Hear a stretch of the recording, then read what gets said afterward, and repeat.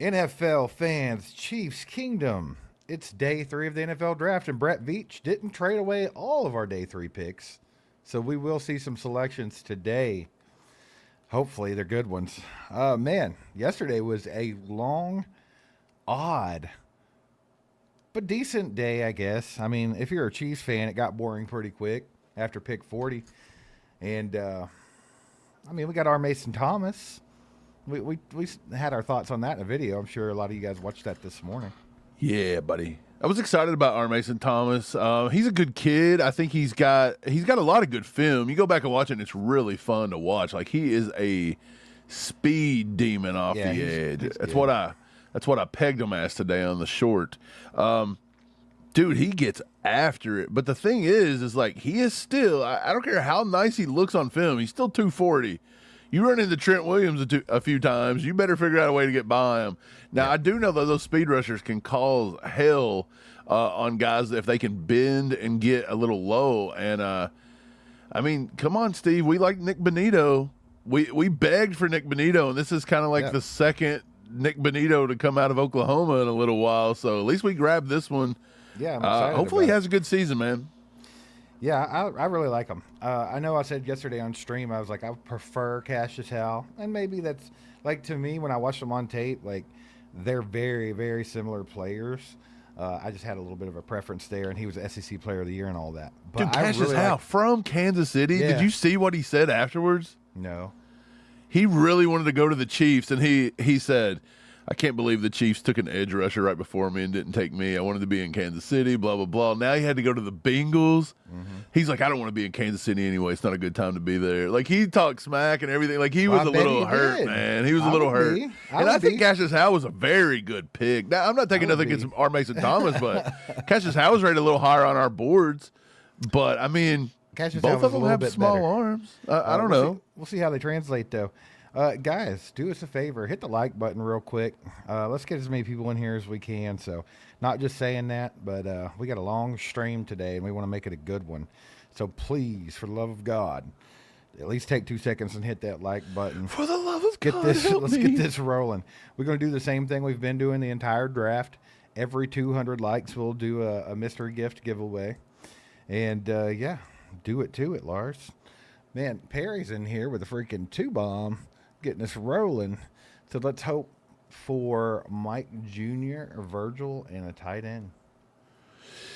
Mike Washington. A lot of people are thinking Mike Washington at 109. I don't know if the Chiefs are going to take a running back that early. If I look at my big board, which, let's be honest, I've hit a bunch, and then about midway through the third round, it went off the rails.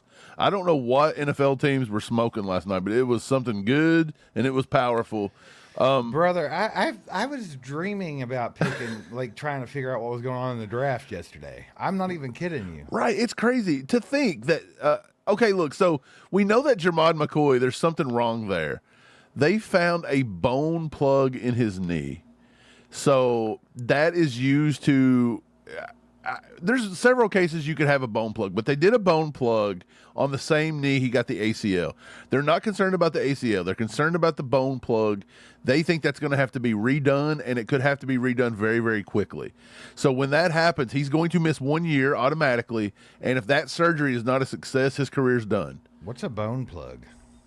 It's something in a medical procedure where they take cartilage from somewhere and they plug it into to your knee in a spot that's maybe deteriorating, I think's the thing. Well, I hope for that kid that's not the case, man. Me too, but that's what's come out, and teams are scared to death that his career may be over if that surgery's unsuccessful. Okay, so. well, guess what? I'm still getting him in this draft with a just late to see pick what happens. because if he does play, you just got the best cornerback in the draft. But we've already taken a corner, so I don't know if Brett Veach will burn 109, knowing we still need a lot of stuff. Not like Perry 109. says. Wouldn't spend 109. If everybody's that afraid of it, you can just get them later. Yeah, if we're that afraid of it, we'll grab him as a UDFA. Yeah, exactly.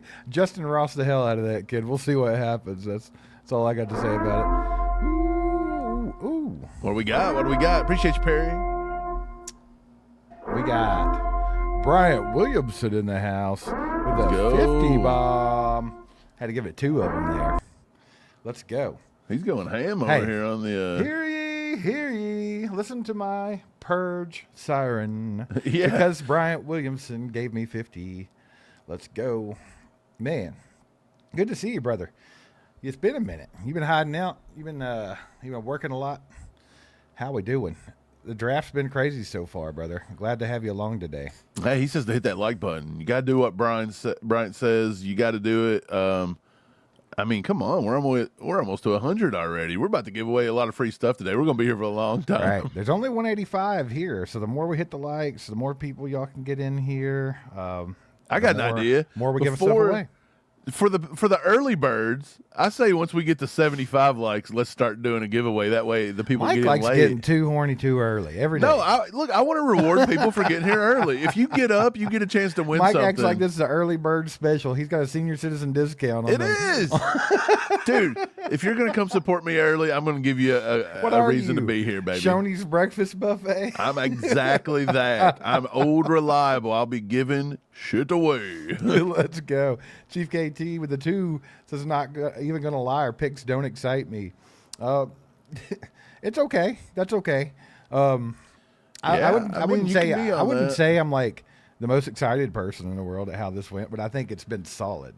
So that's kind of where I'm at with it. You know what I think about it? What do you think? I think there's 3 guys that even Peter Woods, kind of excited about Peter Woods. He's probably my favorite one, like the most like whatever. But I think they're all 3 just kind of projection, like this new defensive look they're wanting to go with. It's like they're all just going to like, they may be stars, they may be just middle of the tier. Now, I think that they're really sold on Monsieur Delane or they wouldn't have give up a bunch of crap, but Peter Woods, I mean, he was kind of hit or miss, and they were saying falling out of the first round, but which we like Peter Woods, of course, but there's a lot of inconsistent tape. R. Mason Thomas doesn't really fit the billing too well. It's like we're trying to turn stuff around here and do something differently, especially Spags. So hope Spags is right about it, man. Like, it's a lot of hope. They're changing the philosophy of the offense and the defense in the same year. We'll see how great that works. Yeah, they said on offense we'll get more stagnant, and on defense we're going to get lighter and faster and see what happens. I don't think there would be as big of a change as you think. I think they're just tweaking a thing here or there. But Burrito Bandit, love the name, with a 2 bomb. Yeah. Says, are there any right tackles still on the board that you like? Mike, I don't, honestly, the last one that I thought was viable to come in and make an impact right off the rip, but he still needed a lot of work, was Markel Bell.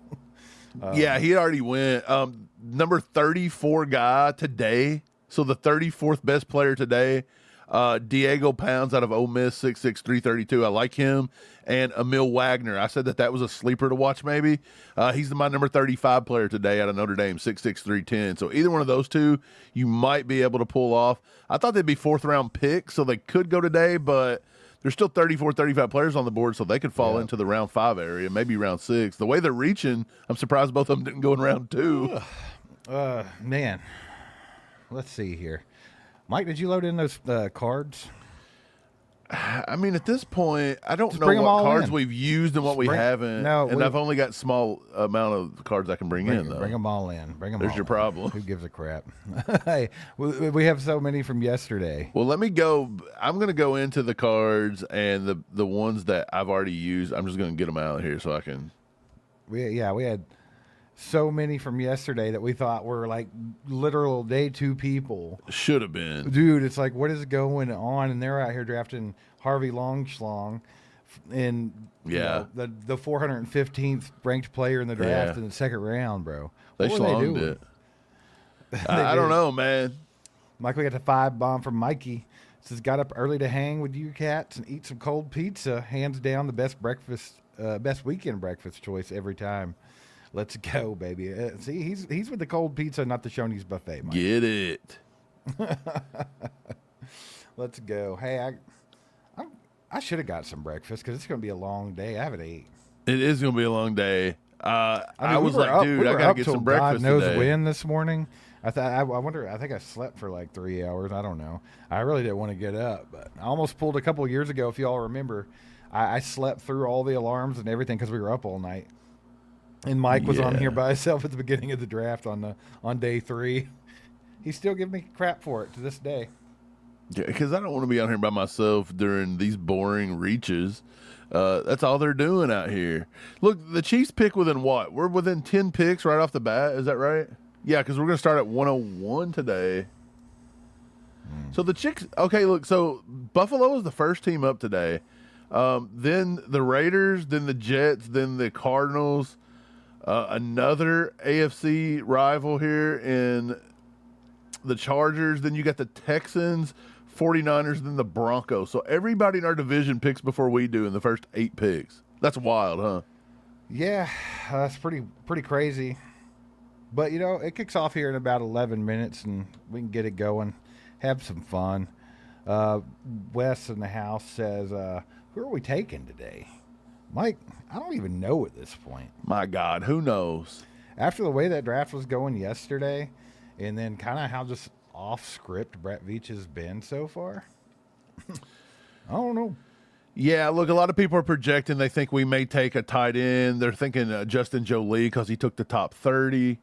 I've seen people throw out who's some popular names on X people were throwing out. Nobody was really talking about Reggie Virgil. Now, I did see Perry come in and say Reggie Virgil, and I'm telling you, if Patrick Mahomes really pushes for this kid, excuse me, they may try to take him here in round 4 because if he goes before round 5, Brett Veach is going to get in trouble. So it wouldn't surprise me on a big reach. But tight end, you got Michael Trigg and Joe Lee. I can't believe you still got Keontae Scott on the board. We still need a safety type player, but that's the thing. So we think who knows? We think that they wanted 2 defensive tackles. So Daryl Jackson is still on the board out of Florida State, which is insane. I'm still sticking with Renee Conga from Louisville. Grayson Halton out of Oklahoma still on the board. There's a couple Oklahoma guys here I wouldn't mind. I wouldn't mind Grayson Halton again. Let's take the whole Oklahoma team. How great did they do last year in college football? Not too well. Although Grayson Halton is kind of Peter Woods. Like they're going to be like the more like the undersized, like go get them kind of guys. But let's see. If they go another corner, everybody's wanting Ephesians prize talk, baby. We already know it. Okay, and then everybody's so high on the other tackle would be Renee Conga. If they take a tight end, they're taking John Michael Gillenborg. Oh my God! In round 4, Mike. Everybody else took way deeper than him. Yeah, you're right. 2. They may reach for the. They're going to reach for the. I wasn't saying in round 4 at all. I was just saying in general all day today. There's what do we got? 4 picks today. Well. 3 look at picks? this. Yes, what but do we actually have? Look at the safeties on the board right now. Well, just look at the secondary. Let's just say the secondary. Keith Abney still on the board. Keontae Scott still on the board. Chandler Rivers still on the board. Charles Deming still on the board. Jalen Kilgore.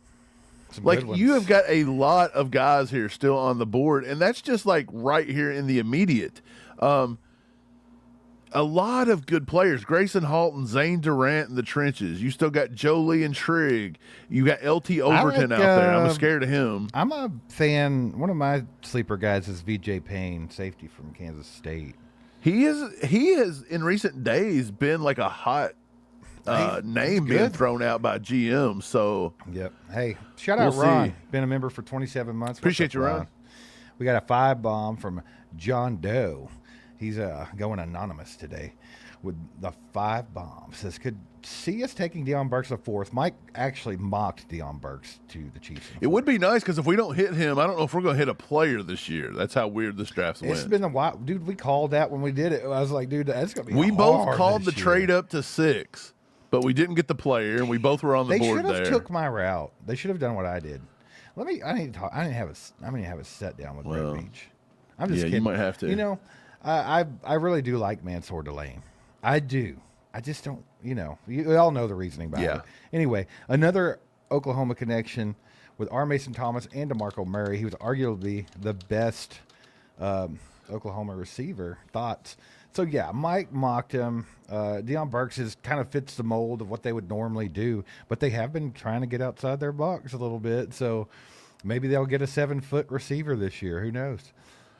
Hey, dude, we got a lot of Oklahoma guys on this roster. We just went out and got running backs coach DeMarco Murray, Creed Humphrey, Wanye Morris, Hollywood, even though he just left, but he was here, James Winchester, Ethan Downs in the defensive end room. There's a lot of Oklahoma Sooners. I'd love to add Deion Burks to the list. Hey, I'll take Grayson Halton, too. That kid can flat out play on the interior. No, we don't want the whole team now. We don't want the whole team. You know what? There's probably a lot of Oklahoma fans, Chiefs fans, right? Appreciate the 5, John Doe. And then we got Night Flyer in here with the 2. Says round pick for KC is Leon Sandcastle for the win. Brother, there's Do you no remember telling. when They might make a play. They might make a player up Yeah. to draft. Do you remember when you could buy Leon Sandcastle jerseys? We should buy one. Let's give away a Leon Sandcastle. You want to? I've got to find one.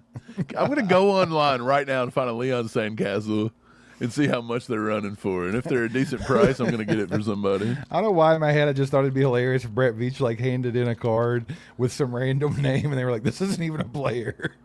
This They're like, guy's not even "Bro." declared for the draft." Yeah. Oh, my bad. Just redo it. No way. You can buy Leon Sandcastle jerseys from the Chiefs official online store. That is not real. That's real life. That's real life. No, it's got to be a fake shop or something. Man, there is a receiver out there that I think would probably be at the top of my list right now as far as like big board that I'm surprised isn't gone. Who? Probably Skylar Bell. You're surprised he's still here? I kind of thought he would be like a third round at the latest kind of guy. He had a lot of production. He had a lot of production in college, dude. He might have, but I also said that he gets could a lot of be it. Yeah. a Sky Moore, where it was a lot of college production and then not so much in the NFL. But I mean, if you watch his tape, he's a good receiver. yeah, he's got qualities. I know Jason Dunn really likes Skylar Bell. He's got a I great like Skylar attitude. Bell He's too. got that like dog mentality. He wants to get out there and win. for He's sure. over the Brett Veach age limit, though. He's 24. We don't take people routinely that high.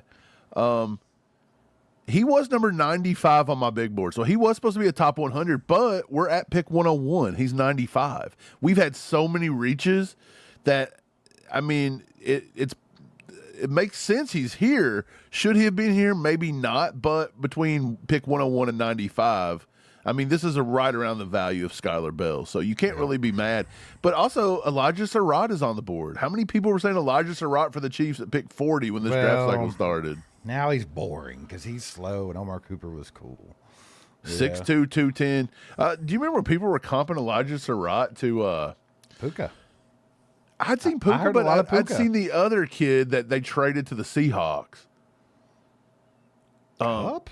Yeah, people were comping him I to Cooper never Cup saw at that. one point. I never saw that. What? Oh, they have to be stupid to do that. It don't even make sense. I think Pops said he played like Cooper Cup, so you just called Pops stupid. No, he did not. There's no way he said that. I am Elijah almost Surratt's 100% slow. positive he said that. No He- way. He reminded him of Cooper Well, Cup. Pops, what are you thinking? Crutch Collectible said, really want Abney or Genesis Smith. Both good options to help out that secondary. Let's see here. We got a question from Barbara. So did you see that Peter Woods bought his mom and sister a Maserati after his selection? His draft party was at the Maserati showroom. Classy. Hey, here's the thing about Maseratis. I have a Chrysler 300. I did not know that Chrysler...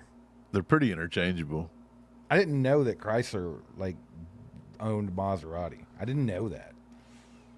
So like, You do now. I got into a car, into a Maserati to help somebody with something, and I realized that the entire interface was just Uconnect. If And you're I was running like, the Uconnect on yeah, that I was like, Maserati, wait brother. a second here, but no, they are really nice cars. No, I did not get to see that, Barbara. I'll probably go check that out later. I did watch the R. Mason Thomas getting selected last night. Like his family going nuts and stuff like that. I watched that again. I thought that was pretty funny. He told someone named PJ to calm down before he grabbed his hat, and that was my favorite part. Who was it? PJ. Yeah, I don't know who PJ is, but R. Mason Thomas, like everybody's going like getting ready to get picked because he's on the phone, talking to probably Veach or whoever. Uh-huh. And right before he grabbed his Chiefs head, he was like, "Calm down, PJ." PJ's fired up, bro. He was probably just really angry at people reaching on people all day. Then he did like a backflip into his pool. Did you see that part? I did not get to see that one. My brother-in-law wants Justin Jolie, says slamming. Hey, I kind of like Justin Jolie. I think he's interesting. He's like a move kind of guy. He doesn't show the greatest speed and wiggle. But again, Travis Kelce doesn't really do that either at this point in his career. But Jolie added a bunch of weight in 2025. If you go back and watch some of his stuff back in 2023 and 2024, he was a lot more like shifty. So maybe they will have him lose a little bit of weight, maybe like 10, 15 pounds, and get back down to be more like a legit like move tight end that they can like just create some matchup nightmares with. Who knows? His mother, Steve, did you know that Justin Jolie's mom follows us on X? And I didn't know that. Every time I write about Justin Jolie, she's like, "That's my boy." And I'm like, you know. I love those moms that are like that. And we got to have a few dads, too, like what's his name? Jaquarius Spivey, the tight end that keeps being on the Chiefs roster from time to time. Yeah. His dad is he's his biggest supporter. It's the greatest thing ever. Michael says, who is the best safety available? I think if you consider Keontae Scott a safety, he's probably up there. But also, I would say Zeki Wheatley, Jalen Kilgore. Jalen Kilgore, those two are the ones to look at. Man, we got 1 minute until this thing kicks off, guys. We're only at 122 likes. Get to 200 real quick. Let's give something away. Yeah, I tried to give it away before everybody got it. Mike tried to give you the early bird special, and he didn't even click the like button. Actually, I said if they got to 75, I'd give it to discount. Them. Look, they got to 100. I'm giving it to them now. I thought you said 175. No, I said 75. I was trying to literally help these people out, bro. You weren't even close. Oh, we were close. Hey, look, we got to get to 200. No, I'm rules doing it now. Rules. I'm giving it to them now. They're here now. I'm giving it to them now. Do hashtag ACU. Let's do that. You can spam it. Let's do NFL draft. Let's do hashtag NFL draft. I'm sorry. Hashtag Steve's whining NFL about draft. the hashtag at this point. It's the draft day. It's 12. It's kicking off. Well, 11 your all's time. Okay, hashtag NFL draft. There you go. Go for it. You guys got in here early, so I'm going to give you and I'll still do another one at 200. Oh, okay. So think about that. Mike's being generous today, guys. What about it was a little slow yesterday. I projected to give away 4 or 5 things yesterday, and we only give away 3. So we're on an extra one. So let's go. Let's pick it up, baby. We got Bryant. He says, "Hear ye, I'm in and out of these refineries, boys. Did we reach a date for the Chew with the Crew? Not yet. I think it might be around August 1st. Yeah, we're narrowing it down between a couple days right now. We're trying to wait on the venue. But, yeah, we'll get everything straight. We'll let you know for sure. But, yeah, just shoot for, like, the week of August 1st, probably. That'd be the best way to go about it for now. Appreciate the 5, brother. Thanks for the support. With a 55 for Bryant so far. 55. 50. All right, Buffalo. Are you on the clock? Are you going to make a selection? Or are you going to try to trade back? What are you going to do? Oh, they're probably doing their little opening ceremonies. They're lighting the torches and stuff. For the here we go with the NFL draft. Do you know this was the second year in a row that in the second round, the Raiders sniped a corner or a DB that I thought the Chiefs would really like and would fit with the Chiefs. This year, they sniped Trey Stooks at 38. Not saying the Chiefs would have taken him, but they still got him. And then last year, they got Porter, the kid out of Iowa State that we really like, Darian Porter. You remember that? Yeah. So they are really, I think I think the front office of the Raiders watch our show. I'm 100% I think positive. that the Raiders have the same defensive philosophy with corners as Steve Spagnuolo is what I think. They might. But it's pretty wild, dude. They do this every single year. It's incredible. Yeah. Fernando Mendoza brought Tom Brady to Las Vegas. No, he brought the Tom Brady let's effing go to Las Vegas. Lame. Man, I really wish we would have got back in there and took Chris Bell yesterday.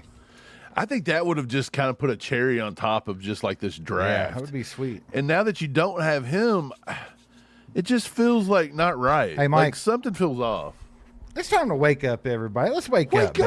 Hashtag NFL draft in the chat for a chance to win a mystery gift. The Chiefs have a lot of picks today, guys, so this is going to be a way more fun day than yesterday. So let's get this party going. Hit the like button, share it out with your friends, do all that fun stuff. We got to get it going today. I'm getting a little horned up because You're getting a little horned right about now. We pick soon, at 109. If Buffalo ever decides to pick in this draft, we can get this thing started today. Don't you act like Buffalo is going to do something. I'm surprised they're not trying to trade back. So it goes Buffalo, the Raiders, Jets, Cardinals, Chargers, Texans, 49ers, Broncos, Chiefs. That's how it starts out today. I'm excited. I want to see what bro Brett Veach is thinking. I want to see what the Chiefs are up to. Like, it's been so confusing so far. So it's kind of just like I said, yesterday was ridiculous. People were taking like the craziest reaches. Yeah, it was getting really weird. And Mike was like completely confused by it. I was sitting here just like, this is hilarious. Dude, I'm still confused. Like, there's people in the NFL. Okay, so check this out. People were going so crazy on some of these picks. I'm talking about like Nate Bokercher, the 25-year-old tight end that was like tight end 30, and Who cares about that? all these people were going crazy, and these GMs were literally sending out like memos, being like, "You guys are just looking at consensus big boards, and you don't really watch film." And it's like, we all watch it, bro. He's 25 we know years you guys old. reached on that old man. Dude, they were literally going crazy. They were sending out like letters from agents and stuff being like, we just all get really used to consensus big boards and we don't. And it's like, bro, just admit, y'all always reaching like crazy yesterday. Hey, check this out. Buffalo did trade back to the Raiders, one pick. Already knew it. Chad says, no offense, but you guys were complaining about the Chiefs giving up picks, then wanted them to move up and give away more. I'm confused. Okay. The reason why we would like them to go in and get Chris Bell's pure value. The reason why we were complaining about them giving up picks is because we could have been sitting at 74 to get him. Yeah, so you wouldn't have lost picks. Yeah, so it kind of goes hand in hand. And Chris Bell is going to be better than the 5th or 6th round pick you're going to get up to move up to get him. Exactly. Does that make sense? So, yeah, I mean, I understand what you're saying. Like, we don't, but me and Steve, kind of okay, goes so hand in hand. Here's the way it goes.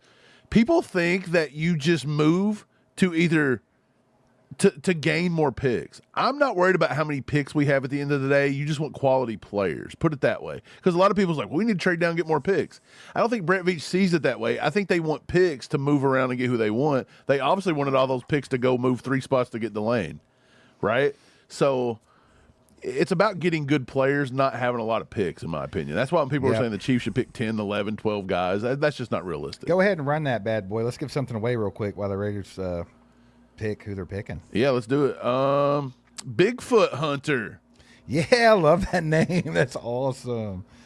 Starting it out right. Bigfoot Hunter. Bigfoot baby. Hunter. Email allchiefedup@gmail.com. Send us your shipping address.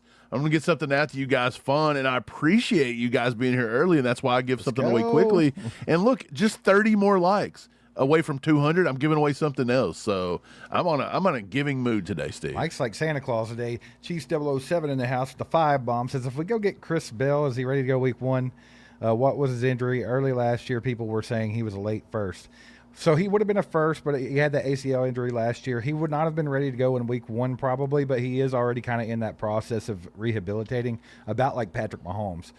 He would have probably got out on the field and started going mid-season. They're saying at the latest it would have been like week 6 or 7, so it would have been no different than Rashee Rice last year.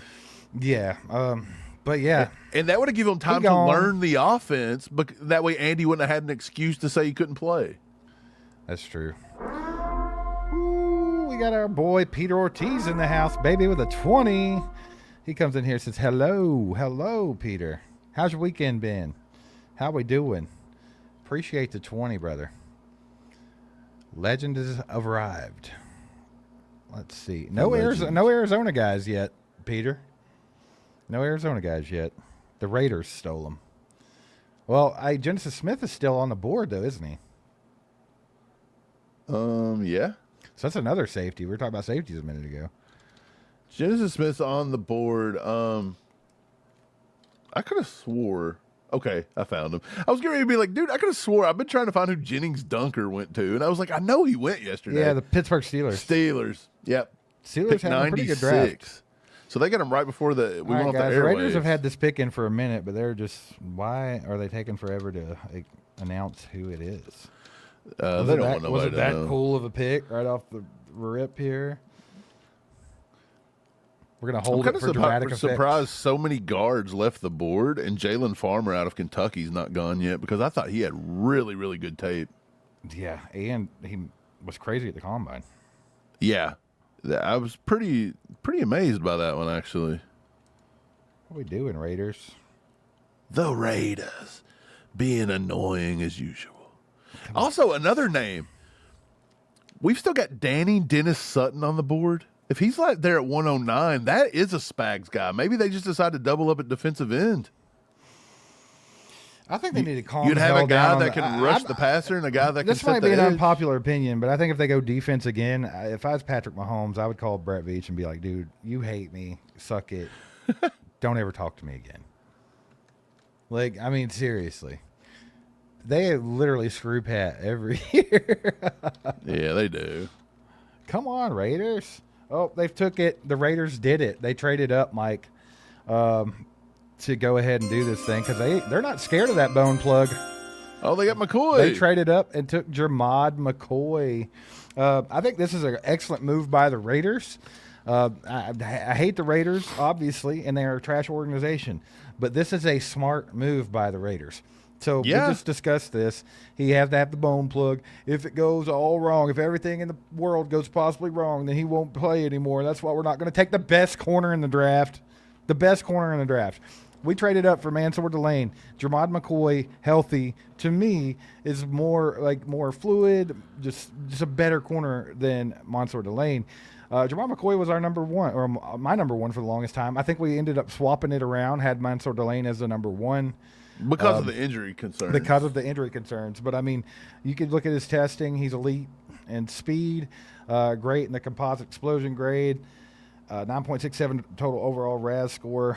The drop of Jermod McCoy was pretty wild. We figured he would drop a little bit, but not this far. But he's definitely, if he's healthy and he can get out there, and this is not a big thing, once he gets back, this kid is going to be a CB1 in the league. Is athletic in recoveries. His acceleration's great. He's going to be more focused than ever, I think, after this drop and after the injury and everything. So I do think that he's going to come in and be ready to go when he has a chance. Then he's probably going to be pretty grateful that he's out on the football field. Yeah. We said this last night. If you remember, if you guys were here, we said somebody from our division is going to end up taking Jermod McCoy. Of course. We already knew this. It's almost like a smack in the face. Like, hey, you guys traded up 2 picks to get Mansour Delane, or 3 picks. We got a guy just as good as him in round 4. It's like the universe now looks at you and says, you're going to see what you could have missed. So it's like those now Mansour Delane and Jermod McCoy is now going to be competing head to head for their careers. And McCoy's going to have a 4-round cushion. Exactly. That's just the way it's going to be. That's the way to kick the day off there, I guess. The Raiders take Jermod McCoy finally off the board. That's actually a really good pick. The Raiders have actually drafted decently well this year, which is crazy to think about, honestly. I would have never, at the beginning of this draft, thought that, Jermod McCoy. That Jermod McCoy would be the first pick in the 4th round, but the Raiders took Trey Zune before him. Okay. Pretty crazy. I don't know if there's a card for this cat, but Buffalo Bills have just selected offensive tackle from Boston College, Jude Bowery. No, Jude Bowery. It's a little bit of a reach for me. I did not love Jude Bowery. The Jets pick is in. Waiting to see who that might be. Did you get to watch Jude Bowery at all? Because he was my offensive tackle. Boy, he was down there. Jude Bowery was my offensive tackle 20. I didn't watch Jude Bowery, I don't even think. No, look, he's from Boston College, so you would be like, look, he's got the good pedigree. 6'5", 314. I think he could be like maybe an outside zone kind of guy. Maybe a guard's probably what he's getting kicked into, to be honest. But, dude, he was just not great. Like, anybody that put a little speed to power on him, he was on his butt. He doesn't reset his hands very well. He has bad hand placement. He was getting just completely destroyed at the Senior Bowl. Like, he was one of the few guys that was ending up on their ass every time Derek Moore was speed rushing. So, I don't know, man. I don't love that pick, but the worse picks, the better for us right now because we want better players to slide. Yeah, true. That'd be all right. Jets pick is in, just trying to figure out who that is. So we're only about 6 picks away from the Chiefs here. Guess we'll find out what they're thinking. And that's Buffalo took him? Yeah, Buffalo. Good. Let's let Buffalo take Jude Bowery. That's great. That makes me happy. Mickey says, what wide receiver are we going to take? At this point, I don't know what the hell they're going to do, Mickey. Me Really don't either. know. That's like asking what the lottery numbers are tonight. I have no idea. Do you know Jude Bowery was number 248 on our big board, and the Bills took him at 102. That is a negative value of 146 picks. That makes him tied for the highest with Xavier Thomas. The Bills themselves are a negative value. Guys, hey, real quick, hit that like button. If you just come in, hit the like button. We're 13 away from a giveaway. You'll have a chance to win a mystery prize, all that stuff. Every 200 likes. So do it, and let's get this thing going. Chiefs are getting ready to pick here in probably the next 30 minutes, 20 minutes, depending on how slow these guys want to go. Jets still have not. They still haven't announced who the Jets took, I don't think. I can't find somebody to tell me this stuff today. Everybody's asleep still. Nobody wanted to get up after last night. They can't. They're too busy slurping the Eagles to do anything. Yeah. They traded for Jonathan Grenard. Can you believe that? Can you believe it? Nobody cares, dude. Like, I hope at the end of this, in the next 10 years, I want to see the downfall of the Eagles so bad that with them abusing the rules of the salary cap and kicking the can down the road with all these contract adjustments. I would love to see them just implode with like one Super Bowl that they've already won, and that's it. It would crack me up. Oh, man. What's your all's favorite pick of the draft so far that's not a Chief player? Because I'm going to go with pick number 63 in the second round, Jake Slaughter, center. Oh, no. We trashed Jake Slaughter so much last night. Center from the Chargers. There was so much roasting. Let's see here. I think the pick finally came in, and this one makes a whole lot of sense for the Jets because they've just been killing this draft anyway. Let me find his big O head here. I know I got a player card for the guy. Oh, yeah, we got it. Is it going to be a DT? Boom, boom. Yeah, it is. They took Darrell Jackson Jr., defensive tackle from Florida. We kind of thought he'd be off the board already. And here he sits. So that's a great value pick for the Jets. Darrell Jackson Jr. is a dog, actually. I like this tape a lot. He's a big-time run stuffer. Mike, you actually – did you mock him? Yeah, you mocked him to the Chiefs. Yeah, I did. I don't remember what round, but I did. And I do got his player card, so let me bring it in for you. We were just at the max because, like I said, you only got a certain amount. But, yeah, Darrell Jackson Jr., dude, he's a big-time athletic freak to be this size. Honestly, he didn't do a lot of testing in the 40 or nothing like that, but if you watch his film, I don't see how he doesn't test very, very well for this size. Almost 35-inch arms, and I think he's got over like an 85-inch wingspan. It is insane.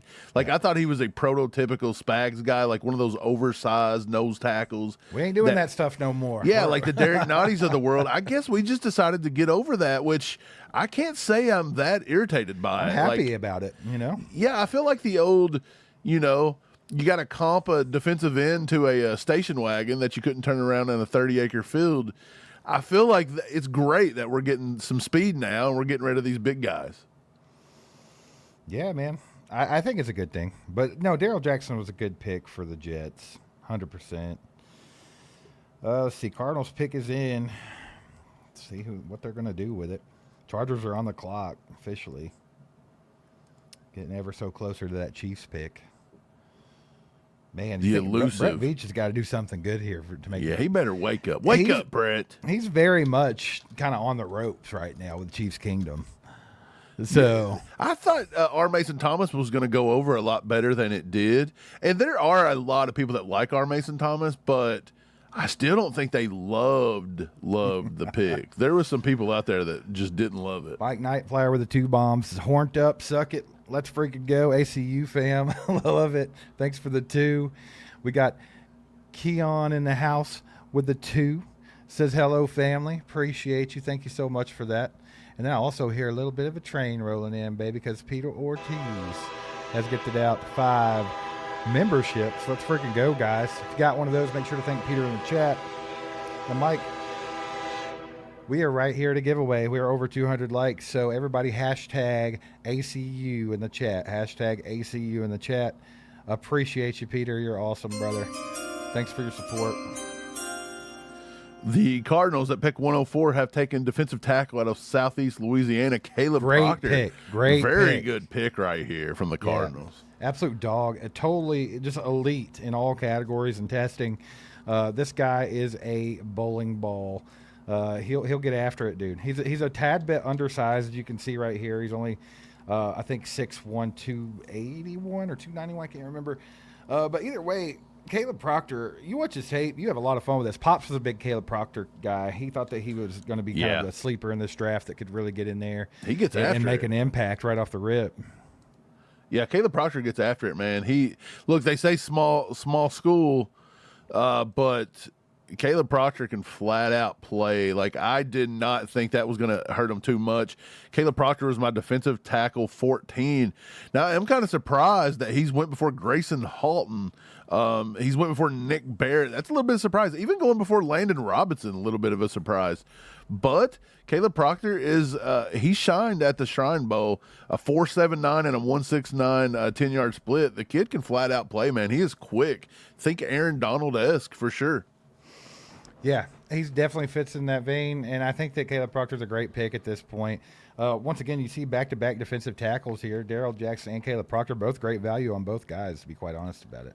Yeah, I think it's a good pick, man. Yeah, for sure.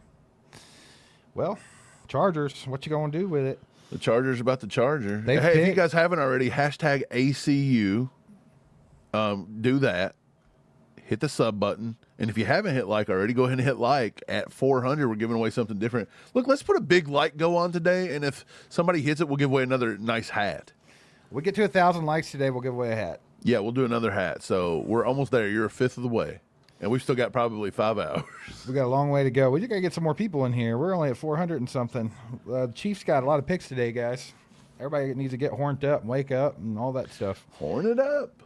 Let's go. I know it's only 11:20 Central Time, but, drink your coffee and let's get this thing going. Yeah, Chargers pick is in. Texans are on the clock. Just waiting to see what happened there. All of our insiders are still asleep, too.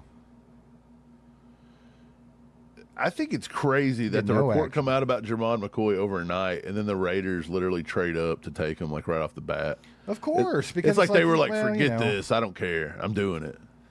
I don't think the report was bad, though. I don't think the report was bad. You don't think the report was bad? The report was pretty bad. He could end his career if the surgery's not successful, and he's almost forced to have it. Basically, they told you what's going on, though. At least you know exactly what's going on.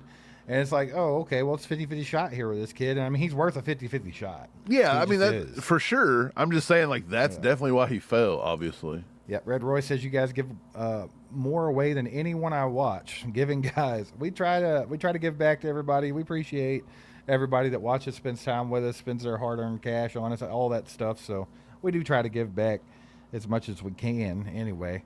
But appreciate you, Red. You'd think multi-million-dollar corporation channels out there would give back to the people that watch, but I feel like they don't respect you like we do. There's some people on here that you guys have made millionaires, and they don't give a shit, and that's sad. But hey, they're too busy trying to be the most popular person on the planet. But Andy says, "Why is everyone spamming?" Because hashtag ACU, Andy. If you do it, you might win something. Yep.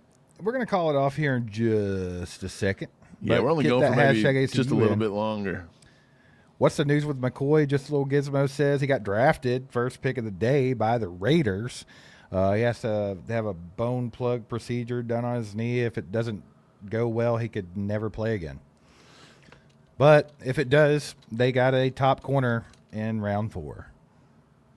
So, Pete with the 5 bomb says best available in your opinion. I think by our big board standards, best available is Keith Abney, cornerback from Arizona State, right?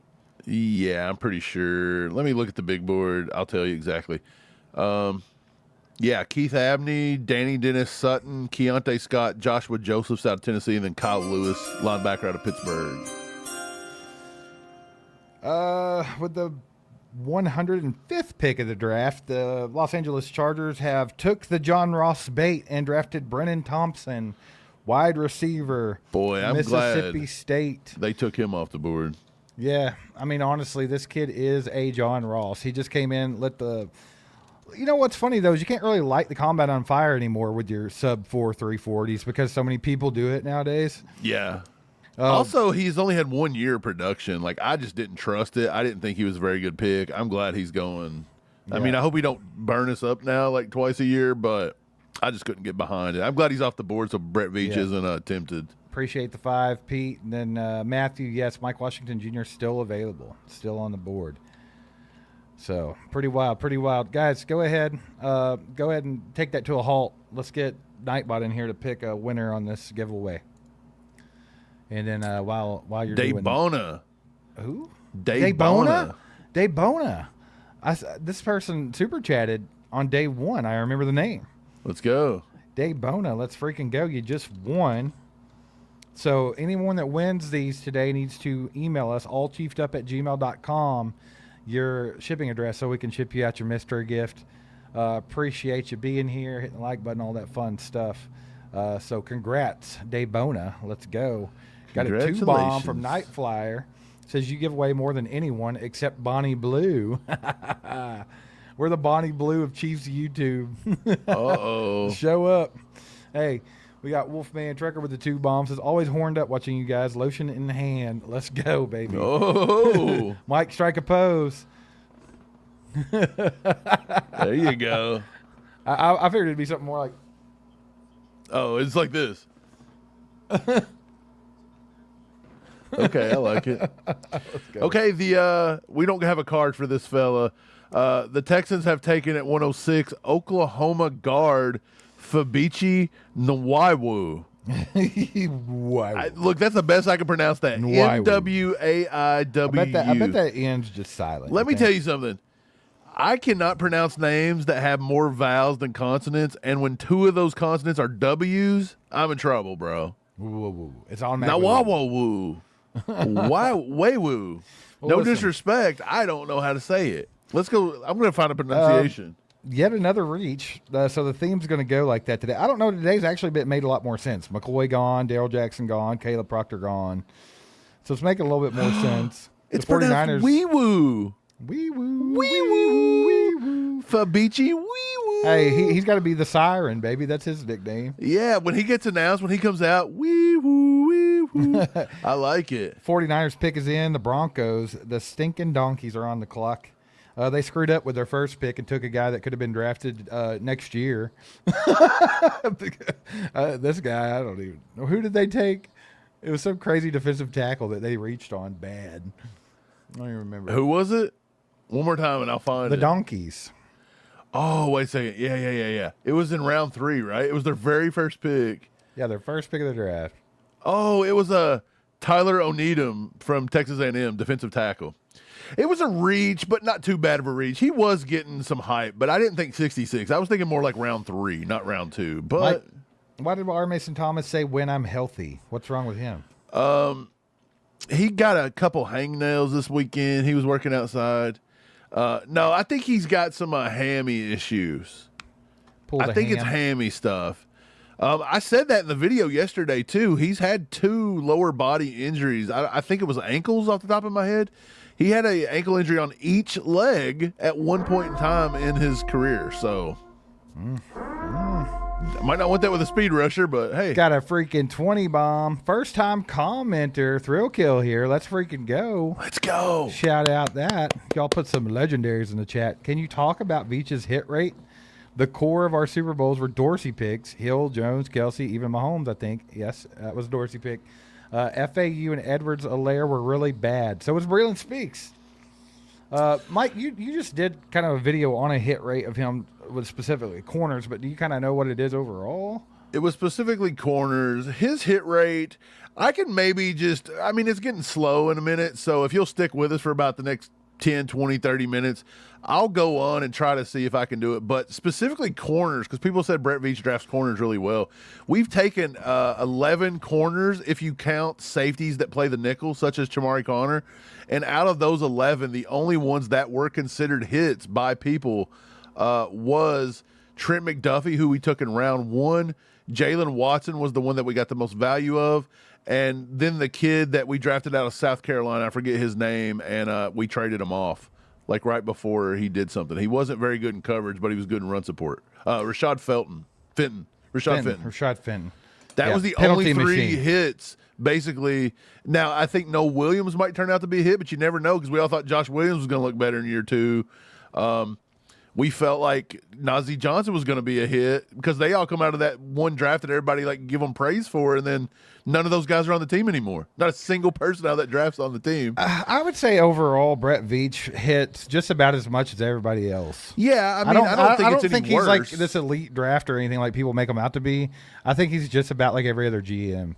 To be quite honest, I would say that too. I think he's a little bit better than most if you think about it because of his hits. They tend to be bigger hits. He's like that guy that makes the honor roll, but it's the AB honor roll. Yeah. But I'll say this, I don't look at it in a way of, and I said this to Steve too when everybody said value on corner, and I kept trying to say, well, when you really break it down and you're not, like when Brett Veach honestly looks at himself, it's not like he's the corner whisperer. We've had a lot of bad corners drafted here, and people that we thought were good have not really panned out. So I wouldn't give up early talent just to say we develop it late at such a high rate, because we do not. That is a total myth that we develop late round corner talent at a high rate. Everybody that keeps saying that is not, you're just saying a talking point. And if Brett Veach would have believed it, he wouldn't have took Monsieur Delane so early. Appreciate the 20 bomb thrill kill. Let's freaking go. We got Pops in the house saying unblock me. Well, you're not blocked or I couldn't bring you up, old man. So I don't know what happened, but you're here. What are you talking about? You're here. You're okay. Unblock you. Why would we block our own dad? You're shut fine. I don't know what you're doing here. It's probably something on your end, though, man. Probably. You probably did something. You probably need to restart your phone or something. Bryant with a 5 says, just park the truck. Steve, I appreciate the town cries, by the way. Hear ye, hear ye. Bryant parked his truck. Hear ye. Let's go. He's getting ready for this Chiefs pick. He parked the truck to get horned for the Chiefs pick. Yeah. Andy says blocking Pops is diabolical. Hey, appreciate you, Bryant. You're the man, brother. Let's see here. Eichhoff says this is the best channel for honest reactions. Yeah, I mean, no fluff here. You get what you get. Even if we regret how we reacted the next day, we're still going to do it because it's the real deal. Feliz Navidad. Feliz Navidad. That's what's up. Hey, we might get a Feliz Navidad if the Chiefs pick somebody nice here at 109. I might give a Feliz Navidad if the freaking 49ers pick sometime today. This is the 4th round, guys. It's not day 1. Yeah, let's together, go. Dude. What are you doing? We don't have all day. We're being a slapnut. Oh, pick. They finally picked. There we go. They heard me. They were like, they picked their nose. Come on. All right.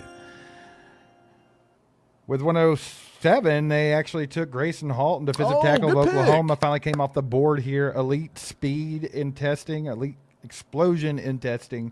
A bit undersized, I would say. 6'2", 293. He's a dog. He is a dog, though. I do like Grayson Halton. Mike, you said this was one of the guys that you thought had dropped, that you thought maybe could be off the board absolutely. already. I was hearing that Grayson Halton, if people now I guess they were throwing smoke screens, but they said that he could go maybe early to mid-second round. And I liked his film. I thought he was really good getting off the ball and different things. I guess if you look at it, his 3-cone and his shuttle was really piss poor. You can't have that as a defensive tackle. Especially when you're undersized, so maybe that's why he's dropped. But if you look at every other thing out there, the kid plays pretty hard, man. I like his film. It was a fun watch. Him and R. Mason Thomas would wreak havoc on teams. Well, he's a 3 tech, and he's undersized. So, basically, he's kind of disruptive. But he's going to be best suited for, like, a rotational role in a movement-based front. Like, I mean, the Chiefs kind of do that kind of stuff that could have really used a guy like Grayson Halton. But he's kind of like – he falls into that Omar Norman Lott category, I would say. Yeah, he's for kind sure. of that rotational, undersized inside guy. The initial quickness, Makes him pretty slippery for those inside offensive linemen. He can get off blocks pretty well. Very he does energetic. have slippery nipples. Very energetic. He's a gap-to-gap rusher. I think he could be pretty good in the NFL as long as he's in the right fit. Is San Francisco that fit? I don't know. Uh-oh. We got another pick coming up, Steve, and the Broncos have done something wild. They have taken, I'll get it up here in a second, Jonah Coleman. It's not even wild. That's a good pick. No, I mean, it's wild for them because, I mean, they just drafted R.J. Harvey so high last year. They still need a running back. But, yeah, Jonah Coleman, great pick. Jonah Coleman ended up being my RB. I want to say he finished RB3 for me. So Love, Price, Coleman, I pulled those three off the board. I kept telling guys, look, Trade. Mike Washington was great. But I think that Jonah Coleman was going to go higher than him, and that's why Mike Washington was 5 on my board ultimately, and Coleman was 3. Trade. I'm trying to say Chiefs trade. have traded, huh? They traded back. So with the look, Jets. I bet you Chiefs fans right now are livid that we've had to wait this long, and then we're going to trade back with all this talent on the board. What are we doing? Just giving people a chance to swipe picks from us? Yeah, I don't know, but they traded back, and I don't even see where they traded back to. They're still not on the board for round 4. Unless it's pick 140. I don't know. ESPN is still showing the Chiefs on the board at 109, so I don't know what you're looking at. NFL? Maybe ESPN's behind. But yeah. Nope, it switched back. They screwed up. Maybe it's the Bengals that traded. I guess we'll see. NFL.com's having some troubles. I thought they traded out. Apparently they are having troubles. But I was going to say, that does not make sense for Brett Veach to wait 70-some-odd picks. And they had the trade Jets back. on the clock, so I started scrolling through. I'm like, where'd the Jets pick? And they didn't pick till the very last pick. Right after us. Uh-oh, it's through. It's through. Pick is in. It's here. The pick is in. Look, we don't have a player card for him, I don't think.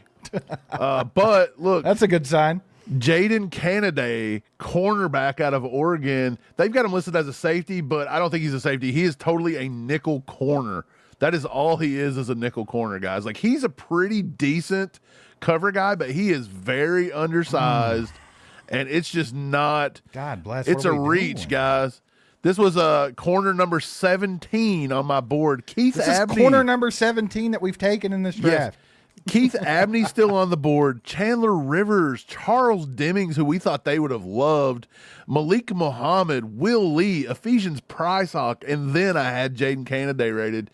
I feel like that's a little bit of a reach, especially if he's just going to play the slot at 5'11", 181. You couldn't have got Abney or Rivers to do that. Brett I Veach don't is understand shitting all over the offense right now.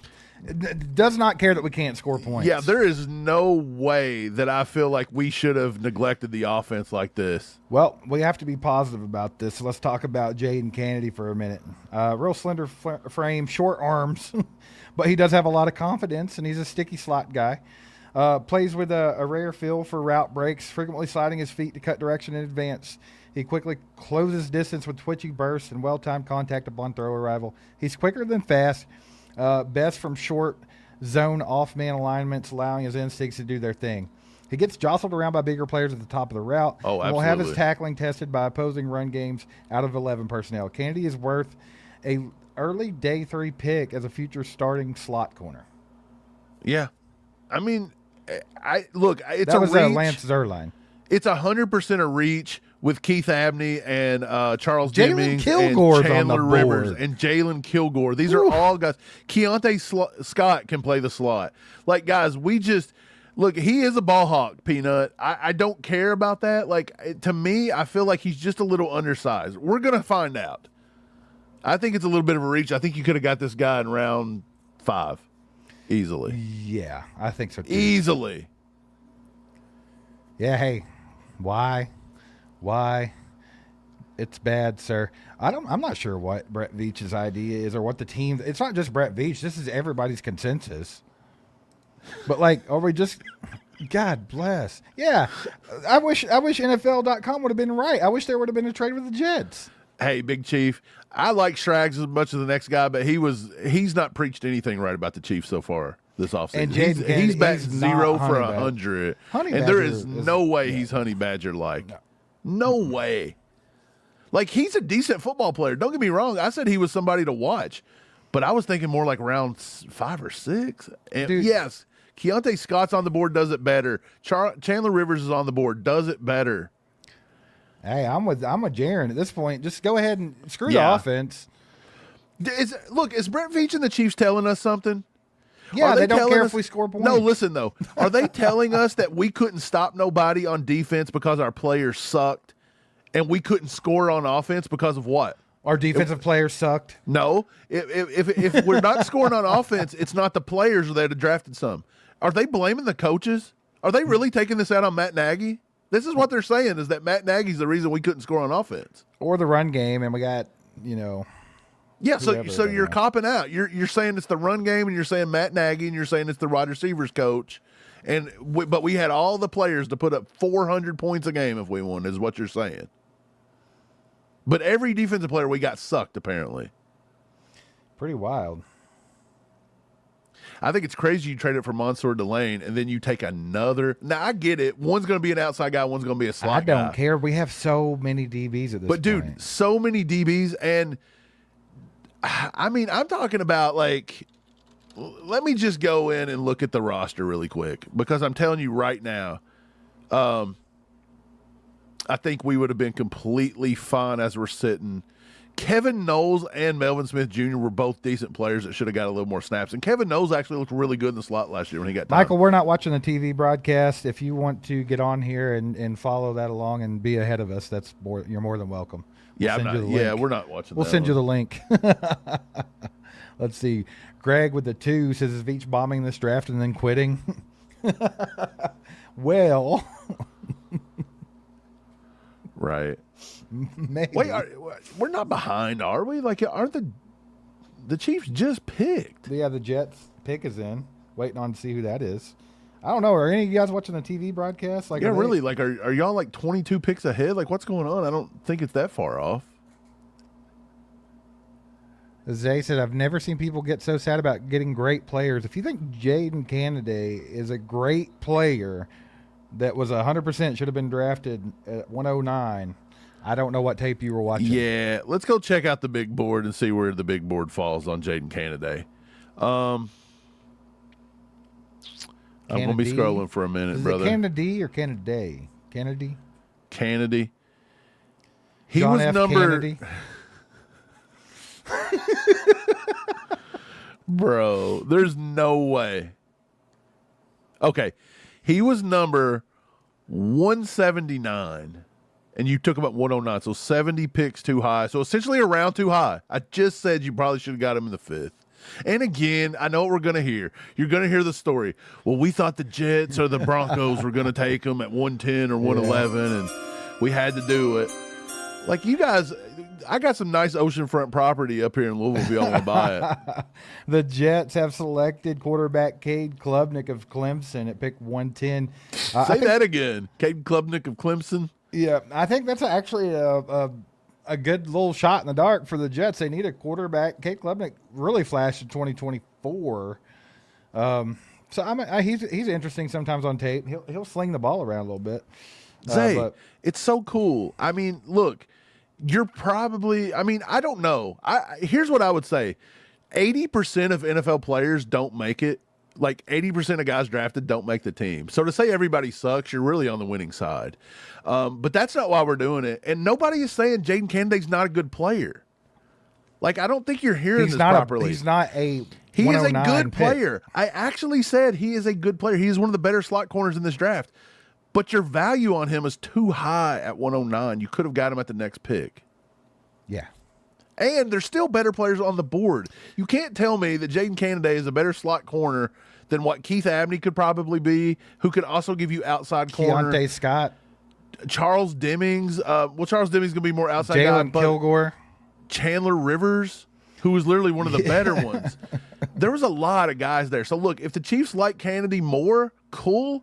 But you can't just be like, bro, we're taking him then. Like, wait your turn. Like, pick a better player early and let's let it fall to us. I feel like we're reaching to make something happen rather than letting the draft fall to us. That's what I feel. We fell into the same thing as everybody else in this draft has fallen into.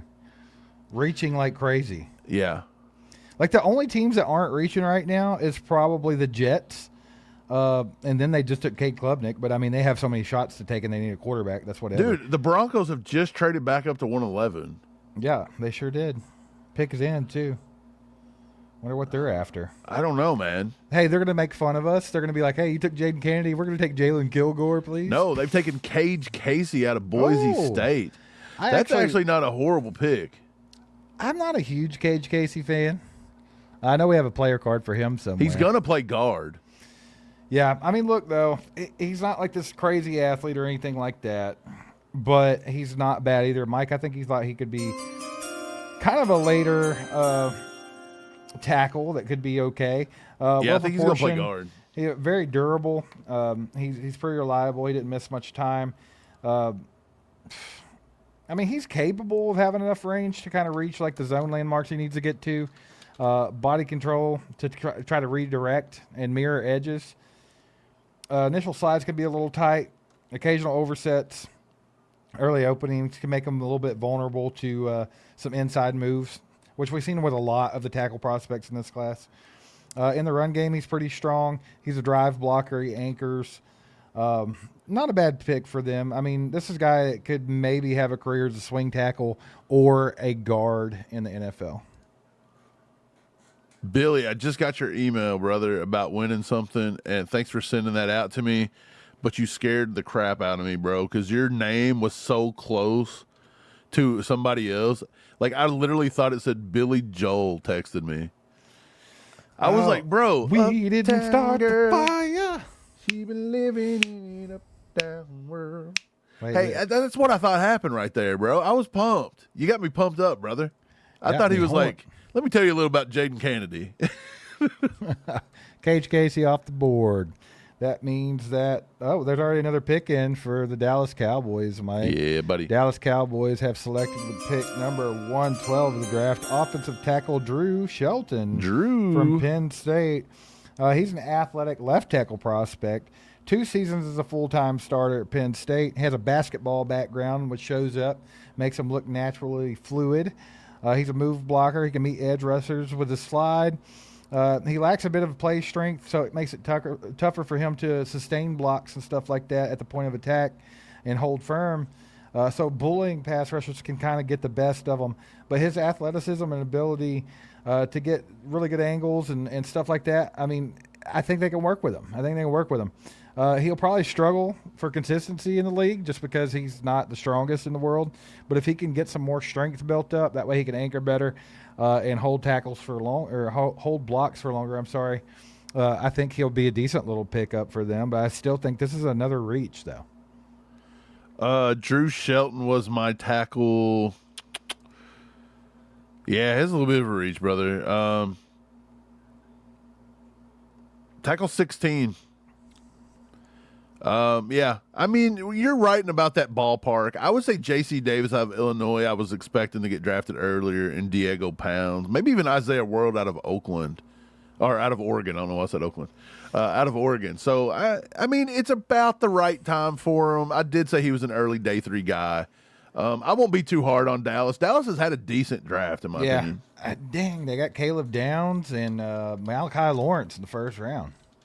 Yeah, they've done pretty Hell well of for a themselves. draft. Colts pick is in. Cowboys are back on the clock. Mikey says with a 2-bomb, we have a handshake deal with Jennings for sure. You think that, Mike? Jawan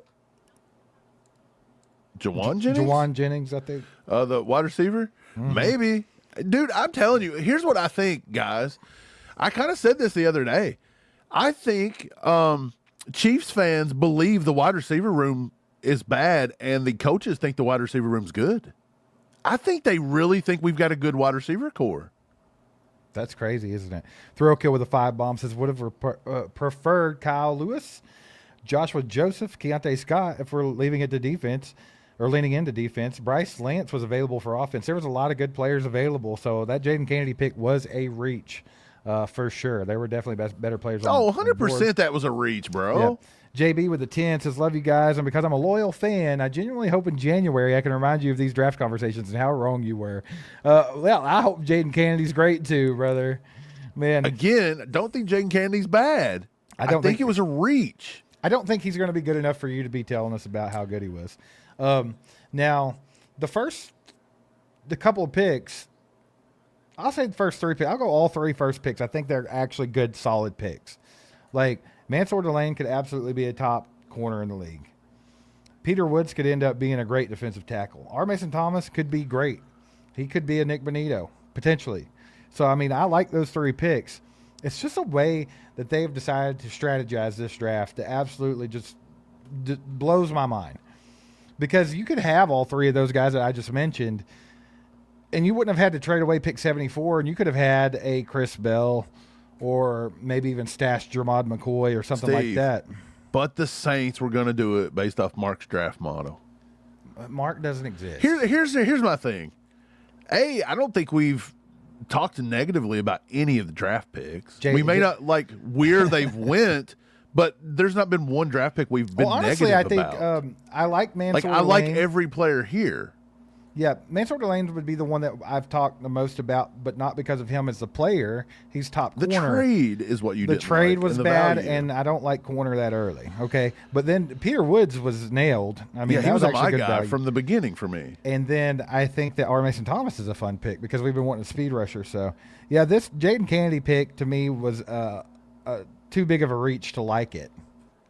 I mean, I think there was, It was a lot a little of good players early. on the board. Look, Yeah. you're going to have people get on here and float it and be like, he's the second coming of Darrelle Revis. Do y'all remember Kelsey 2.0 when Jared Wiley got picked in the 4th round? Yeah. Like, come on, guys. Who was the big defensive tackle we took that time out of Texas and he didn't even make the team? He's been on like 7 different teams. Keon Colburn or something. Keon like that. Colburn. Everybody was saying even he was remember his name great. for sure. Nick Jones in round 7. He was supposed to be so good. Like, I get it. You can come back and brag if you want, but the odds of these guys being great in this league are very, very slim to none. So I would love you to come back and I brag hope because you that do, means JB. we're awesome. I hope and you that do, brother. The team is amazing, but I just can't really see it. Appreciate the 10, my man. Thanks for the support. You the man. Uh-oh. We got a nice pick on the board. Uh-oh. Carly Ursay's getting it going. She got Kentucky guard Jalen Farmer. That's a good Let's go. That is a really good pick right there. Jalen Farmer, Kentucky guard. His film is insane, and he blew up the combine. I did not think he was going to go out of the top 100. I don't think so. I'll have to check my rankings, but I'm pretty sure I had him as the top 100. Brother. This It's guy insane. broke the 5-second mark. But, elite in speed. He tested well at the combine. Everybody was talking about him moving the way he moves. But we watched Jalen Farmer. We're UK fans, so we've seen him play quite a bit. He is going to be a good guard in the league, I think. Just the way he can move gives him an advantage. Very smooth, very fast guy, and he's very strong. So, I mean, as you see, he had the 37 reps in the bench press there. Jalen Farmer's a good pick for the Colts right here. Oh yeah, he was number 72 on my big board. They just landed. Let me do the math on this. If he just turns into a starter, these Colt fellas over here in Indianapolis have nabbed themselves a 41 net positive grade on him, which means that is a 1 round Dang. steal, a round 1 steal. And if you take that into what we just said about Jaden Kennedy, he was a 70 negative, which means you could have got him almost a round and a half later. Yeah, good pick with Jalen Farmer. The Cowboys came back in here real quick and swooped up a guy that I really liked in this draft as far as corners go. Yeah. Devin Moore from Florida. This guy's like the boundary corner, length, speed, physical, that kind of guy. Kind of in the same vein as like a Mansour Delane, or if you want to go later picks like Julian Neal and guys like that. But Devin Moore was definitely a guy that I thought could come in the league and give you something to work with there. I think there were some durability concerns with him because he did have some injuries here and there, and that's why his draft stock kind of slid a little bit. But this is about the right pocket for him, I think. He would have went. Where's he at on our big board? Probably a bit of a reach, but not much. Well, no, it did turn out to be a pretty good reach. We had him about 190. 190? Yeah, 100%. You Yeah. didn't like him as much as me. He was below Jaden Kennedy for me. Below him? Yeah. 100%. Oh, well, he was never below Jalen Kennedy for me. So No, okay. he was 100% for me. I had Kennedy, Latrell McCutcheon, Takario Davis, and then Devin Moore. You had him below Takario Davis? Absolutely. Okay. He's got a massive red flag. I wish I would have by saw him. that. I would have fought you on it. He's got a massive red flag beside him because he can't stay. He's had 2 season-ending shoulder surgeries in the past 2 years. Yeah, This is the first. This is the first Durability season he's got concerns. over 300 snaps in a season. Oh man, the Ravens do what the Ravens do. They sit at pick 115 and they snatch up wide receiver That's a good Elijah pick, man. Surratt of Indiana. Big receiver, competitive. This guy just gets the job done. I think I might have a player card for Surratt over Yeah, there. you Mike, if got can it. find it. But yeah, you know what his nickname is? Big Surratt. I don't know. His nickname is Waffle House, baby, because he's always open. That's what they Uh-oh. say. Yeah. High number of contested targets versus man coverage in college. He's kind of tight-hipped and kind of below average in his foot quickness and stuff like that. And it makes him not be that great of a separator. But that's the same exact stuff they said about Puka Nacua, and that's why I think a lot of people were comparing Surratt to Nacua. But once that throw goes up, though, he consistently beats the corners with his size, body control, catch space, strength. He'll clean it up, man. I think this is a really good, solid pick for the Ravens, and that's what they do. Mike, you said yesterday, they sit and they wait, and they take one of the best players available every time. And I think this is a really solid pick for them. Surratt didn't test well at all. He's not this crazy freak athlete, but I think he's going to be a solid player in the league. Yeah, Surratt, I comped him to Romeo Dobbs. That's what I seen. 6'2", 210. He's more of a possession kind of guy. Now, he's had a wild battle, man. He was a 0-star recruit coming out of Baltimore, Maryland, but that's where he's from, so he's going back home. They must have really liked that, but I just don't think he had ideal acceleration. The top-end speed was there. He's not going to take the top off. He don't have any special teams experience, so if he can't get on the field, he's not really going to help you much in year one. I will say he's tough to bring down, but that's pretty much all he does to give you the after-the-catch things. Like, he's just hard to bring down because he's big. He's not really going to, like, wiggle or anything like that. So he was a guy that I had where did I have Surratt? I had him in the top 100 for sure. I'm pretty sure. He was number 94, so not too bad. We were within 20 spots on Surratt going, so that's more to the value here. Yeah, no, I think this was about the right space for Surratt. So, good pick. Good pick. The Ravens do it. They normally get some good picks here. The Chiefs' next pick, by the way, is 169. And then they also have 176. So they did have a higher pick in the 5th round, but they traded it for Mansour Delane. So yeah, they had 3. Yeah, that's why you lost pick 74. That's why you lost that other 5th round pick. So they don't pick again until 169, and then they pick at 176. So by then, a lot of these guys that we think have fallen are probably going to be off the board. I would expect to start seeing some players that make sense come off the board, like Elijah Surratt. You know, like some of these reaches have just been insane in this draft. I'm very confused for a second. What? Give me some research time here. I'm sorry. Give you some research time? I'll give you some research time. Yeah, please. With pick 116, the Tampa Bay Buccaneers have selected cornerback Keontae Scott. This makes a lot of sense. This was a great pick. Tampa Bay's having a hell of a draft, guys. What a pick. They've got a lot of – Tampa Bay has effectively picked a lot of the picks that every Chiefs fan wanted the Chiefs to get. Because I know they got Reuben Bain early. They've got Keontae Scott. Mike, you could probably look up who else they've drafted, and I bet you it was good players. They've been killing it. Reuben Bain. Yeah, it's been a good draft, dude. Keontae Scott was a guy that could come in, take over that slot position pretty easily. Of course, he kind of got that safety build and everything like that, but he could have came in and cleaned up what Chamari Connor has been botching. So I think that would have been a great pick for the Chiefs. But off the board to the Buccaneers, elite speed.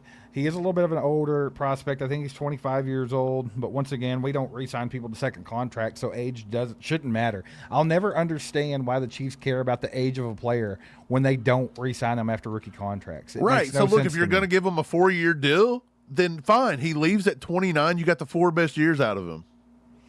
Yeah, this was an excellent pick for the Buccaneers. They are having a draft. Yeah, he was number one. He went 116. He was number 63 on my board. So that is going to be a net positive of 53. They got him a round and a half value on him. Spag said he's too old. Yeah, they have to have like 18-year-old kids in here because they're not going to re-sign them. Well, he's 25. Kennedy was 23 going on 24. So not Mike, much difference. Kennedy is such an elite player that they didn't care about that. So the Bucks have taken Reuben Bain, Josiah Trotter out of Mizzou, Yep. Teddy Hurst out of Georgia State, and Keontae Scott. So They're killing it. I think a lot of people like those names. They're a little more recognizable than I think the names that Brett Veach has picked. But, Steve, isn't it every single year Brett Veach never really picks the big names? That's more of like it's never the popular ones, right? No, that's more of like a Ravens thing to do. Brett Veach really does not do that. He'll just go down the board and take what he pleases, and he don't give a shit and a rip what everybody thinks.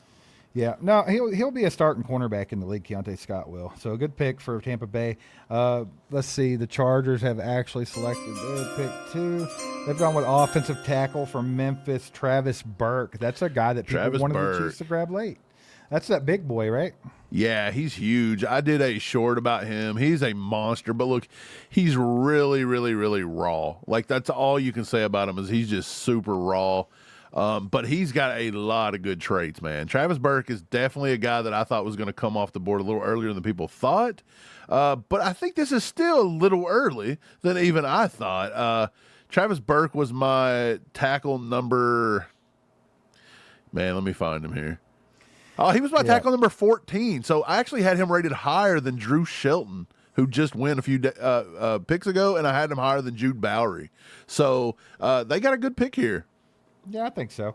I mean, he's a really tall guy. He's like almost 6'9", 325 pounds. For a tall tackle, he can drive block pretty well for his body type. He uses flexible hips and ankles, along with well-placed hands to create leverage at the point of attack. Finishes blocks, good aggression, a lot of short area quickness for a big guy. He is going to be scheme dependent in the run game, and I think he's going to need some help managing speed rushers in the NFL. But no, this is for the value here. I think that was a good pick for the Chargers. Yeah, the Chargers are wanting to get more bully ball at the attack point. That's what they do. They wanted to run. They want to pound it. Now, look, they've got Slaughter, who is possibly the greatest dungeon master of all time. Maybe he can use some of that magic to turn Travis Burke into a really good tackle. Master. So I don't know, but, I mean, it's a project. They're still just kind of – it's a project. It's projection. It's like, look, for his sake, I hope he has a good career. For a Chiefs fan's sake, selfishly, I hope he stinks because he plays for the Chargers. Yeah, we don't want you to do nothing, Travis Burke. The Lions' pick is in. Jaguars are on the clock. Speaking of Slaughter, what a guy. What a guy, says Andy. Brett Veach thought you meant he should slaughter the draft. He was like, should we? No, I'm joking. Look, there's nobody that Brett Veach has took that's bad. No. I'm going to say that right now. There's nobody bad. Steve, and you agree with me, there's been no picks I've disliked. I like all the players. I may not agree how they've acquired the players or the rounds they've taken the players in, but I like the players, and I hope they succeed and don't act like we're being negative. It's not that at all. Detroit Lions have selected another Michigan kid. They're taking Jimmy Rolder, linebacker for Michigan. Another reach. But what is it with Detroit that they love getting the in-state kids? Like, they do it as much as they possibly can. I think they do it just to keep their fan base, like, pumped. Keep them happy. Like, hey, we know you liked him because he played for Michigan. They're like, get horned up a little You're not bit. going to get mad at us for reaching on the Michigan guy. Like the Chiefs fans got mad at Brett Veach for reaching on Kennedy. We're not going to do that. You know? Yeah, we're not doing that. Jaguars pick is in. The Packers are on the clock. So we'll see how that shakes out here in just a second. Guys, appreciate all y'all being here. Do us a favor. Hit that like button if you haven't already. We still got a few picks left today, 2 in the 5th round, and then 1 6th-round pick at, I think, 210 or something like that. But, yeah, so Brett Veach still got a chance to maybe make you happy before the day's over. You never know. Let's see how many likes we got going on this one real quick. We are at, let's see here. 274 likes. Once we get to 400, we'll be doing a giveaway. So if you have not hit the like button, do that now. Once we get to 400, we'll give away another mystery gift. But appreciate everybody being here, hanging out with us for the draft. It looks like it's shaping up to be a much slower day than day 2 even, which was wild because day 2 was boring as hell. So, Yeah. I mean, we still got 3 picks to make today. So share this out with your friends, family. Wake up, Chiefs fans. Wake up. Let's have some fun. If you're not a Chiefs fan, that's cool too. Don't be afraid to get in the chat. We won't treat you too bad. Everybody's pretty respectful. You just have to be able to take a joke every once in a while. But Yeah, just don't be a nut, a slap nut. don't be a nut, a slap nut, that is. Rilo says, what's your thoughts on Kennedy? So Kennedy, going to be a nickel corner. He's undersized. His arms are too small. He's pretty quick. He does kind of play tough. I think he's good. I don't think he was a 4th-round selection. I think they reached on him by quite a bit. I do think that they could have got him way later. So do I like the player? Yeah, I think he's a fine player. I think he could be a guy that could maybe alleviate some of the pressure of having Shamari Connor in the slot. But I do think that they could have got him much later in the draft. But then again, what do we know? People's been reaching on guys the entire draft. So who knows? Maybe Kennedy was the big thing. Hey, check this out. Bryant says, thanks y'all for doing this. But he actually said, thank y'all for dong this. Don't be donging on us. Yeah, why you got to dong us right here? Don't be donging on us in the daytime, brother. Yeah, it's noon, man. Can't be donging people at noon. I know you might got that launcher, but don't be bragging about it, okay? You got that needle on him. Yeah, don't be bragging about it up in here, brother. Not at 1:05 p.m. Eastern Standard Time. Our boy Stephen Bill with the 2 bombs says Kennedy had a 41 QBR and could be a slot nickel defensive back. Absolutely, that's exactly what he is. I know Pops had mentioned this as being a Chiefs target. He mentioned Jalen Kennedy a few times. Why is everybody that was born in, say, the year 2005 to 2010 named Jaden or Jalen? That was a very popular name. Like, did a memo go out? It's like, we must name everyone Jalen. Did you not see my tweet that came out the other day? Like, nowadays, Caleb is a big name. Look at all the Calebs that went in this. We had 4 Calebs drafted in round 1 this year. Caleb? 4 Calebs. How did Caleb make a comeback? There was 3 Calebs drafted in round 1 this year. Only 4 Calebs was drafted in the entire 2025 draft. Think about that. It's a big year for Caleb. It's a big year for a Caleb. It's a big year to be a Caleb. Shout out Jay Kelsey, been a member for 31 freaking months. Let's go. He says, I hope we have a chance to grab Virgil next pick. Who knows? We're picking a long time from now, and people are reaching like crazy, so you never really know. We'll see what happens. Duke took Wesley Williams, or not Duke. Jacksonville Jaguars took Duke's Wesley Williams. Did you get that one? No. Oh, the player just went to the Packers here. That's not too awful bad. Surprised he lasted this long. The Packers take Danny Dennis Sutton off the board. Finally, a 9.98 RAS score, like super athletic, can set the edge. How this kid got to pick 120, I'll never know, because I actually thought that pick 40, 50, 60, right in that range was definitely in play. Like we had been saying that the Chiefs didn't take him at pick 40, you wasn't going to get him at 74. Lo and behold, they could have got him at 109. Like, what the hell happened? Did him and Jermon McCoy rob a bank last night that we don't know about?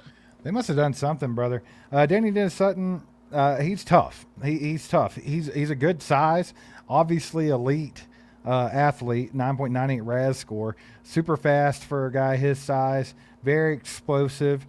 He's effective against the run. He has limited pass rush upside, is what they say about the kid, though. Kind of a predictable linear rush, doesn't have enough burst or bend to kind of beat some of the tackles at the next level is what they're thinking about him. But, I mean, look at the athlete this kid is. I absolutely think he could get there. He has uses his hands well, plays with brute force. I don't know, man. He does keep his pad level a little high. He might get bounced around a little bit from here and there. Because he's tall. He is tall. But I think that he's going to be a good player. His upside is maybe not as high as some of these other guys that came off the board a little bit earlier than him, and that's probably why he wasn't ever in the conversation with some of the top edge rushers in this class. But, I mean, he's still going to be solid. I think he's going to be solid. I mean, if you're that good of an athlete, I think that you always have a chance to raise your ceiling a little bit and learn as you go. And I think Danny Dennis Sutton falls into that category for me. Yep, they took him at pick number 120. He was number 59 on our board. That is a 61 pick value, almost 2 full rounds of value right there. Yeah. Insane. That's a great pick. Great pick for the Green Bay Packers. Mike, the Steelers have gone Caden full Wedgen. slapnut. They took the wide receiver out of Iowa. Look, I thought Wedgen was only a kind of just like a return man kind of threat. Like, that's all I really see now, Caden Wedgen. It is very early to be taking Caden Wedgen, in my opinion. What is happening? I'm talking way early. This kid on my board was rated, good night, 4,312. No, I'm joking. Caden Wedgen was he's just a return specialist. That's all that guy is. That's all he's ever going to be. Dude, he was literally wide receiver 37. The lowest wide receiver taken in this entire draft so far. Like, he's the lowest rated wide receiver taken. Somebody's going to one-up it, I'm sure. The Raiders have their pick in, so. Well, if Brett Veach would have took him, somebody would have been like, I cannot wait. Yeah, Wedgen's the best guy in the draft. I don't know what you guys are talking about. So everybody sees Wedgen play. Like, look, we don't have to hype every pick. I don't think that's our job. We're not like what? We're not cheerleaders. Do you guys get paid to put the pom-poms on? We're here to tell you how it is. Barrett McKay with the 279 Canadian says, you used to like the draft now, but I hate it after this. I will say this. You just hate the whole draft. Hey, well, I mean, let's be honest here. Me and Mike, huge draft nuts. Any long-time Chiefs fan is huge on the draft. That was once our Super Bowl. But I will say, this draft class was very, very tough to watch. It's not a good draft class. It's weak. And this draft itself has been so erratic and crazy that I kind of hate it too, Barrett. I ain't going to lie. I think it's fun, and it's funny because it's just so off the wall. But, yeah, I don't know. I kind of feel you. Dude, I had to make a tweet about this. Like, Caden Wedgen has been drafted over Kyle Lewis and Keith Abney. Well, in what damn world do we live in? I'll be right back. A return specialist getting drafted over, like, it is amazing what is going on through this entire thing. Like, it is insane. I don't even know. I have lost words right now. Like, something's going on with the draft. Something's in the water. I have no idea, man. But anyways, I appreciate you guys being here. Over 400 and something today, holding it down. Look, it's kind of a boring day. It is what it is. The Chiefs pick here in just about, let's see, we're at pick 122. Probably about another 30 or some picks. Good night.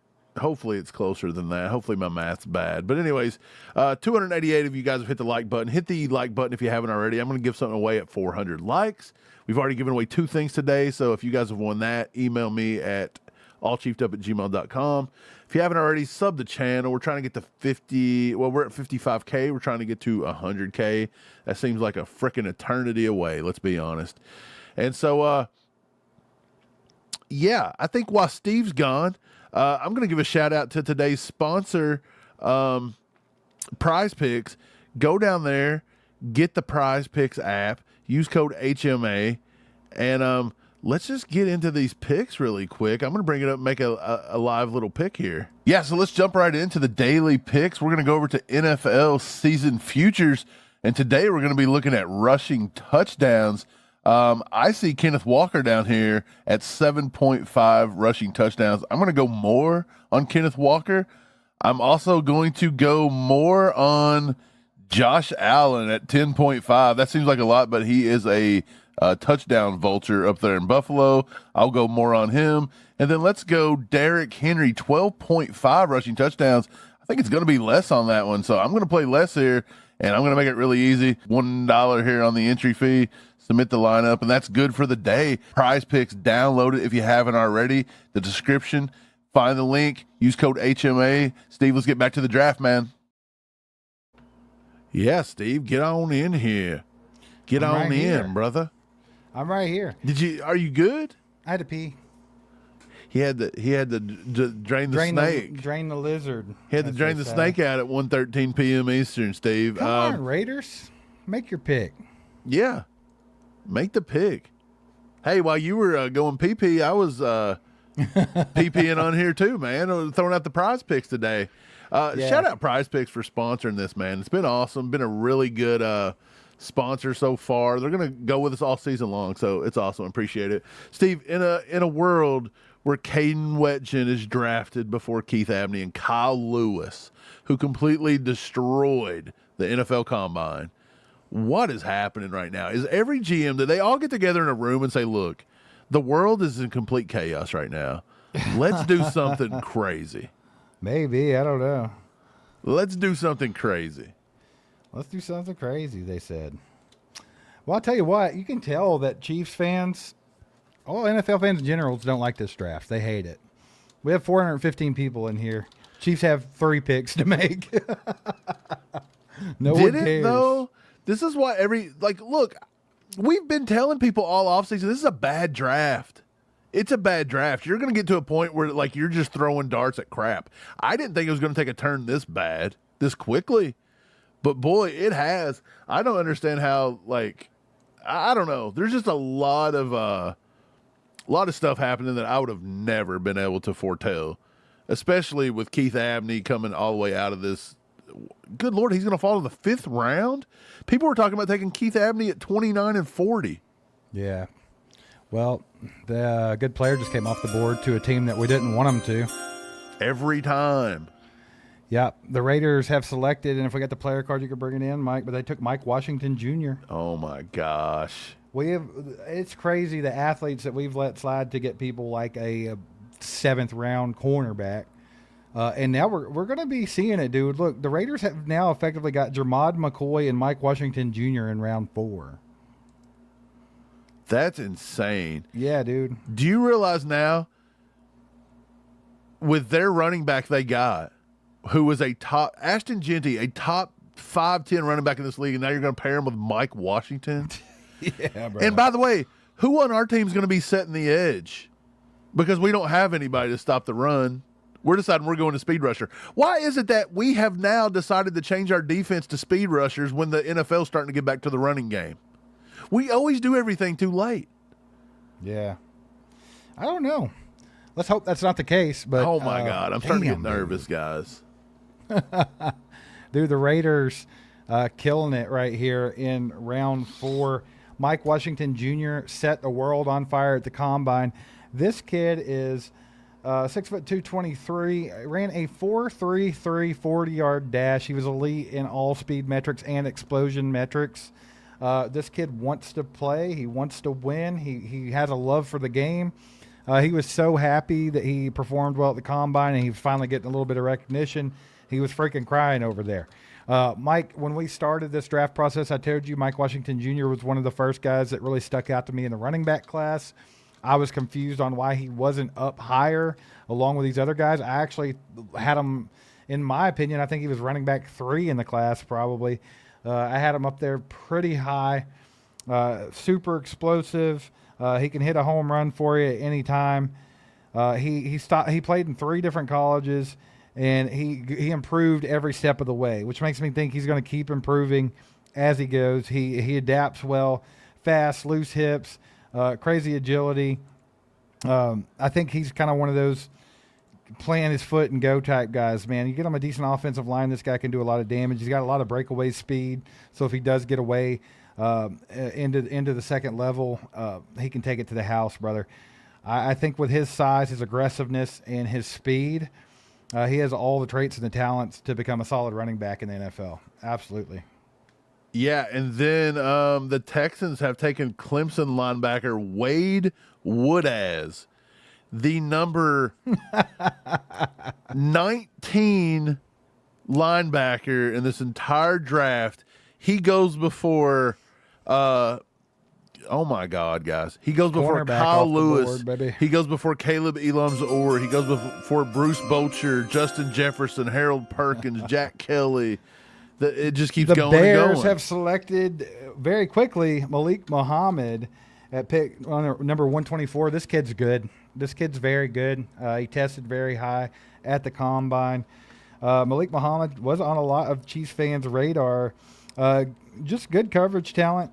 Kind of slender though. He's a little. You can see that. Very underweight. Only 182. He came up from press or kind of a plus pattern match. Pattern matcher. He can mirror guys very well. He can keep up with those speedy wide receivers. He's not going to get too physical with you. He's going to get out-muscled by big, strong wideouts. That's 100% going to happen, and at the catch point. So he has to really work at it to hold his own in that kind of setting. But he does a nice job of chopping pass catchers down in space and kind of using his length. He doesn't tackle all that well. I think that was another knock on Malik Muhammad, and it's probably because of his size. But he does tend to miss tackles from time to time. But he is a day 2 guy. Malik Muhammad was absolutely a day 2 guy and starter level ability. Excuse me. And I think he could have gone yesterday, and that would have made a lot of sense. So this is yeah, I think he could have went yesterday too, for sure. I think this was a good pick at this point. On our big board, he was number 91, so they got some pretty good value. Well, Buffalo did exactly what someone in the chat said they were going to do. And I can't find his player card for some reason, but they've taken Skylar Bell, wide receiver from Connecticut. This kid was probably the best receiver left on the board. Here he is. Bing. Super fast, elite in the speed metrics, elite in explosion. Obviously, this guy kind of fit the mold of like what the Chiefs normally want at wide receiver because he's undersized, 5'11", 192 or 82 pounds. He's kind of an inside-outside target. Not the biggest guy in the world, but he does have that field stretching speed. He has all the tools to beat press quickly. He can accelerate and cut with extreme quickness. That's kind of how he gets open. He creates separation with a short area quickness, gets those clean windows. He's very sudden in and out of his breaks. His route running, it can be a little bit mechanical at times. He looks a little stiff. I think he needs to work on that route tree a bit, but I mean, he is working on that. You saw him getting better towards the end of the season with Connecticut there. So yeah, he was kind of sharpening all of his tools right before this draft, and I thought he would go a little bit higher than here. But this isn't bad for him. I think this kind of falls in that pocket. He's going to be in Buffalo with Josh Allen. But to me, it's kind of weird they would take Skylar Bell because to me, he's kind of just like Khalil Shakir. Like, they're very similar players. So, I don't know. They got 30 picks of value on him, almost a full round higher. He is 24. Who'd the Chiefs sign in the offseason? I mean, not the Chiefs, I'm sorry. Who'd the Bills sign wide receiver in the offseason? I don't know. Or last year, the year before. Was it Curtis Samuel? Yeah, he plays like him. Yeah, that's my comp. Yeah. Curtis Samuel. That's exactly right. Congratulations. You're a Buffalo Bills man. He has a lot of speed, a lot of upside, and that's what's going to make him productive as a starter. You're a Buffalo Bills boy. You're a Buffalo Congrats. Bills. And we got another pick in here. Another Bills pick and another good pick by the Bills. This one's going to hurt when we watch Buffalo. They have drafted Caleb Elarms-Orr from TCU, linebacker, another insane athlete. Love Caleb Elarms-Orr. I thought this was a guy that you could sneak in later in the draft, get a guy that's going to give you a lot of what Willie Gay did. He's a sideline-to-sideline type of guy, just a ton of speed. He don't care to hit you. He's pretty good in coverage. Just a well-built and above-average athleticism. I think the one thing I did notice about his game, he has all the speed and athleticism in the world, and that's kind of what I was just talking about a second ago. But he does kind of look like he's not instinct. Like he looks sometimes like he's reacting to everything, and that's the only thing that I think hurt Caleb Armsor. The instincts just aren't there. If he could somehow get to where he's not playing reactive, I think this kid could be a monster. He's very rangy. He's great when he's blitzing, so he can really get after it. I think if they can improve the processing a little bit with him to where he's not reacting to everything, I think he could absolutely be a really good linebacker in this league. And he's already going to come in here and be a full-time special teams guy for you right off the rip, just off the pure athleticism and everything. But I think this is a really good pick for Buffalo, especially back-to-back. Going to get Skylar Bell, turn around, get Caleb Armsor. That's 2 hits for Buffalo right there in a row, I think. Where did you have Caleb Armsor on the big board, Mike? He was just, let me see. He was 1, 2, 3, 4, 5 spots ahead of Skylar Bell. So they picked my number 90, my number 95. The Bills got 2 top 100 players at pick 125 and 126. Okay. Crazy value. Value. Buffalo doing their thing. They traded back a billion times, and they're still getting some good value in this draft. So Caleb Armsor off the board. The 49ers pick is in, and the Bengals are officially on the clock. We'll see what they decide to do with it here. Man, weird to see Buffalo getting good value like that, and I really wish the Chiefs wouldn't have got into the reaching thing with the rest of these teams. You know, you see teams like the Bears, even the freaking Raiders are taking really good picks, like good value picks. The Bears did it with Malik Muhammad. They got a steal on Malik Muhammad in the 4th round because that's a guy that should have been in day 2. And then Buffalo turns around and gets 2 day 2 guys right in a row. I really wish the Chiefs would have stayed on the side of the fence where, hey, we're being practical here. But that Kennedy pick just kind of put them in the same boat as the rest of the league that's just been just throwing darts way too early in this draft. I think there's still some valuable quality players on the board when everybody started throwing darts at, guys that should be in the 6th round, I don't know. I wish they wouldn't have got into that with everybody else. Yeah, same. Here's the thing, though, about Kennedy. He is a very decent – I don't want to say he's a great football player. He's a good football player. I'm going to say he's good to great. I don't think he's a bad player. I don't agree with him at 109. But with the Chiefs picking so late after 109, maybe Brett Veach felt he had to take him at 109. It just feels a little dirty considering you waited 70-some picks, and then it feels like you reached on him too. So it is what it is. He's a good football player. I'm not too concerned about it. I think he's going to come in and give decent production. I hope he turns out to be really great. I really do. I just don't know. Barrett with the 279 Canadian says Beach is taking us back to the Stone Age. Man, I tell you what, the main problem I have with how Veach is drafting this year, I honestly think that the top 3 picks that he took are great picks. They're good players. I'm excited about those. Kennedy, good player, total reach though. Could have got him way later. It's kind of been my knock with Brett Veach and the Chiefs in this draft is their process, the way they're doing it. Like, I don't know. I don't know if I would have went about it the same way, but then again, they're in control here. My biggest problem with it is that they are just ignoring the offense completely when the offense was the reason why we lost 11 games last year. We lost 11 games last year, guys, because we couldn't score points, and we've come out and drafted 4 straight defensive players. This is what Kennedy said. He said, I'm a big trash talker. I love having fun by being competitive and talking trash. I want to fire the team up, make sure we're winning and having fun. I'm going to be a great teammate and a great competitor. Cool. So we got a shit starter. We got another Kamal Haddon. He's not even going to be on the team. Yeah, so he's going to talk shit and have fun. I mean, look, he should be an all chiefed up, like all-star by the end of the season. So yeah, for sure. We'll see. Yep. We got Bart says, guys, love your show. You're killing me about the Jalen Kennedy pick. What are you going to do if he turns into an All-Pro? I'll send you $100 in the mail if Jade Kennedy's an All-Pro. Again, look, guys, I'm not saying that you guys aren't listening, but you're not listening. We're not saying Jaden Kennedy's a bad pick. I literally have him as like my CB 17. No, he's a good player. He's a bad pick. That's what you meant to say. It's He's a bad pick. value. Exactly. It's value. But again, Brett Veach is going to come out and say, well, we thought that we couldn't get him at the next pick, and there was somebody at like 112 that's going to get him. And then everybody's going to be like, see, Brett Veach was awesome. But like this all happens every year. But look, at some point, you got to realize that like you either love Brett Veach and everything he does, or you can at least be honest and be like, hey, we may have reached on one pick. It's okay to say that. Not may have. You did. You reach on that. Appreciate the 5, Bart. Thanks for the kind words.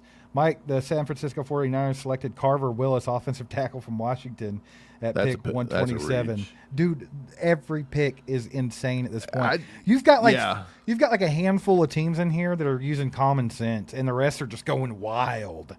Like it's like they handed out a bunch of I don't know. Yeah. These dudes are on some kind of hardcore drugs at this point. I feel like we're at Woodstock in the 60s or whenever that was. When was Woodstock? 69, bro. Because we were there, brother. I feel like every one of these GMs are having Woodstock flashbacks. You got to get these old bastards out of there. I think their brains have gone to mush. Yeah, something's going wild with this draft. It's insanity. But yeah, dude, some teams are having a good draft. The Bengals just selected center Connor Lew of Auburn. Connor Lew's not a terrible pick. No, he was my number 1 center, and he's just now going. That's pretty wild to think about. Connor Lew, he didn't test at the combine. This kid right here, though, I mean, he's got SEC experience, so you know he played against good competition. He was a team captain. He is recovering from an ACL injury, though, that he suffered back in October. But a natural bender, good foot quickness, athleticism. He was really good in Auburn's run scheme. He has strong hands, strong core. He can bump and climb with good fluidity. He's average. He's kind of average as a drive blocker and needs to play better with consistency to mirror the rush without oversetting. But his frame and his game, he'll continue to improve. It's been improving over time. He's tough.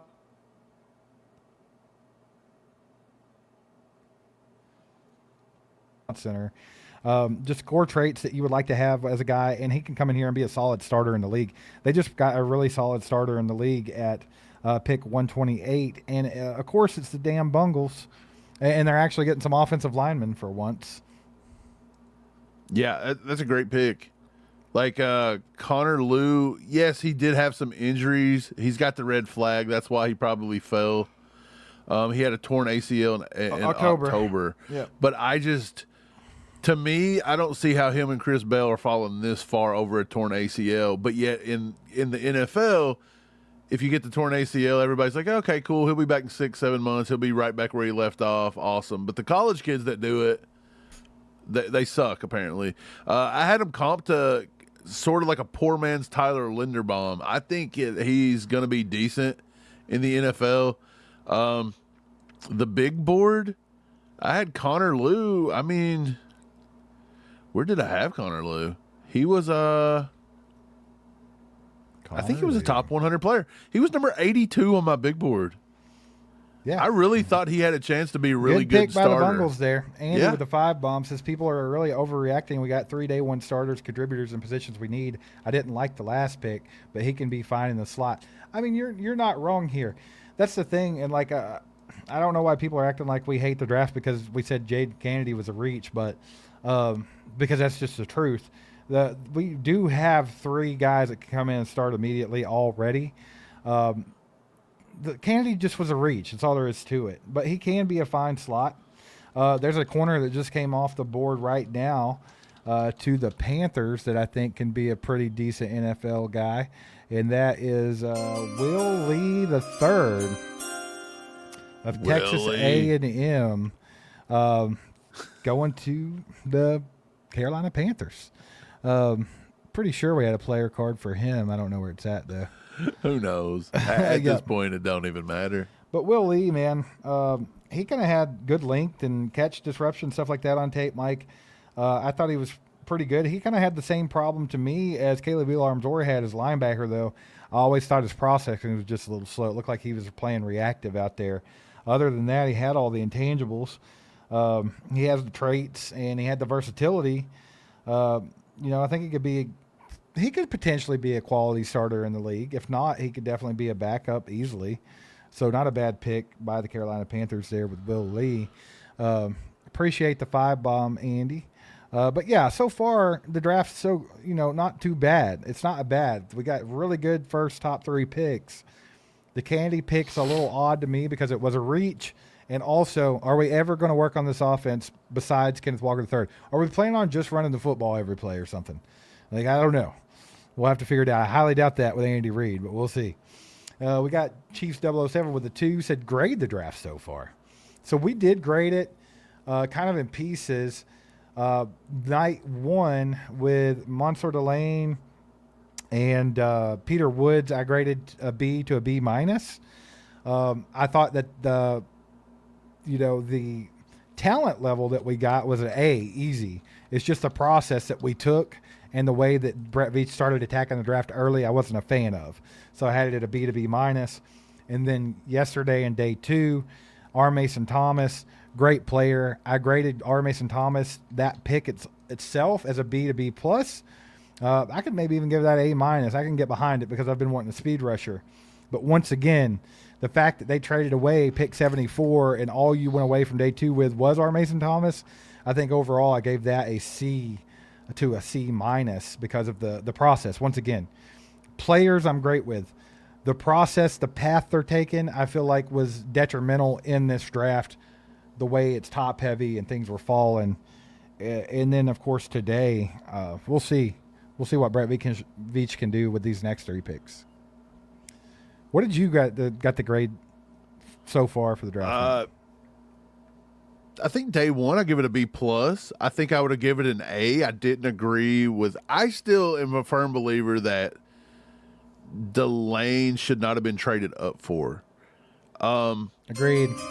But knowing that with Jermon McCoy, you had to get the best corner, and they did get that. So okay, I'm fine with it. I give it a B plus. R. Mason Thomas, I give a B plus because I don't know. It's different. Jaden Kennedy, I'm gonna give him probably a B to a B plus as well. I think the only knock on Jaden Kennedy for me is that it was a little bit of a reach. So I give the whole draft right now about a B to a B plus for sure. They're all about the same grade. The Miami Dolphins selected edge rusher Trey Moore, and then back right after them, the Chargers with another solid pick. Yeah, Genesis Smith off the board to the Los Angeles Chargers. The Chargers are coming in here and getting some good value players right off the rip here in day 3. So you hate to see it. But they're having. I mean, they had a pretty solid draft last year too. Yeah, and you're starting to see this pan out. The Chargers are starting to look better consistently for the whole year.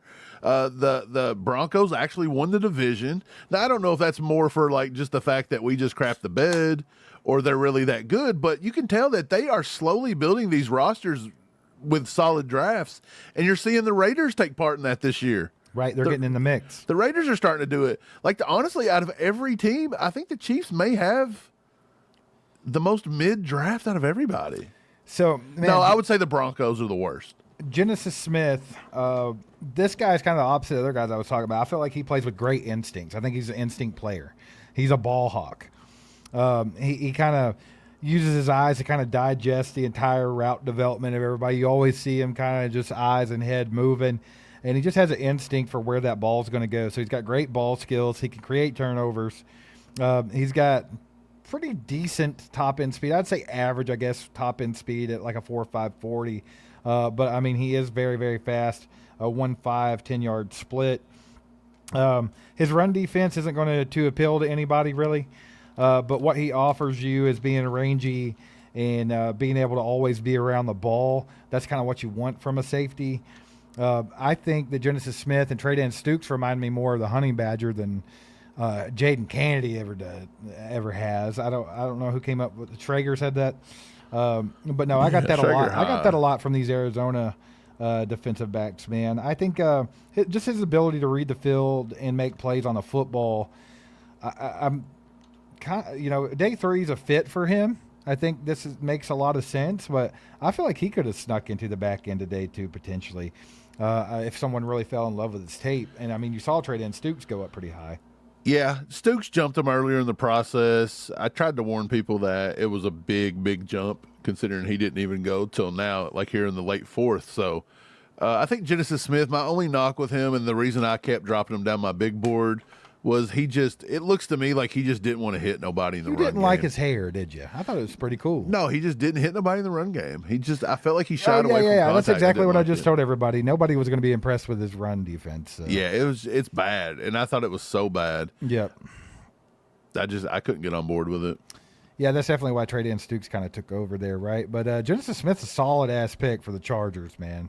Right here at this juncture, I think it was a good pick, so it is what it is. Jeremiah Wright, guard from Auburn, just went off the board to the Saints at pick number 132. We got a 10 bomb from Lindsay, says was finally feeling sane again after night one train wreck. Felt good about Woods, felt even better with Mason. This is a bad draft for Veach, and that's saying a lot. Full-blown irritation.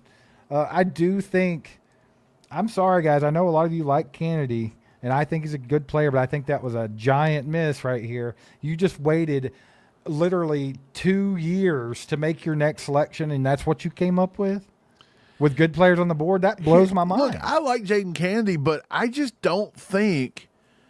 Okay, look, for first and foremost, do you think Spags is going to change so much that he's not going to let Chamari Connor play that nickel slot? Like, I don't know if they do. We didn't re-sign back Christian Roland Wallace, which is really weird because I thought he looked good at times. And then we've got Kevin Knowles that's come in and actually played pretty well in that. We actually put him from the practice squad and signed him to the roster because he was looking that good at the end of the year. So why was it so necessary that you had to reach in round 4 and take your second corner, and the guy you got is completely 20 pounds undersized? Like, I get it. He's tough. He likes to talk crap. He said it himself. He's a good football player. But he's still a bit undersized in this league. And I'm telling you, if you match him up in the slot on a big tight end like Travis Kelce that comes out and plays in the slot, you're in trouble. You're not going to, like, you're losing that all day, every day with a guy that weighs 180 pounds. Right. I think I accidentally clicked the wrong one here, but it's okay. Chiefs 007 with the 5 bomb says, I think them not doing anything on offense is pretty telling. The Cheetah is coming home. Hey, buddy, you better do something. We got to get this offense rolling, and they are not giving a rat's ass about it right now. That's plain as day. Maybe there is something to that. Maybe there is. You never know. Maybe they're just going to ignore our offense completely because they have some ideas in mind. We'll find out. JB with another 10. So let's be honest, more often than not, where someone is drafted doesn't correlate with how good of a player they become. There is some truth to that. There are always flops in the first round, stars in the 7th. Yeah, absolutely. And, you know, it's easy to start looking at like your big board and be like, hey, this is a giant reach, which I think it is. But that's what we go by because that was our evaluation, you know. So to say Kennedy's a reach, doesn't mean that he's not going to be a good football player. We think he's a good football player. And just to say it bluntly, if you're watching All Chiefed Up, I want to give you our assessment. I want to give you our big board. I don't want you to come on here and me be like, well, PFF said he was the number 8 player. Blah blah blah. Like, I'm not giving you to the everybody else's draft stuff. guide of 2026. Right? Like, Kennedy's guess what? amazing. I didn't buy KCSN's draft guide because it's never been spot on. It's never even been good. Yeah. Like, go look at some of their rankings. Like, I don't want to be like crazy, but there's nobody that got rankings anywhere close to hit the players that we've hit on the exact spots. It's just not happened. This year's wild though. Maybe they were right this year. No, they're even crazier. Look, I'm going to find one random player. I'm not going to tell you who it was, but I'm going to go find the player I seen last night and how bad it was, and we can all just kind of look at it and be like, okay, I'm going to buy that draft guide. Don't be dogging. Go buy the draft guide. Buy it. Buy Ryan but Tracy's don't use too. it as the word of law. That's all I'm trying to say. Like, if you're on All Chiefed Up, you're going to get our perspectives. And nobody said these players are bad. Again, you got to use your ears. Draft value is not the same as saying a player's bad. Chiefs 007, Cheetah is coming home, baby. That's what's going to happen. 2 Cheap Beers with the 5 bombs. His thoughts on Veach. Think he knows Mahomes' recovery. We cannot go tit for tat scoring, and we need a stronger defense. More Marty ballish. Yeah, I mean, honestly, it's kind of what it's looking like. We knew they were going to emphasize the run game a little bit more, but with Andy Reid there, you know you can't lean into that too much. Even with the enemy. and getting Kenneth Walker. I mean, you got to take that with a grain of salt, right? And you still have the best quarterback in the league. So I know he's recovering and he's coming off an injury, but when he's there and he's healthy, you're going to throw the damn football. You got Patrick Mahomes back there. So I love the fact that they're leaning into the run game to make his life easier. But the fact of the matter is, tough defense, that's great. We had a top 5 defense 2 years ago. We had a top 10 defense last year. We still couldn't win games because we couldn't score points. So regardless of how good your defense is, you still got to put some points on the board, and our offense has been bad for a couple years now. So yeah, I honestly believe our offense is why we lost 11 games last year. Here it is. They valued Steve. Where did Omar Cooper Jr. go? The Jets. Top what? 25, 20? Yeah, back into the first round. They valued Omar Cooper as a late 3rd-round pick. Insanity. Okay, yeah. Never mind what I said. Don't do it. don't. Why are you paying for that? Yeah, Barrett with a 279 Canadian says if we had another bad year, is Brett Reach gone? Do you think Brett Reach is going to go? No, I think his job's secure. I think that's why he does what he does. Yeah, I think so too. I don't think Brett Veach is just look like we're all blaming Brett Veach. It's not just him. Yeah, Brett Veach isn't the guy that just woke up today and said, "I'm not listening to you, or you. Everybody suck it. I'm taking everybody I want." No, these guys all sit down and correlate what they want. This is an entire coaching staff and an entire organization's big board. Yep. So they're only doing the things like Brett Veach is just the mouthpiece for it. That's true. He's trying to get the players that they wanted. Exactly. So they obviously really wanted players. Kennedy. So here's the thing. Maybe Veach has to work the boards better, but I mean, what can he do? Pick 133. The Baltimore Ravens took tight end Matthew Hibner from SMU. And then at pick 134, the Falcons selected linebacker from Oklahoma, Kendall Daniels. So that's who just came off the board there. Colts have their pick in, and the Saints are on the clock. Just to get you guys caught up a little bit, we got a 5-bomb from Lindsay. Says, are there any offensive weapons that can help us at our 5th-round selection? No. Dude, anybody you take now from round 5 on, they're not starters. I don't expect them to play significant snaps. Jalen, you can find a good 4th-rounder last year. Right, you can find good players. Don't get me wrong. But Jalen Watsons are – I'm sorry, you don't find those every single year. We act like Brett Veach finds Jalen Watson over and over and over again, but we don't. Like, we just don't. For every Jalen Watson, you get a Nick Jones. You get a Kamal Haddon. You throw a lot of darts, you're going to hit some, right? Yeah, you know what I'm saying? Like, you're not always going to get that. Even Pacheco. Everybody's like, oh, Pacheco was a great hit. Was he? Because you all been trying to run him out of town for 3 straight years saying he couldn't hit a hole, and now he's gone. He wasn't even a good pick in round 7, even though we all consider that a hit for Brett Veach. Why is it a hit? Yeah, appreciate the 5. Bart, been a member for 15 months, says, gentleman, Kennedy will make the biggest play of the year. Love you guys. Brett Veach is the man. Hey, he might do it. I hope he does. I hope Kennedy's great. Greg says, I watch all your videos. Love your perspective. All the players KC has taken, you've already said positive things about them prior to the draft. I just don't understand bashing KC.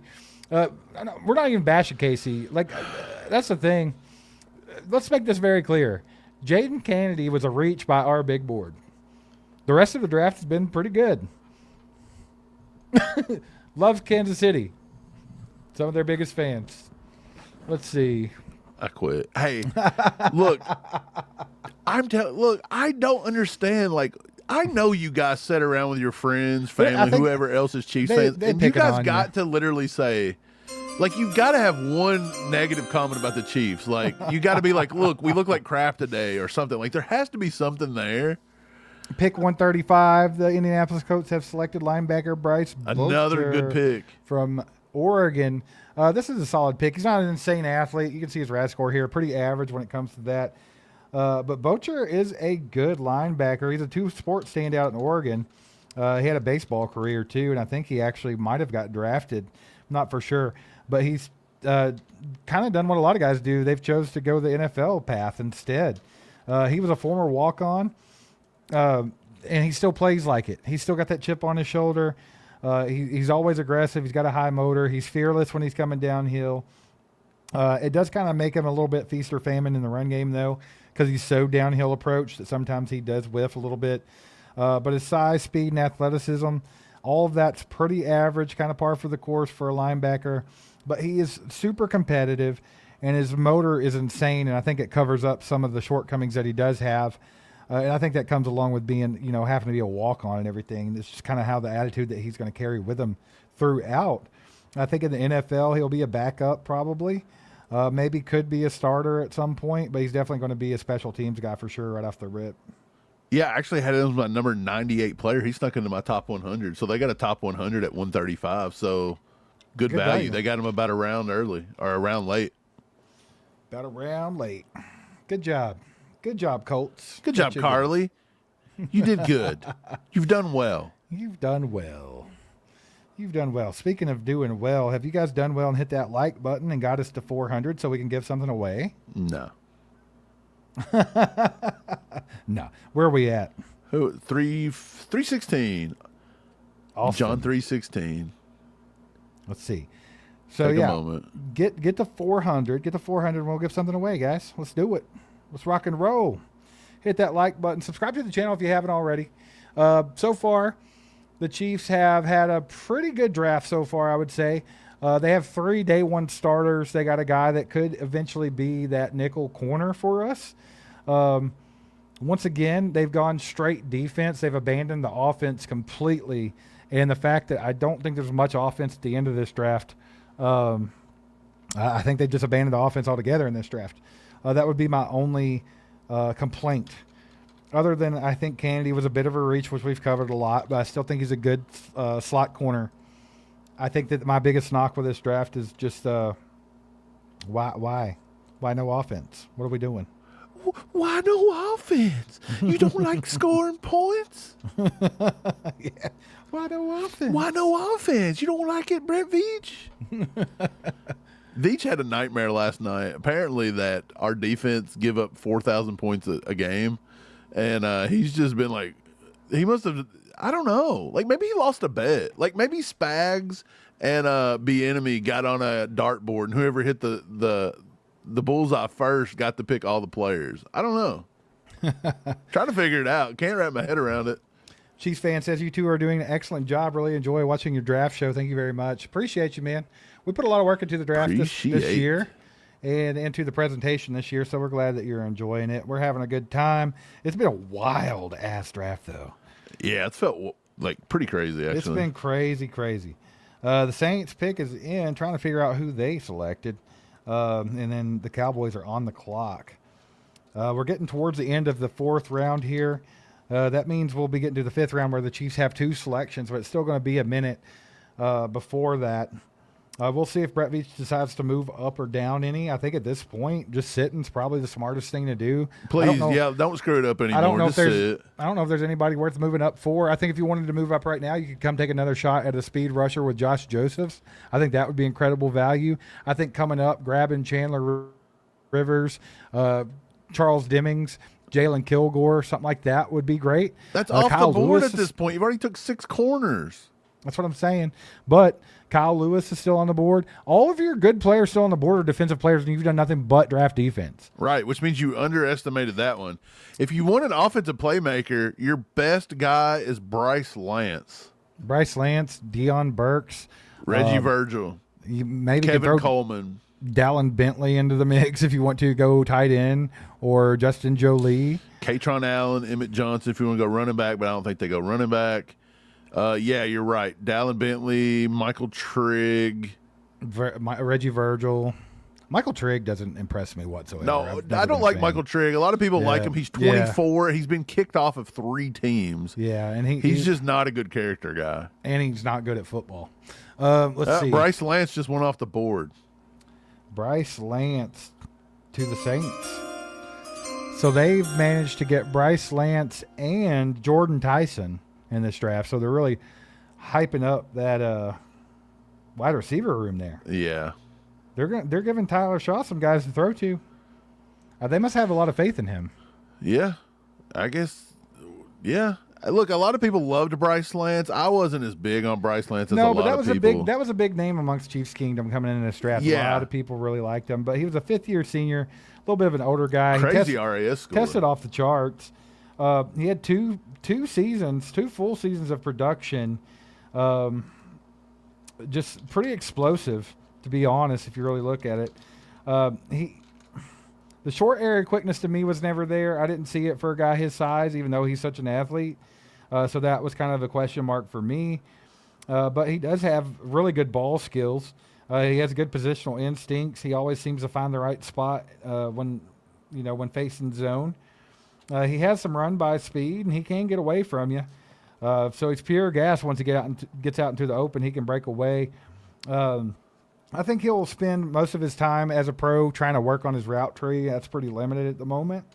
So I think if they can get that together, he does create decent separation.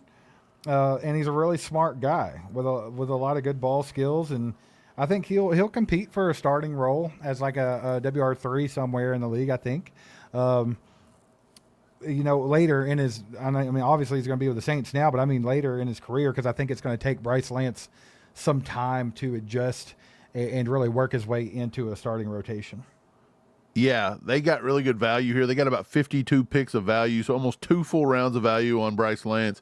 He was my number 84 player on my big board. Of course, we all know it's Trey Lance's brother. He's just a good athlete. He builds up to that nice vertical speed. He's only had a 3.8% drop rate throughout college, and he's got a 62% contested catch rate. Big-time red zone threat, over 16 touchdowns in the red zones over the past 2 seasons. 73% of his receptions were for first downs. He is a chain mover. But, I mean, like you said, he don't have a lot of suddenness there. He didn't play in an offense that required a lot of diverse route running, so he's basically just a seam guy. But again, dude, all the intangibles at 6'3", 204, he could have been MVS for us. He absolutely could have. And at pick 84, he was probably a better selection than Jaden Canaday. I'm sorry. Like, he was probably a better pick at the 70 mark. Yeah, I would agree with that. Also, he's got the pedigree. Brother Trey Lance, NFL quarterback. The family... they're athletic. I mean, yeah, he would have been better. He would have been a 10-spot reach for us. That was better than probably a 30 to 40 spot reach. Yeah, I mean, I'm just saying. Can I pet that dog with a 2-bomb? Can I pet that dog? Can I Pitt's pet that coming dog? after the draft, maybe. Well, that's the thing. I think I'm going to go ahead and go to the next one here, the 10-bomb from Virgil, because these will kind of go together on the answers. But Virgil says, hey, guys, I understand the offense is needed, but in terms of solidifying the defense, do you think that these picks will help greatly? The answer to that is yes. Those top 3 picks there, that is going to help our defense tremendously. Yeah. What do you guys think in terms of offensive players the Chiefs need? So back to the 2-bomb from Can I Pet That Dog, Pitt's coming after the draft maybe. I think it's a playmakers in general. It's playmakers in general. You look at the offense and you look at how stagnant they've been. A tight end is a good example. So Pitt after the draft, potentially, but you got to pay the man, and he's going to want a lot of money. The thing about it is, look at we're depending on Travis Kelce again as 37 years old. Yeah, out here to be a number 1 receiver in the league. Chances of that are slim. We're not doing anything to replace him. You had a couple guys in this draft with Kenyon Sadiq and Eli Stowers that are insane generational athletes that you maybe could have got to get behind him and prepare for the future. I feel like this draft here, it is preparing for the future in a way, because you're really stacking your defense up. But when you look at the offense, man, we've got Rashee Rice getting ready to come up on a contract. You got Xavier Worthy getting ready to come up on a contract in a couple of years. Jalen Royals never saw the football field much at all last year. So that receiving core, we got Tyquan Thornton back, but we saw what happened last year. He was good, and they just went away from him. We have nobody in the receiver room that I feel good, warm, and fuzzy about for the future of the Chiefs. You have nobody in the tight end room to be a successor to Travis Kelce. Love Noah Gray, but I don't think he's that guy. Jared Wiley was a waste of a draft pick. Had barely been on the football field. You have no idea what you have with the UDFA Jake Brenningstool. So it's just offensive weapons in general. They need offensive weapons, and they need a right tackle. I'm very surprised that they just floated right by all the tackles and didn't consider that we don't really have a good, solid right tackle. But that's kind of where I'm at with it, man. Would you agree with that, Mike? Yeah, 100%. I think you got 3 really good stars that are going to pay off. I don't understand why we've I don't understand why we've not really looked at linebacker. I think that's got to be a thing, too, that's going on the radar. Because right now we've got Nick Bolton, Drew Tranquil's your Kyle starters. Lewis on the board, too. What is it? Kyle Lewis is still out there. Yeah, and we need a strong side guy because that's what Leo was. We drafted Jeffrey Bossa. He's a weak side dude. We thought he was going to be a Drew Tranquil replacement, and Tranquil redid his contract and stayed. So right now we're starting on the strong side. Your pick of the litter is Jack Cochran, Cole Christensen, and Cam Arnold. Which one do you want to go with? I don't know if I want any of them, honestly. Yeah, true. There's some maybe Brandon George. He could maybe do it, but we don't know. We don't know Brandon George. Again, at right tackle, you've got Jalen Moore, Esapole, and Wanye Morris. That might be your guys at right tackle. I don't know. And at wide receiver, I mean, come on. It's Rashee Rice, who, again, he's battled injuries and suspensions. You can't really be too sure about him. Worthy's constantly getting injured. You got Tyquan Thornton and Jalen Royals, who's never seen the field. Yeah, I don't know, man. The 2-bomb from Greg saying the same thing. Maybe some more offense after the draft. And it looks like that the Dallas Cowboys have selected L.T. Sloverton from Alabama, edge from Alabama. L.T. was I'm glad they took him off the board for Brett Veach. This is a guy that a lot of people thought fit the mold of Steve Spagnuolo. Greg, appreciate your 2-bomb, by the way, brother. Thanks so much for the support. And maybe some more offenses coming after the draft, maybe. L.T. Overton, this was a guy that I immediately slid way down to the bottom of my edge rushers because I didn't want anything to do with him. He's so slow. That's why I call him Sloverton. But just slow. But he does have impressive power, and he's just kind of got that rugged demeanor. So, I mean, he will get in there and be a dog for you. He's got long arms. He can anchor well. He can secure his gap. He's rarely gains any early positional advantages, and he's not going to be a gap shooter because look at the scores. I think I can run as fast as LT Sloverton, and I'm 41 years old and fat. He lacks any range in pursuit. He's not going to threaten tackles really at all on the corners coming off the edge. His play strength is good. He creates good leverage. But his power is not going to translate to a lot of production for me, not in the league. I don't think so. I think adding mass to him and moving him inside as a 3-tech is probably going to be in his best interest, in my opinion. Absolutely. Not good. Not good. And I ain't trying to dog on the guy. He's a solid football player. Me but either. He doesn't fit the mold of an edge rusher. They need to get him inside. At least Dallas stayed true to a big board because he was picked 137 and we had LT Overton ranked 135. So they got 2 spots of value. Good job. Right on the money with LT Overton and the Dallas Cowboys. Love it. Gotta love it. Yeah. Pop still says he can't post. Literally, Pops, if you're watching right now, just put something in the chat. We've done seen you talking. Yeah, we've seen you 3 times, Pops. He said it won't let him super chat or anything. Well, that sounds like a YouTube problem, and that's probably like spot on with how YouTube treats us because we don't have 4 editors. But I'll say this: we do see you. Did your bank card expire? Like, what have you done? Yeah, well, I don't see him now. Maybe he deleted him. Hey, I think Chiefer got him. He said, "Pops, get out of here. Go to the pit." I'll look. I'll go look and see if you're in the pit. I just don't think power you off, are. power on. That'll fix the problem. Okay.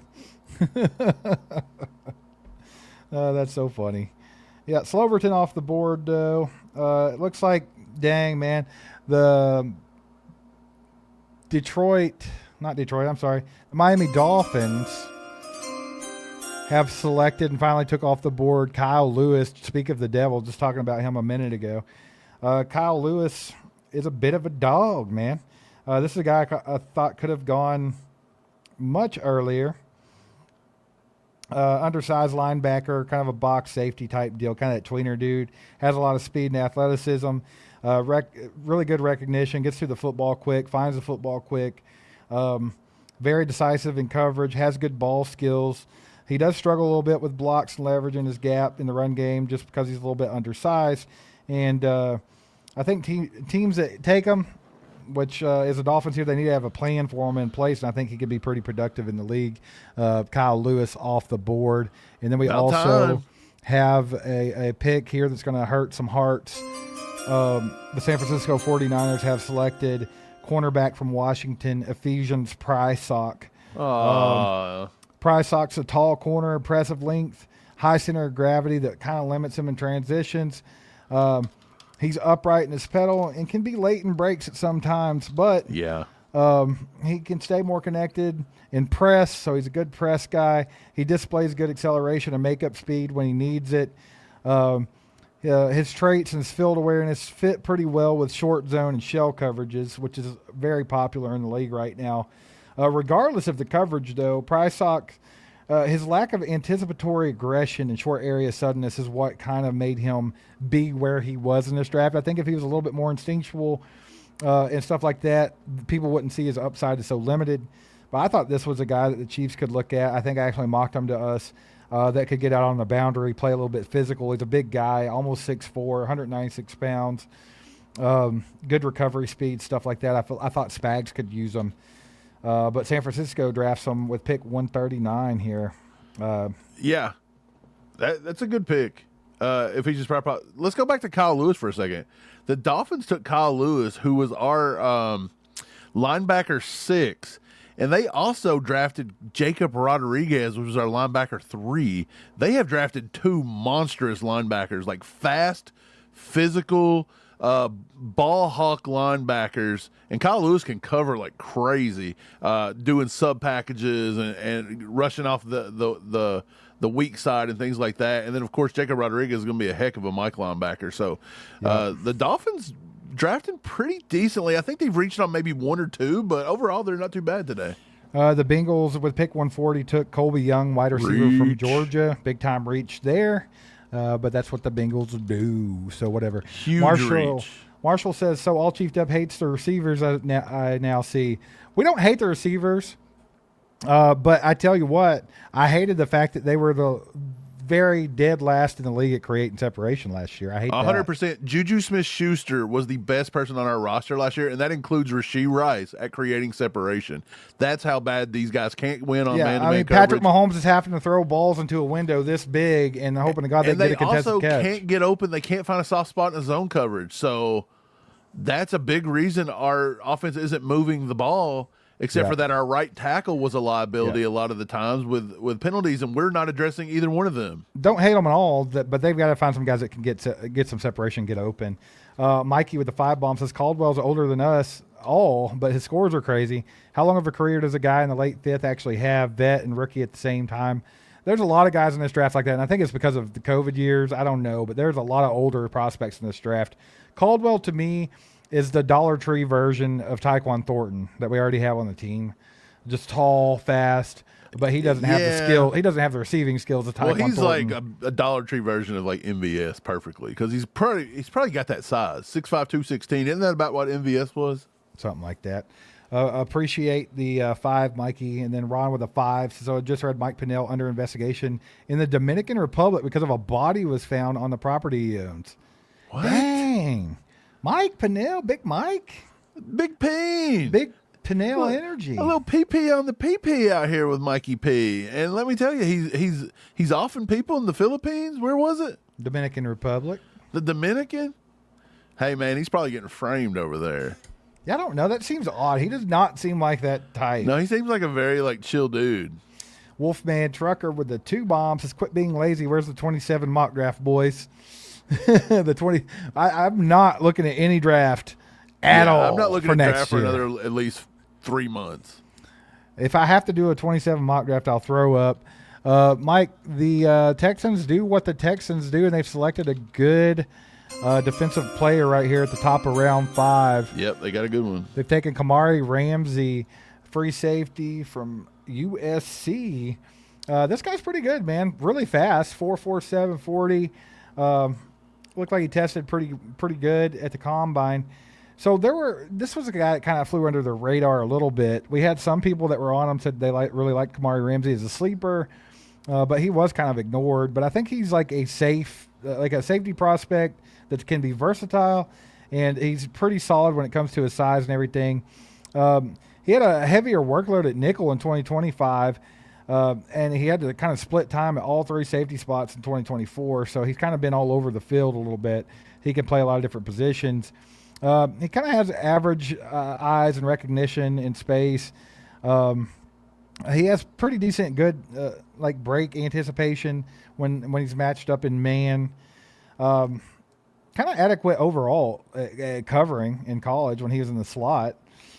He doesn't really have the short area burst or anything like that, or the athleticism that I think that he'll be able to do that in the pros, though. So I think that's what really hurt him in this draft. But I think it's just going to take, like, his draft stock took a hit overall, I think, more because of his durability concerns. He had some injuries. He missed a lot of games in 2025. But yeah, a solid pick, though, at this juncture. I mean, where did you have him on the big board, Mike? Let me look. Kamari Ramsey. He was a top 100, I think, for me, maybe, or he was right near it. So they got him at 141. He was 110. So they got him at about a full round of value. I thought he should have went like early fourth. Yep. Early fourth, maybe. The Titans have selected with pick 142 Fernando Carmona, guard from Arkansas. Carmona's pretty good, really. Combative lineman, brings a lot of energy to the locker room and to the field.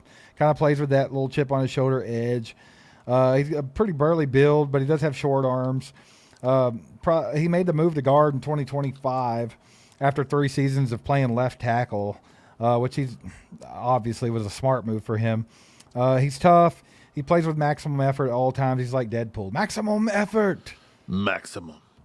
But yeah, he can win some alley fights, I think. He's one of those type of guys. He's a scrapper. But I like Fernando Carmona. I thought that was a pretty good pick for the Titans there. I don't know where he was at on the big board, but getting him at 142 I don't think is bad. At this point, you're kind of throwing darts anyway. Yeah, let me go search the big board. I found an easier way to do it. I just go to the Control F and hit the search, and we're good to go. So Carmona was at 100, and where'd he go? It jumped on me. 147 on the big board. So they got him at 142. So almost spot on. Not bad. Pops got it fixed, baby, with the 50 bomb. Let's go. I told you that card was expired, wasn't it, Pops? Are we going to draft an offensive player or just players that are offensive? I like that, old man. I like the play on words there. You got me tripped up. But, yeah, I don't know. They just gave up on the offense completely. I would be surprised if they don't come out here in round 5 and take 2 defensive players. Oh, yeah, for sure. At this point, I don't know what it matters because there's not that many offensive players left. There's none that move the needle. None that move that little needle. No, there's none that's moving the needle. Definitely for not sure. getting you horned up.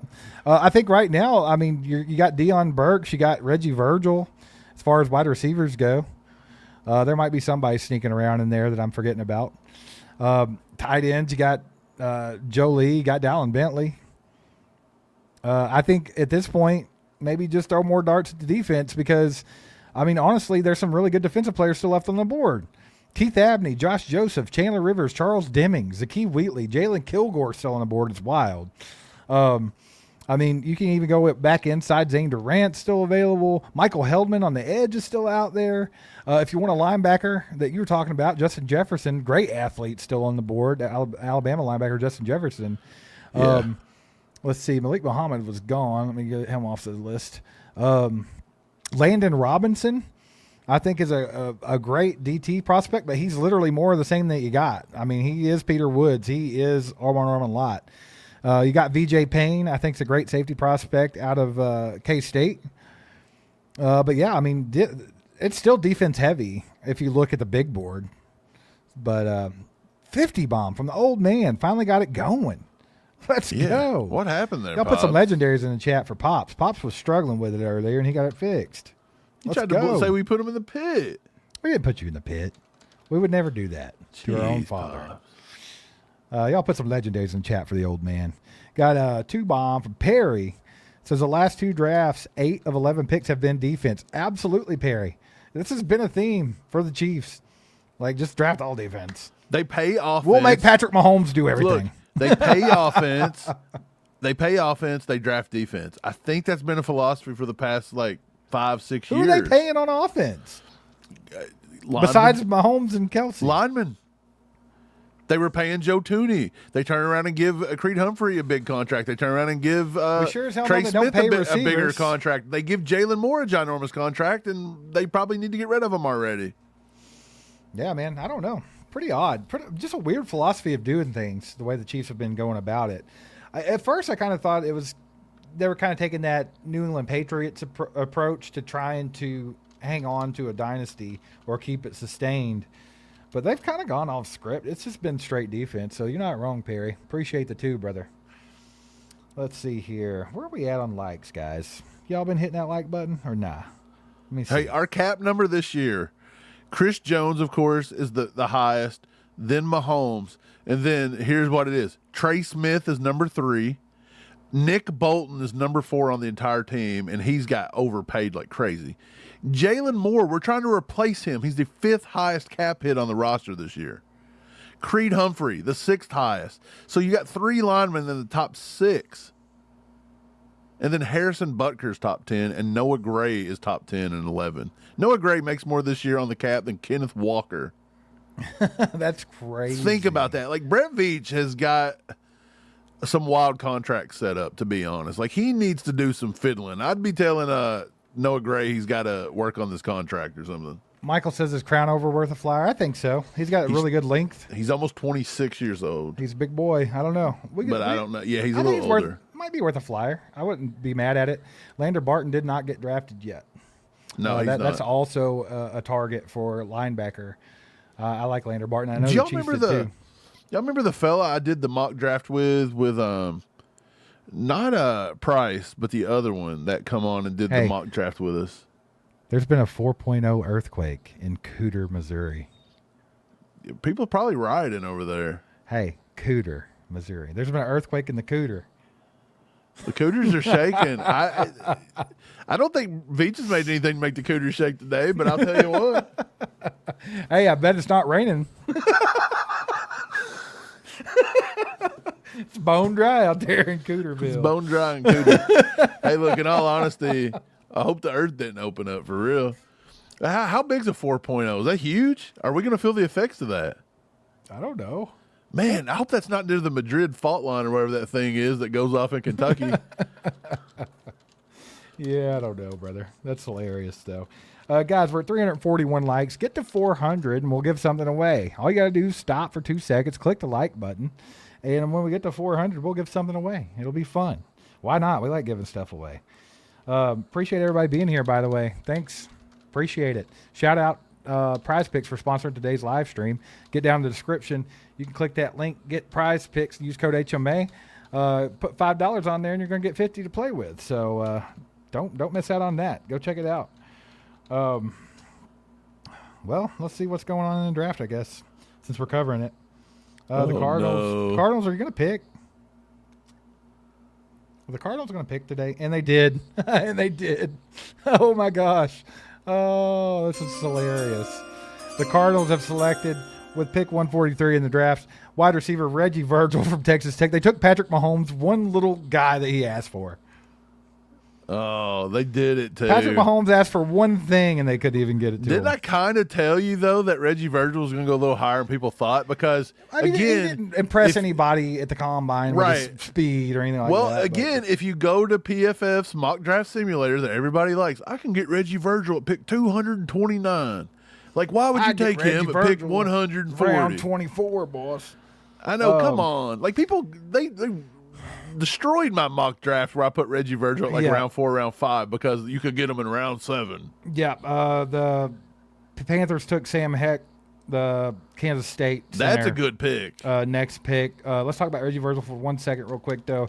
Tall, competitive wideout who proved he could jump from the MAC to the Big 12 and remain productive. Virgil saw starting reps in just 2 seasons, but he plays like a more experienced wideout. He's light on his feet to elude press. He can run challenging routes underneath, but he could use some more attention to detail on simpler routes. He has strong hands, good body control to win when contested. He's not special in any one area, but he is solid in almost all areas. Virgil could compete for a role as wide receiver 3 or 4 with some special teams value. That's by Lance Zierlein, NFL analyst, and he kind of hit the nail on the head there. That's exactly how I see Reggie Virgil. Like, he's not going to impress you with his athleticism. He's not running 22 miles an hour, but he does everything well. Right. So I think it would have been a solid little pickup for the Chiefs. Patrick Mahomes liked him, but the Cardinals snake him at pick 143. Mike, you want to talk about Sam Hecht a little bit, the center from K-State? Just got drafted by the Panthers. He's 23 years old. He was a 0-star recruit coming out of high school, but I think he's a fluid athlete. He's got really good footwork. He's good in the zone, as a zone blocker. I think he's really good. I think he's just like a gritty kid. He comes from K-State. I mean, that's what they do. They put out like gritty offensive linemen. He's a little small. He's sub 300 pounds. But he did well. His playing weight was sub 300, but I think he actually come in at 303. So he's trying to beef up a little bit. I actually had Sam Hecht as my number 3 offensive center.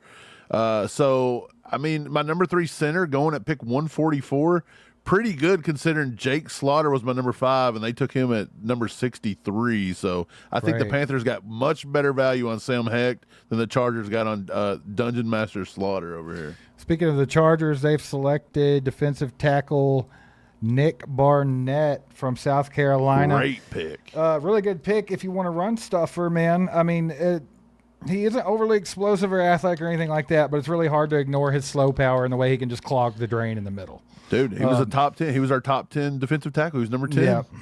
He lacks that first step quickness and that suddenness and stuff that you would see from like an inside guy that's going to get a lot of pressure on a quarterback, but that's not his game, man.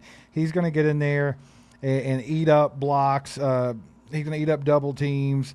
I don't know, man. I think that like his production's not going to pop as far as statistics go, but I guarantee you he's going to help stuff a run. I think it's a good pick for them. He's going to be like a rotational nose tackle, basically, and just get in there to get some congestion in there. But I think it's a pretty solid pick for the Chargers there at pick 145. Yeah, it's a good pick. We had him rated can't find him. Nick Barrett. He was number 103 on our big board, and they got him at 145. So they got 42 picks of value, about a round and a half. Pretty probably, good. Yeah, he probably should have went mid-4th rounder at the latest, in my opinion. So, Eichhoff says, let's get Heidenreich. At this point, yes, please. Put him with O'Shea and let him work and be our little Julian Edelman, Danny Woodhead. Come on, let's do it. I'm for it at this point. Let's go. Cooter Mo is on the New Madrid fault line, by the way. Pop says so. We're on 24 picks away. Yeah, it is. I just looked that up. It's right on it. That's Latin crazy. Assassin says, you're telling me Patrick Mahomes is going to be running for his life again, but this time off a bad knee? Nice. So I think what they're trying to do to alleviate that is to have a run game. That's why they went and got Kenneth Walker III. The one ball I think they dropped, if they really wanted to lean into that heavily, was they should have got a right tackle early in this draft. I think there was a couple guys, particularly I think Blake Miller would have been able to go straight to that right tackle position to start, and we would have had one of the best offensive lines in football at that point. But they completely, I mean, it's still a big question mark over there. You got Jalen Moore, you got Asa Pole, Wanye Morris, nobody that I'm feeling warm and fuzzy about being on that right side. So I'm not a huge fan of that. But we'll see. We'll see what they got in mind. Mike, the Browns have selected pick 146 center Parker Brailsford from Alabama. Brailsford shown some notable grit and consistency, but he can be out-leveraged and shoved around at the point of attack. His mobility gives him a distinct advantage on the move, though. Lack of functional mass could lead to his pass protection being exposed by NFL power and rush talent. Brailsford's tenacity and execution give him a chance, but he's one position prospect with zone scheme dependence. He might need to earn a starting job to stick around in the league. Yeah, he was our Sam Heck just went. Connor Lew went right before him in round 4, and so he was the next center up on our board. He was center 6, and the Browns took him. I guess we're going to have a run on centers. Here we go. Hey, yeah. Everybody's trying to find themselves a Creed Humphrey. Yeah. Not going to find that now. Let's see. Brailsford was our pick. This is a good one. Brailsford was our number 145, and the Browns took him at 146. Guys, Look at that. it's time to get horned up a little bit. We got 2 picks coming up. Do us a favor. Share the stream out. Share the stream out to others. Get your peoples in here. Let's have some Chiefs talk. We got 2 picks coming up here. Brett Veach has got some redeeming himself to do, which is still a few minutes away from those picks, but it's starting to move along a little bit better now. It's starting to make these picks a little bit faster. The Commanders' pick is in, and the Seahawks are on the clock, so we'll see what the Commanders decided to do. But, yeah, once again, we're giving away something at every 200 likes. It's been a while since we had to give anything away.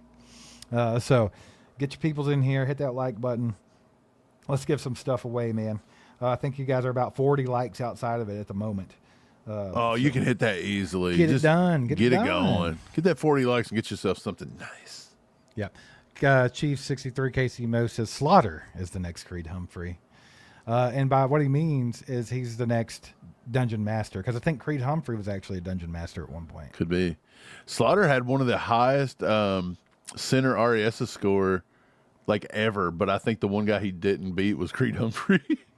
Doug, it feels like it's taken forever, brother. Good to see you. Yeah, it has been a wild, long draft. They're just taking forever to get these picks in. There's been a trade, according to James in the chat, said the Raiders have traded pass rusher Tyree Wilson to the Saints.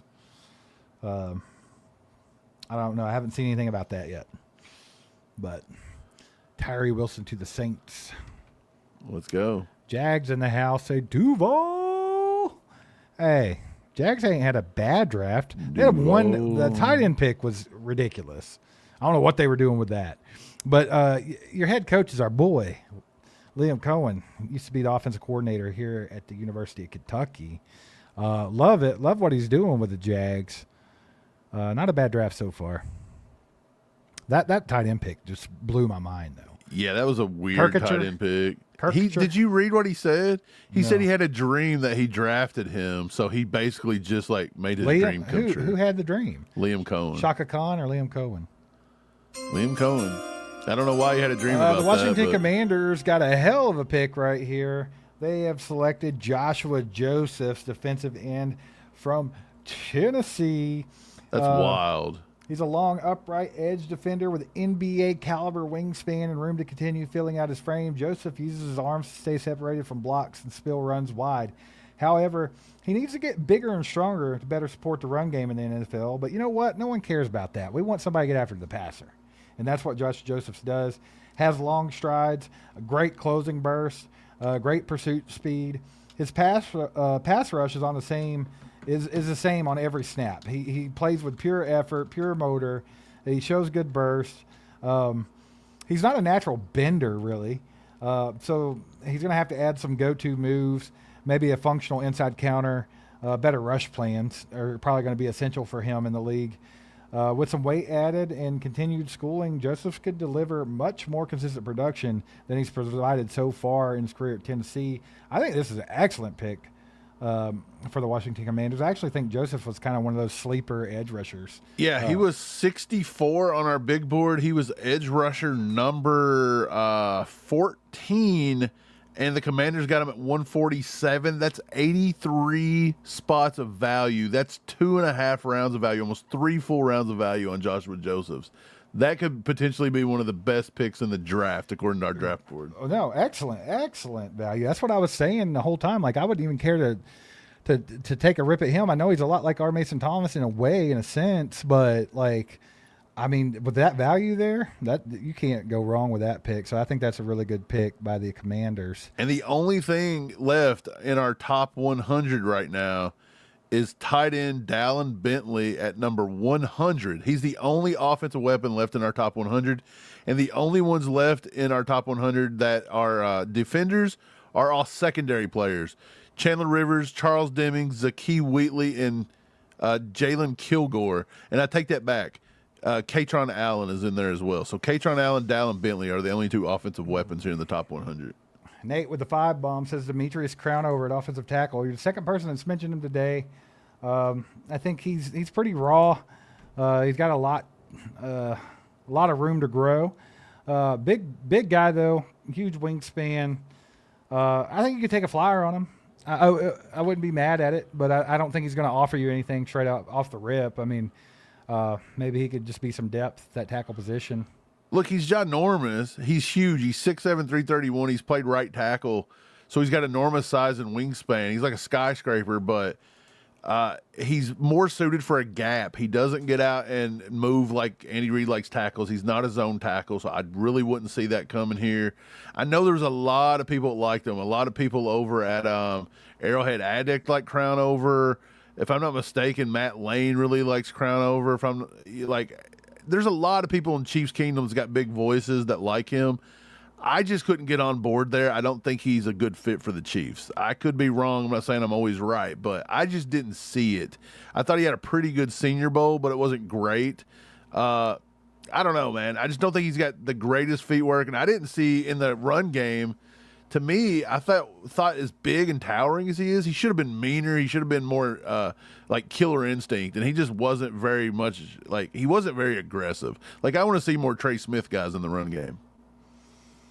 Yeah, for sure. That's the kind of guys that you want, and I think that's why I latched onto Blake Miller at the end of the first round, because he's kind of got that guy that plays with that edge, you know, nasty finisher, stuff like that. I could see that. Yeah, Blake Miller has got that nastiness to him for sure. I'm hungry. I'm going to need something here soon. I'm going to have somebody bring me a McChicken. Bring me a McChicken to the stream, please. Someone McChicken me, please, sir.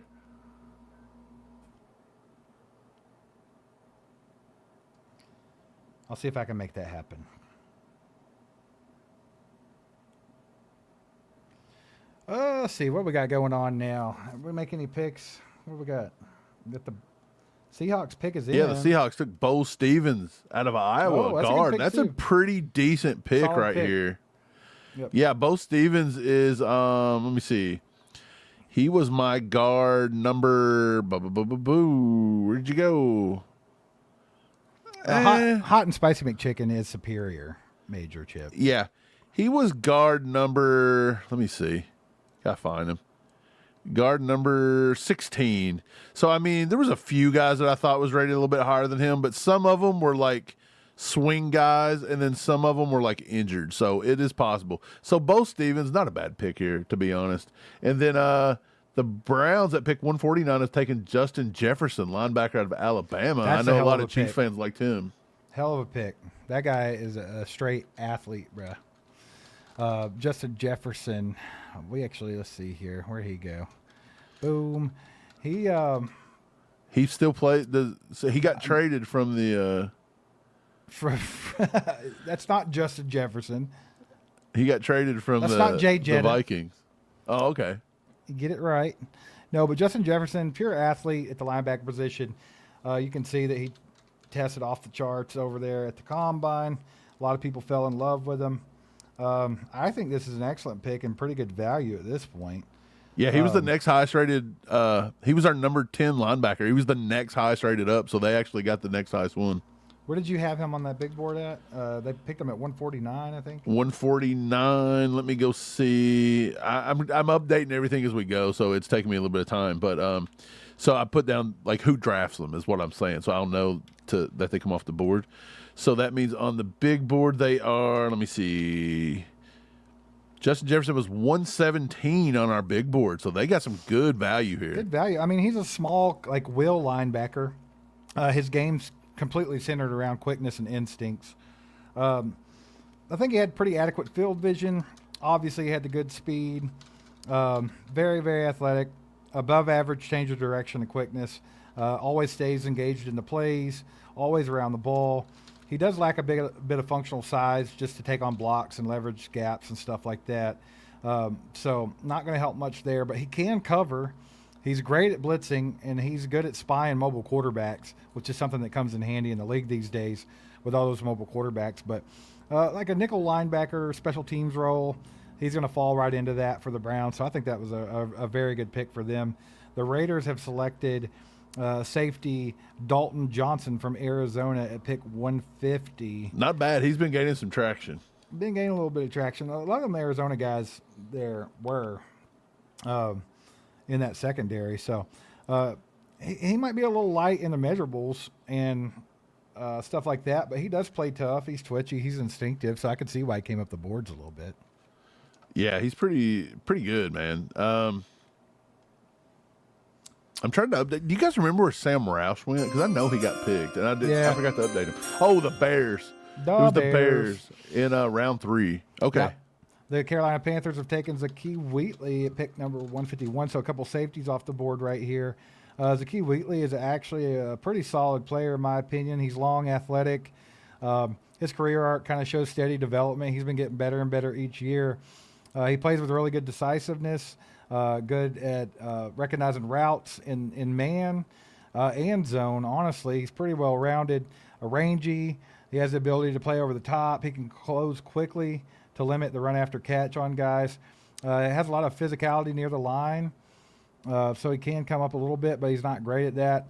His tackle radius is pretty wide, though. Probably needs a little bit cleaner pursuit and stuff like that. But, I mean, maybe if he could get his play strength up a little bit, he wouldn't miss as many tackles. That's kind of the only knocks I had on him on tape. But I think he should have been a day 2 pick. I thought he had potential to be a day 2 pick because I think he can develop into a solid starter. So I think this was a killer pick for the Carolina Panthers. Yeah, Zakee Wheatley should have went a little bit higher than this. I don't know what the drop was. Zakee Wheatley, Jalen Kilgore too, though. You know, it was like right. Wheatley was our safety number 7, so that should have been. Oh, that's crazy. You guys are not gonna like this one. I'm sorry. I have to be the bearer of bad news for you. The Denver Broncos have selected tight end Justin Jolie. That sucks. At pick 152. Jolie, to me, here, I'll tell you how I saw Justin Jolie. He was a savvy route runner. He looked exciting because, I mean, he can get open, but he's not a great athlete. He's really not. He's undersized. He was better last year. He didn't test well. He's not fast, nothing like that. But, I mean, he's basically, though, he's still just an undersized pass catcher. He has a good ability to, like, expand the route tree a bit, challenge man coverage and stuff like that. He still needs a little bit of polish in that route running, though. He's got decent footwork, and he's got some athletic traits, but they just didn't really show. I don't know, man. I know a lot of Chiefs fans kind of were high on Jolie, and we've seen even people in the chat saying the Chiefs should try to nab him up. I mean, he has a good effort as a blocker. He needs to improve in the blocking. But I mean, he's an undersized. Look, he's a pass catcher. You can't go and watch this last year. He does look slower this last year. You've got to go back to 2024 and watch some film before he put on a little bit of weight. So he looked a lot more explosive. This year, he just kind of did look like he was in quicksand a little bit. But there's a few guys look like that. Tanner Koziol looks like that, too, and people like him out of Houston. So I think he had enough wiggle. He shows he knows how to get open. He did that at the Senior Bowl. I think it was a good pick. Honestly, at 152. You're going to find out because you're going to see him a couple times a year. Yeah, at 152, we had him rated. We had Jolie as our number 102 player in the draft. So they literally got 50 spots of value. Yeah, decent pick. Decent pick for the Denver Broncos. You hate to see it. Green Bay Packers have selected center Jagger Burton from the University of Kentucky. Yeah, buddy. That's a good pick. Yeah, very good pick.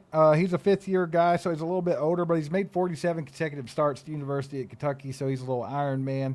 He's absolutely built to play center, but he could swing out to guard if you really, really needed him to.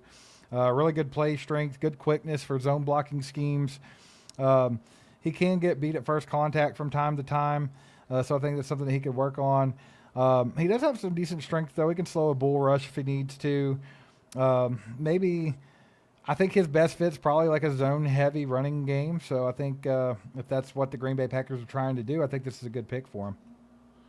Yeah, I like Jaeger Burton. I don't know if he'd pronounce it Jaeger or Jagger. I'm not for sure. I don't know. I didn't want to say Jaeger. Let me see if I put that in the notes because I don't want to disrespect him. It's funny No. because I bet it's Jagger. I bet it's Jagger. I think it's Jagger too, but I mean, it's funny because we watch a lot of the Kentucky football games, but no one announces And you know what's funny? offensive lineman names. I don't even know what his first name is. He's a 4-star recruit out of Frederick Douglass High School in Lexington. I used to pass that high school every day. Yep. When I used to work up there in Lexington. So yeah, he's pretty good. He used to play lacrosse too. So he's a very good athlete. I like him. I think he should have probably went early. He was my next center on the board. Like, we're pretty much nailing center after center because Brailsford went, then Burton went. Apparently we're the center whisperers today. Yeah, that's what it is. Guys, we're at 372 likes. If you get it to 400, we're going to give something away. So if you haven't hit the like button, go ahead and do that. We're getting closer to the Chiefs pick here.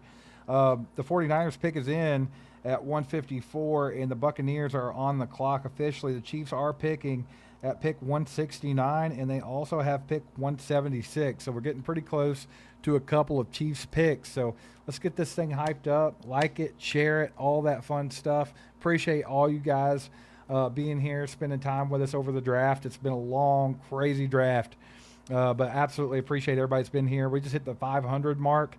Love to see that get pushed up into the 600-700 range. That would be awesome. So if you guys got anybody that you know that needs some draft coverage in their life, go ahead and share that out with them. And like I said, we'll give something away at the 400th like. And, yeah, man, let's see what the 49ers have done. I feel like better value picks are coming off the board now. Like, all of a sudden everybody woke up. So I wouldn't be surprised to see like a Keith Abney, Jalen Kilgore, Chandler Rivers, Charles Demings. I wouldn't be surprised to see a run on secondary coming up here because there's some really good ones, as the San Francisco 49ers have selected linebacker Jaden Duggar. That's a Chiefs guy. The Chiefs have met with him a few times. Yep, he's a rangy former safety. He's that kind of tweener type guy, off-ball linebacker. He kind of has a stretched out frame, exceptional length. He does have some room to add some muscle, though. I think he could beef up a little bit. He's kind of inconsistent when it comes to diagnosing blocking schemes and play designs and stuff like that. Needs significant work with block take-ons inside the box, stuff like that. But he has speed, and with that speed, he can run down wide receivers, backs, whatever he needs to do. And like I said, he's got the length. His production and his traits were pretty intriguing, and I think that's why the Chiefs were kind of on Jaden Duggar a bit. Oh, my gosh, what a pick that just come up from the Buccaneers, son. The Bucks are having a draft, huh? They really are. But, yeah, I think that Jaden Duggar is a solid pick for the 49ers.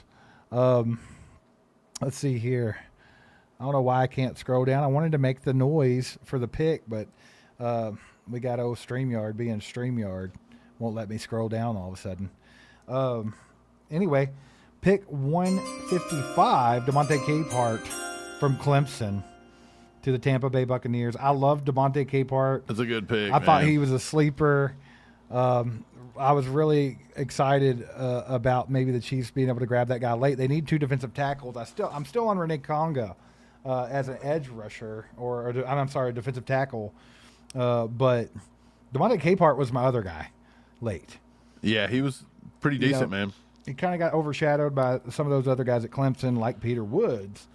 And he only started, 12 games because, I mean, he just didn't have he doesn't have the experience that these other guys had. And I think that's what hurt him, is what I'm trying to spit out here. But he's a big, impactful player against the run. I think he can give you some pressure on the quarterback if you need it.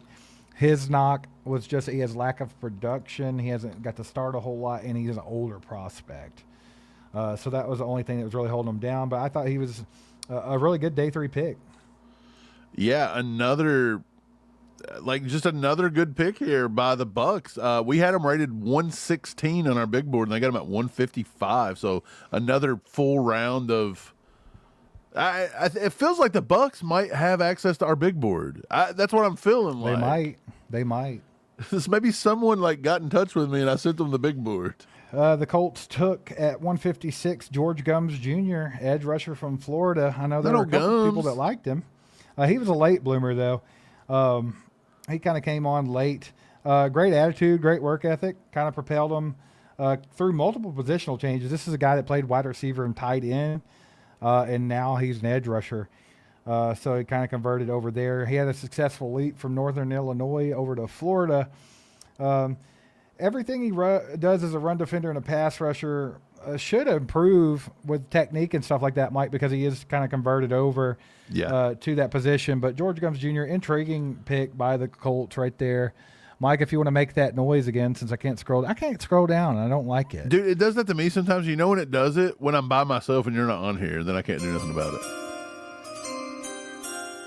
Keith Abney finally came off the board, guys, to the Detroit Lions. Dude, he's going to be a hell of a player for the Lions. Excellent value here. He's a feisty boundary corner.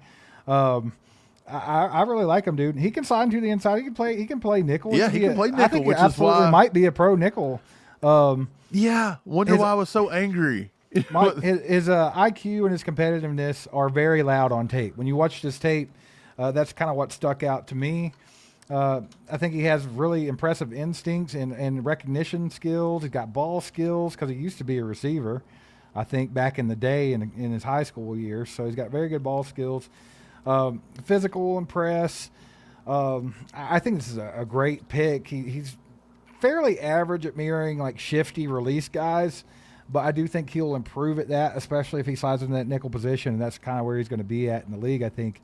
But I think he's going to be a nice little physical press presence for somebody, and I think, somebody would be in the Detroit Lions because they took him here at pick 157. He was our player number 52. He went 157. They just got 105 picks of value. That equals out to 3.5 rounds of value. Insane. We said Keith Abney should have been picked in the mid to late second round, the latest.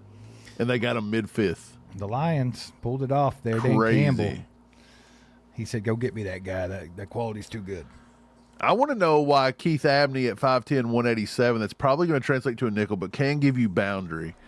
Why he was so far down rated, again, from like Jaden Canday. And again, I'm not saying Canday's bad. Kennedy, however you pronounce it. I would have took Abney, but Abney 100 times out of 100. So much more sense in a way. Yeah, I agree. No doubt about that. I would have never even considered taking Kennedy over Abney, but that's just us, That's us. Not saying Kennedy's bad, just still kind of a head scratcher. That's all. It's a little bit. A little bit of a head scratcher. Guys, did we get there yet? Can we give something away yet? I want to give something away. We need 16 more likes. Y'all hit that like button. Let's give something away. We got to break the monotony that is the 5th round of this draft. Yeah, because it is going slow. But we have the Chiefs coming up at pick 169. No, we're getting there slowly but surely. We're at 158 now. The Dolphins have their pick in, and the Vikings are on the clock at pick 159. So we're about 10 picks outside of the Chiefs, getting a couple picks in a row there, sort of. You got 169. They also have 176. So we'll see what they decide to do with it. Is it Canada? Is it Canada or Canady? No, there's no A before the Y. Well, Major Chip says Canada. Canada. Well, there's no. It's. Am I crazy? It's spelled Canady. That's Canady, right? It's totally Canady. Doug says seems like every other team has 1,000 picks, but not the Chiefs. Right? We did. We had like what, 9 or 10? Yeah. Traded them all. First move of the draft, traded them all. Come on, Chiefs fans, let's get horned up, baby. We got 2 picks coming up. The Miami Dolphins selected safety Michael Taffy at pick 158, a 5th-year senior. He only played in, he played in 53 games with 36 starts, college.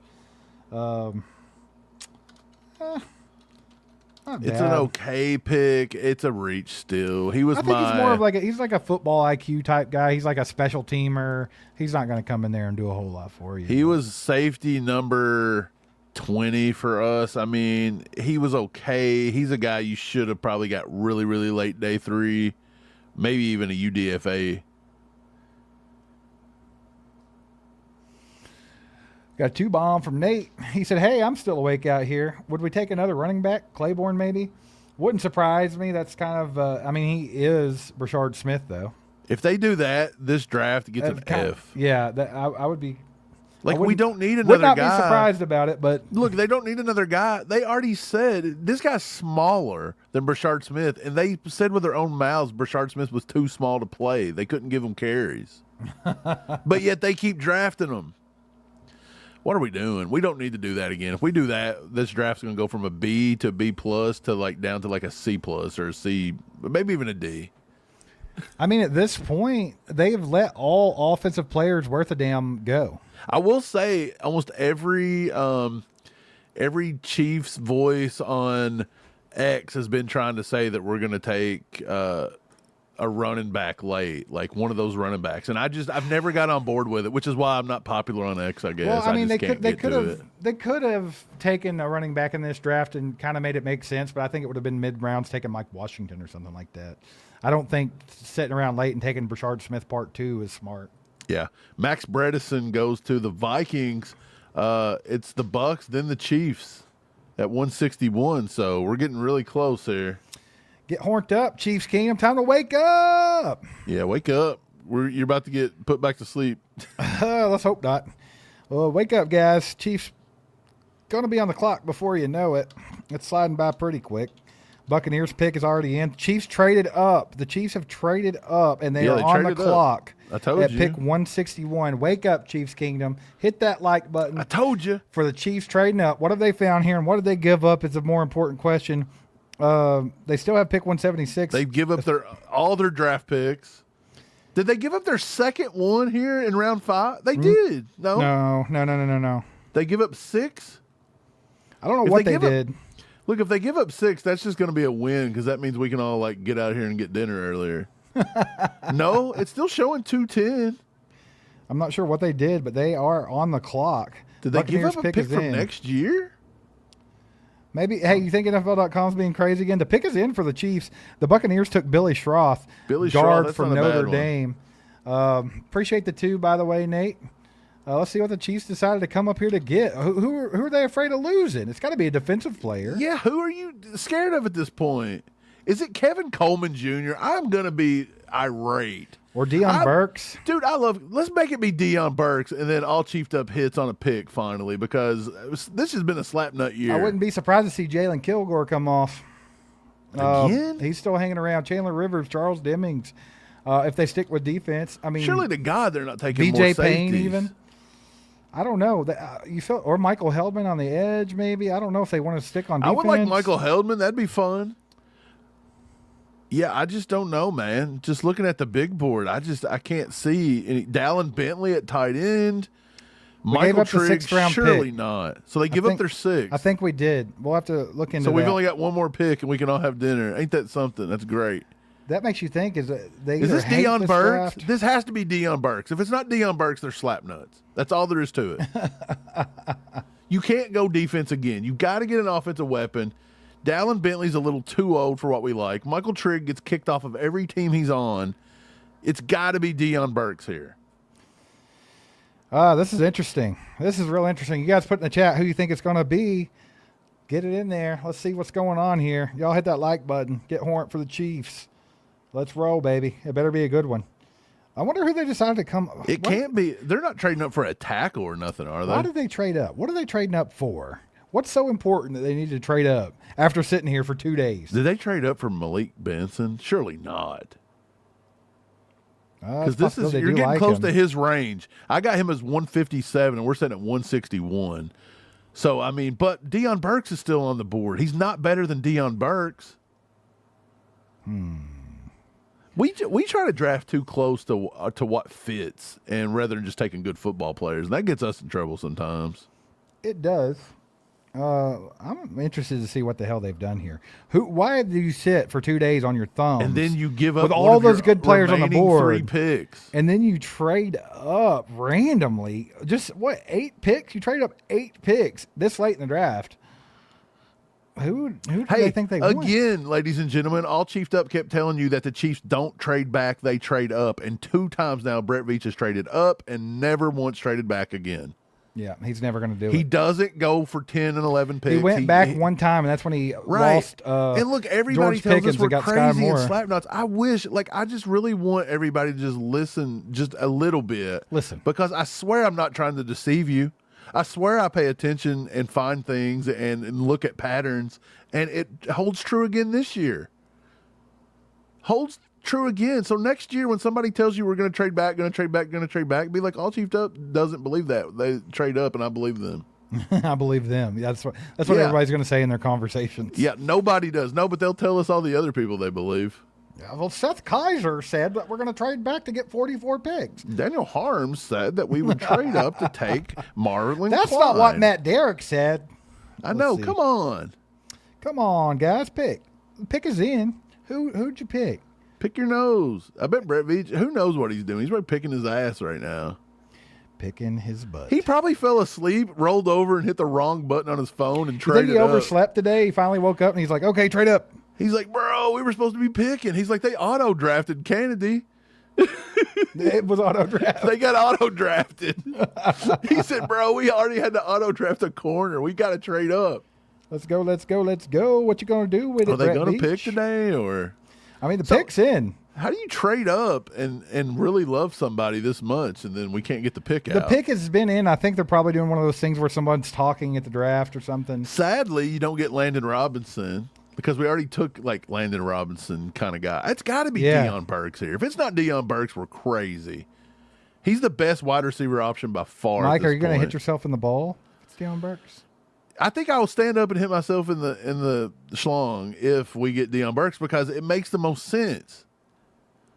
Well, your slong's probably safe, dude. It's probably safe. They're probably going to take like Jeff I Caldwell. mean, any or player's something. worth coming up right here for our defensive players, which is weird. Yeah, there's really not a lot. But Deion Burks is slipping, so this would be the best. Deion Burks' comp for me is Marvin Mims Jr. Oh, Marvin, man. So he's still small. He's 185 to 190, but he's strong. But I'm telling you, if you don't think Xavier Worthy is a long-term guy and you don't think he can stay on the field, Deion Burks makes tons of sense. Yeah, a lot of people are saying Emmett Johnson. Did they come over and take a running back? That would be wild and weird if that happened because I don't get it. But would we be- do need somebody to spell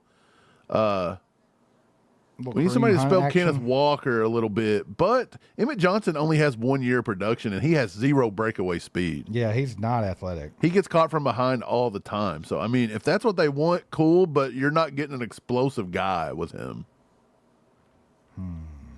I would also find it weird you would trade an extra pick. So now you paid the top running back in the market and then you trade off assets to go get another one?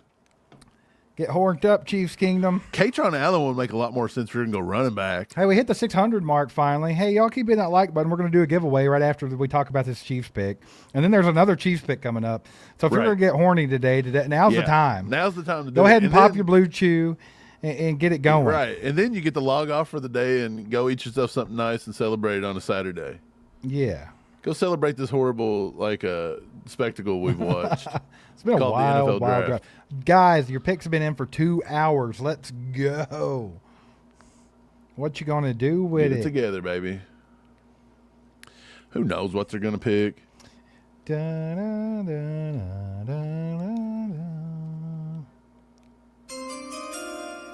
Yep, Emmett Johnson. Emmett Johnson it is, running back Look, I don't from hate Emmett Johnson. Nebraska. I don't hate Emmett Johnson at all. I really like Emmett Johnson. I was one of the first ones to be kind of big on him. He's my running back 6. He's 5'10", 202. He's a one-cut kind of guy. Yep. I actually comped him to a mix between like Kyron Williams. He kind of reminds me of something like that.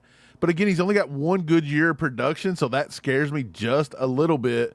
I will say, though, he's got pretty explosive footwork. I just think he doesn't have that breakaway speed. I think he's more quick than fast. But he's a willing pass protector, and that helps right here. Well, yeah. I think he's good to have in the backfield to help with Kenneth Walker if anything goes wrong there. I actually like the pick, Emmett Johnson. This is one of my favorite picks, actually. Well, you got good value on Emmett Johnson at this point, I believe. He's a hard-charging gap scheme runner, which fits right in with us. Yeah. He brings a safety, a steady dose of urgency, I would say. He's always like pretty decisive. Fairly predictable run tracks with Emmett Johnson, to be honest. His production, game-by-game consistency and everything like that does stand out. He's got pretty average size and speed, top-end speed anyway. But he can hit the accelerator once he's got the ball in his hands. It gets a little segmented for him. He doesn't seem as fast when he starts having to cut laterally and stuff. That's when it looks like he slows down a little bit. He struggles to create for himself if the point of entry is cloudy. So I'm not like 100% certain that he has the field vision that we would like for him to have after dealing with Isaiah Pacheco for so long. But he can beat linebackers to the run, to the position, and do a lot of things well. He's best suited for the downhill concepts. Maybe he could kind of take over a bit of what Kareem Hunt's been having to do for us. He also can catch the pass out of the backfield. He's highly capable of doing that. I like the pick. I think it was good. Good value on Emmett Johnson, and the fact that they finally at least took somebody on the offensive side of the ball, I think that's good. That's a pretty good pick here. Yeah, I like the Emmett Johnson pick. Again, we got him at number 161. We had him at pick number 107 on our big board. So we finally got over a 50 pick value. That's about a round and a half. That's great. I feel like they should have maybe switched the candidate pick and this pick, but it is, again, like Brett Veach. It's not how you do it, it's how you get there in the ultimate end. So I guess it works out. The Baltimore Ravens have done it again. They sit in place patiently and have a really good player fall to them. They take Chandler Rivers, bro. One of the best nickel prospects in this draft, especially at this pocket. So really good pick for them. I want to get back to Emmett Johnson, though. Shout out Chandler Rivers finally getting taken here. Elite testing at the combine, great athlete. He's going to be a good nickel corner. Yeah, Chandler Rivers was our number 76 player on our big board, so he was actually about 30 spots higher than Emmett Johnson, which is wild, but hey. Damn, and here they go. Charles Demings off the board. Charles Demings off the board, another guy that we thought the Chiefs would be looking at. This kid was amazing, a lot of production in college. I think he's kind of like an outside type guy, but amazing athlete. You all see the speed scores. You see the explosion grade off the charts. Just really good recognition and instincts. I thought I really liked Charles Demings. I really thought this might be a target for the Chiefs as well. Great ball skills, great man coverage, and like I said, highly productive. He had a ton of interceptions and pass breakups in college at Stephen F. Austin. Shout out Charles Demings. I think he's going to be a solid pick. Back to Emmett Johnson, though, it's kind of surprising to me a little bit that the Chiefs decided to go running back as their first offensive player off the board. But the value of Emmett Johnson at this juncture, I think, was pretty good. What did we have him on our big board? Emmett Johnson was 107. Yeah, so we got pretty good value there. So I could definitely see why the Chiefs traded up to get him if they thought somebody was going to try to nab him. I think he's a good addition to the running back rooms. So now you're looking at Kenneth Walker Jr., and then Emmett Johnson. That's pretty slick, man. There's a lot of people that wanted us to take Emmett Johnson way up in the second and third round at the beginning of this draft process. Yeah. This was one of the most popular picks for Chiefs Kingdom was Emmett Johnson, Emmett Johnson, Emmett Johnson. Well, guess what? You got your Emmett Johnson. You got him at a value discount. Great pick by the Chiefs. Love it. At least they went to the offensive side of the ball finally. I'm a fan of that pick. And they get to pick again. I love that pick. At 176. If we can hold off 12 picks and get Deion Burks, this draft now goes from a B plus to an A. I'll give it an A, like straight across the board. Guys, we got 413 likes. That means it's time for a giveaway. Put hashtag NFL Draft in the chat. Hashtag NFL Draft in the chat. Make sure you don't have any spaces. Hashtag NFL Draft if you want a chance to win a mystery gift. So y'all flood it, load it up, spam that chat. Hashtag NFL Draft if you want a chance to win. Let's freaking go, baby. Got to be pretty pumped about the Emmett Johnson pick because, like I said, just tremendous value, and that's a player that was pretty popular amongst the fan base. Yeah, I like the pick. I don't mind it. This is a spot that you wanted to get a running back. A lot of people kept saying we should get one at 40, we should get one at 74, maybe even 109. It kind of felt like Veach wasn't going to do it. Don't look at his RAS score. No, he is not. Guys, I'm telling you, he's more quick than fast. He is not fast. Guys, he runs a 4.56, but you got to think about it. RAS scores isn't everything because I bet you Kareem Hunt's RAS score would have been trash. He couldn't pull away from nobody either. Where this guy does is actually, I thought him going to the NFL Combine, he actually ran all the stuff at the Combine. And nobody else would do all the testing, so you had to Right. give him credit. He went there and he shit the bed. He wasn't afraid of it. But here's the thing: he may have talked to the Chiefs. Maybe they conned him into just throwing it. They might have said, "Go out there and you just suck today, and we're gonna take care of you on draft day." But look, Emmett Johnson here's a pretty good pick. I'm pleased with it. He was one of my favorite running backs in this draft to watch. He shows patience. He shows like he's a guy that's always going to pick up a yard if you need a yard, right? If you need one, he's going to give you two. That's just the way he is. Like the one knock on it is like he does get like shoestring tackles a lot. He doesn't really get a lot of yards after contact, only 2.95. So that's not one of the better ones here coming out. And I think sometimes he runs a little high. So he's got to get that pad level taken care of. But honestly, like I said, I comped him to almost a Kyron Williams kind of thing. I think he's fine. Like where he struggles is maybe his interior whatever. Only a 7.32 on the 3-cone. That's pretty slow. It's crazy though, because you look at these scores and it kind of tells you two different tales. Because when you watch his tape, I think the primary traits of Emmett Johnson are burst, agility, and his receiving ability. It's kind of what I had written down about him.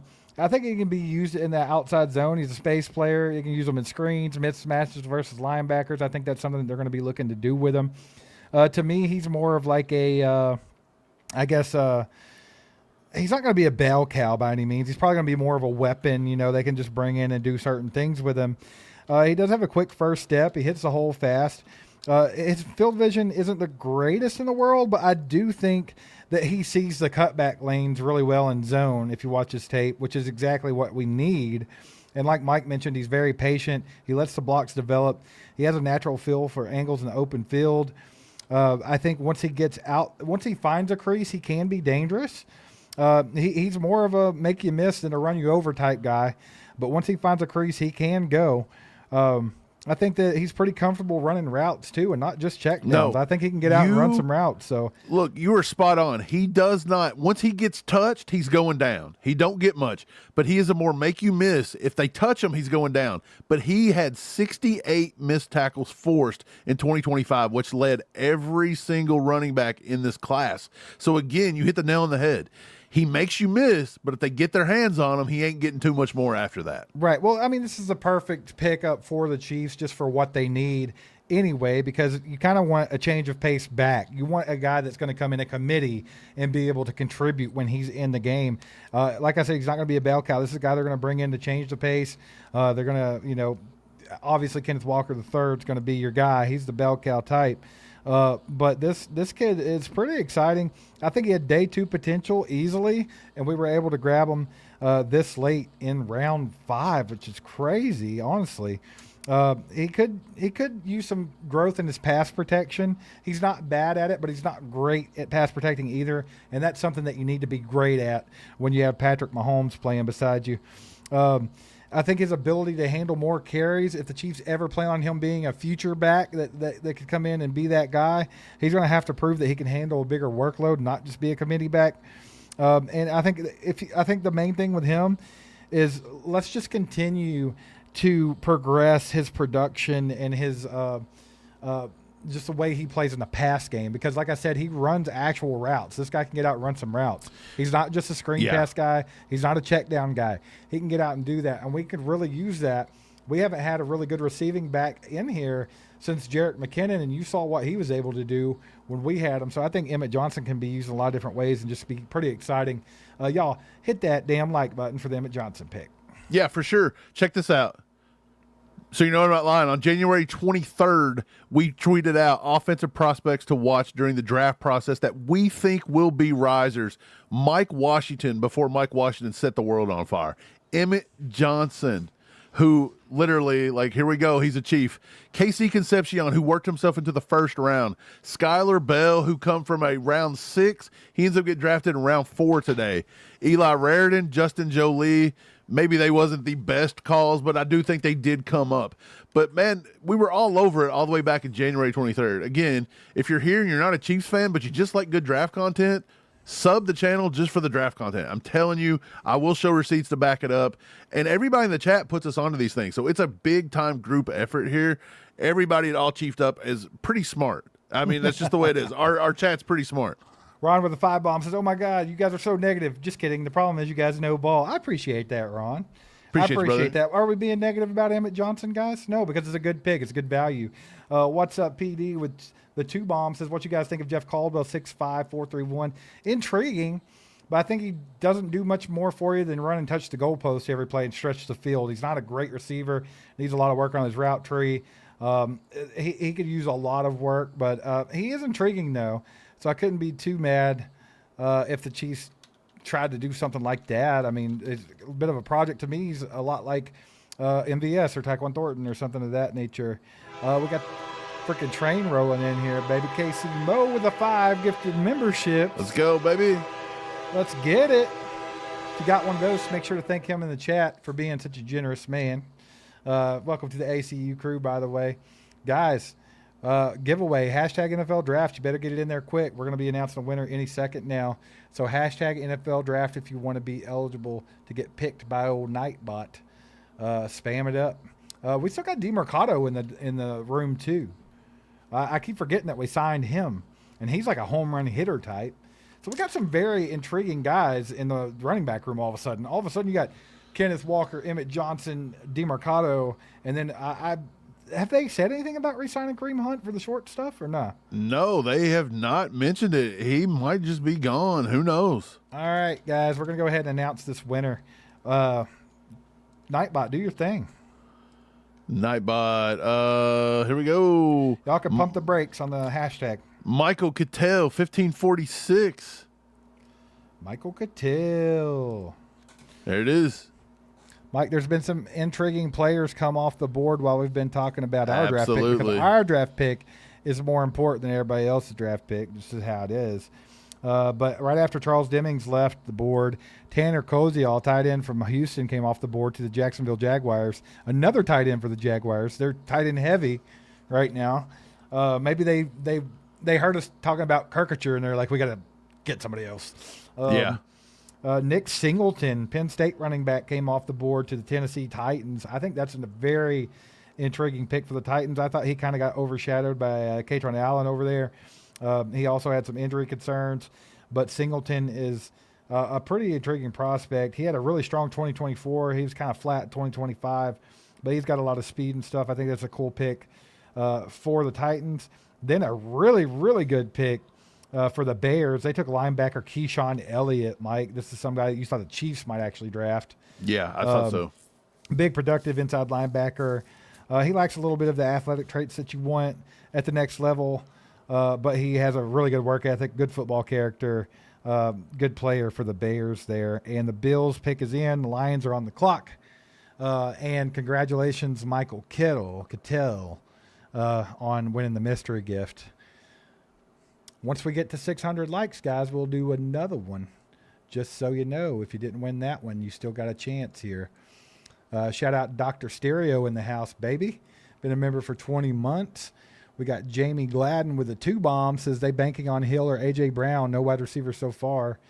Banking on something, man. I'm not sure, but I do feel like they need a receiver, so it's kind of odd that they've neglected it completely. We'll have to see what they decide to do with that. Nate with the 2 bomb says Inez Cooper, offensive guard. What do you think about him, Mike? He's a guy that's rated on my big board as 176 out of Miami. He was a 3-star coming out of, I think he played in Alabama. But, yeah, I think he's got a thick upper body. He's got good length. His feet's pretty nimble, more nimble than what you'd expect from a 340-plus pound guard. But my thing is I don't think he fires out of his stance very well. I think that's a knock for me that I just kind of didn't like. I think he doesn't have good leverage. He'll lose some of his power sometimes. And then he only played on the right side, so he's not very versatile. Now, could he probably play left side? Absolutely. But more than likely, he would just be like a Trey Smith backup only. We got 5 gifted memberships from the old man here, baby. Pops gifted them out, doing the Lord's work. If you get one of those, make sure to thank him in the chat. Shout out Pops, helping out the baby boys. Let's go. Good job, Pops. Old man, how'd you like the Emmett Johnson pick, Pops? I want to know what you think about that. Did Pops get I don't horned remember up? I don't remember who he was on with running backs right now. It's kind of slipping my mind, but I'm sure he's told me. I was just kind of interested to see what he thought about Emmett Steve, Johnson. you were horned up for Johnson, huh? Not necessarily. It's not like a my guy or anything like that, but I think he's a really good player, really great value at 161. Yeah. So, yeah, I think that was a good pick. Yeah. The same way I'll sit here and tell you all day that Kennedy was a reach, I'll sit here and tell you all day Emmett Johnson, we got tremendous value at 161. Kelsey's weighed in on it today. That's a fucking W. Woohoo! Let's go, baby. Got that man. 2-bomb from Stephen Beal. Says get Kelsey replacement with a guy like Royer. We'll see. Mike, the Buffalo Bills do what the Buffalo Bills do. And they have... I thought they traded their pick to the Chiefs. no, they sit around here and they snagged up Jalen Kilgore. A good pick, man. Appreciate the 2, by the way, Steven. And, I think that the Chiefs... They can't really replace Kelsey with anybody at this point. And I see the LOL, so I know.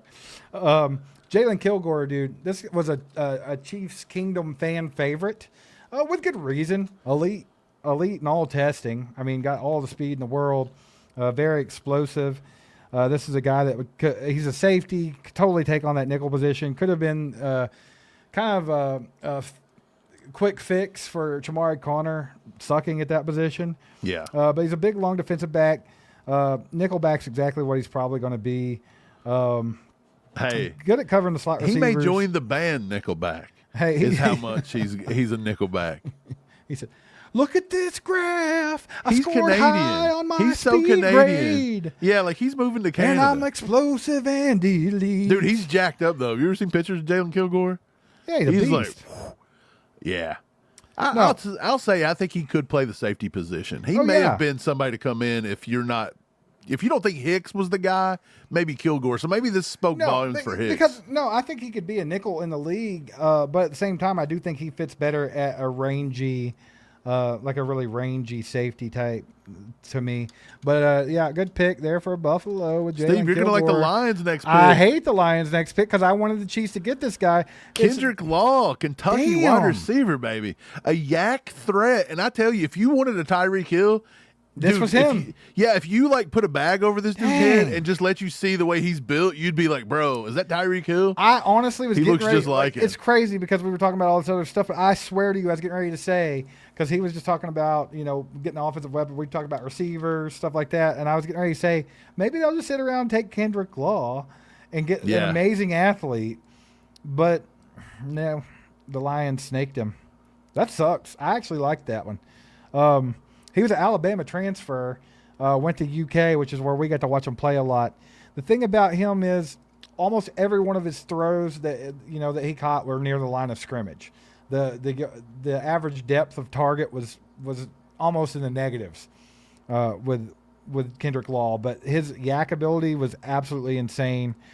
If he could work on his route tree a little bit and actually get out there and get more to that second level and stuff like that, I do think he has the ability to do it.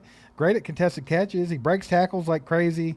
He's going to be a killer in special teams for the Lions. So pretty good pick there. It was kind of a bummer, though, because he was my guy. I was hoping the Chiefs could maybe snag him.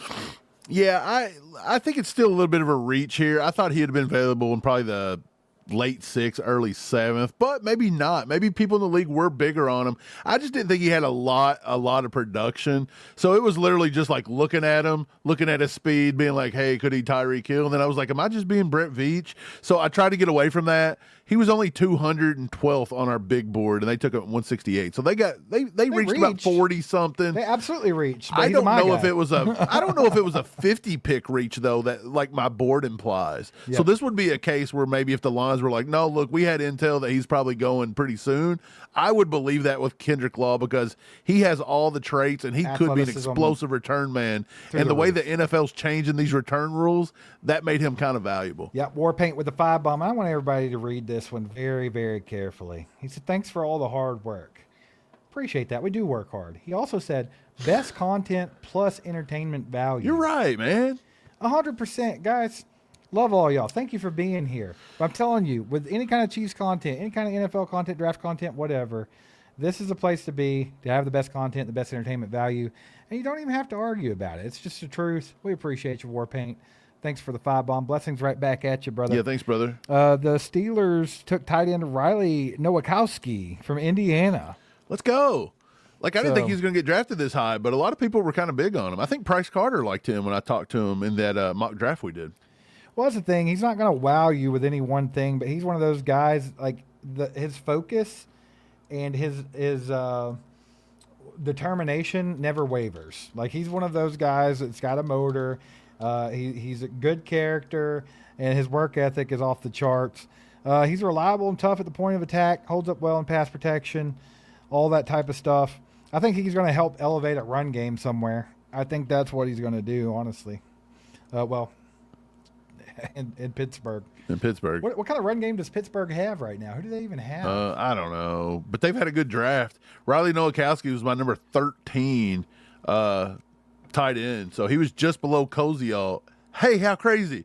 He was below Koziol, 12 and 13. Koziol was 164, and Nowakowski went very next pick, 169, or like one next tight end. So that's wild, man. I do think right now Michael Trigg is falling down the board.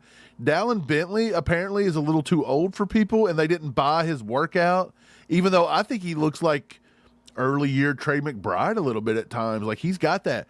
Jack Endries out of Texas didn't draw much buzz. He was riding high after the Shrine. Joe Royer from Cincinnati, apparently nobody's buying him either. So we'll Joe see, Royer man. just went off the board to the Browns. There we go. So a big run. So, okay.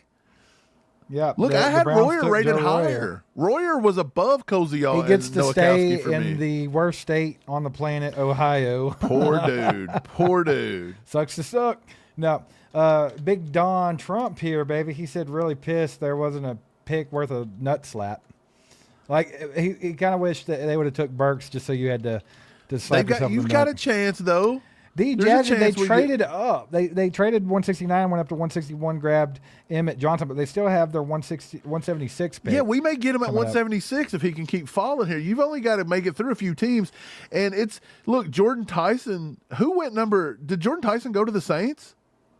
Yeah. Yeah, so they're not going to take him. The Ravens have already took a wide receiver. Now, they may take a smaller guy, but they got Zay Flowers. Why do you need him? The Raiders could snake him just to be jerks. Maybe the Raiders, I heard that Kayshon Boutte might get traded, so maybe you got to get past them here. So maybe the Patriots and the Raiders you got to get past, and we have a chance of getting Deion Burks here, ladies and gents. I can smack myself in the Wang Chung, and we can go to the house. Yeah. That's what's up. That's how we're Apparently, going I'm to going to end it. give us a nut slap on the next pick. Thank you. All Oh right. my Lord, he's come out here today and got I himself. had my a neighbor go McChick. get me some McDonald's. Now, anyway, what do we got here? Did the what's it called? Where do you order from? DoorDash. DoorDash just come right in your home. And I gave him the code to the door. You're like, hey, DoorDash, just come on in. Come on in. I'm busy. I got time for that. Dude, are you really going to sit here and eat a McChicken right in front of me knowing that Yes, I'm in the same situation as you are? Hey, I got the McChicken. I got some fries, and I got this delicious Coke Zero. Let me get this straw paper off here. I hate this dude. You know what I got? I got a mug, a coffee mug from Vive, Indiana with zero, like nothing in it. Like, that's my dinner today. Guys, we're sitting around 450 likes, by the way. If we can get that up to 600, we'll do another giveaway. Yeah, buddy. So if you haven't hit the like button yet, and you've just come in here a little bit later, and you don't know the rules, If you don't know the rules, you have to hit the like button. But oh no, my God, the Patriots just reached on this may be the biggest reach of the draft so far. I don't even think I have this kid rated. He took a corner out of Wake Forest named Kayron Prunty. Kayron Prunty. Why they took him this high, I have no idea. I've got 63 corners listed, ladies and gentlemen, and he's my number 53. He was at the Hula Bowl, though. I'll give you that. They may have fell in love with him at the Hula Bowl, but he was not anybody that I thought was even going to get drafted at all. He's 6'2", 193, So, I mean, he's a monster, but dude, you could have waited to the 7th round and took this guy. Like, why are teams reaching so hard? I think Robert Kraft and company were busy at the time. They knocked on the door and they were like, "Hey, bro, it's your turn to pick." And he was like, Go away, Peyton. Damn it. and He's then Kieran Prunty. Just take him. in the middle of something here. Like, what? That's pretty wild. That may be the biggest reach. Like, that was a UDFA for me. Let me check out another big board. I'm going to go to Look, I know I have one a of my mouth- pals here. I have a mouthful of McChicken. I'm sorry. But I'll just tell you, NFL.com doesn't even have a player picture for this dude. I told you, I don't think I'm crazy. I'm going They had to put up the little gray silhouette. Bro, like, this dude should not This have been character even is yet to be remotely- unlocked. Yeah, he's not even been, nobody's even unlocked him yet. Dude, no. Like, the other dude I know, I just checked the big board of the other person that I've got access to. 56 on their big board. What are we doing? Like, I'm not going to call people out, but 53 on mine, 56 on theirs, and this dude hasn't even been unlocked at ESPN. Patriots Or or whoever. whoever. Full slap nut, dude. Dude, did Rossini make that pick, maybe? Yeah, I think Rossini made it. No, actually, she was probably in there in that room on the door. You know? He said, who? And they said, Rossini. And they said, Prunty? And he said, yes. Hey. Let the boy watch. Vrabel in there just going to town. He said, let him watch. Mike, we got a 5-bomb. Says you guys are the GOATs. Chief Grief, baby. Let's go. Let's go, baby. So I think Andy must I still love be the high on shirt, by the Royals. way. Yeah, that's pretty cool.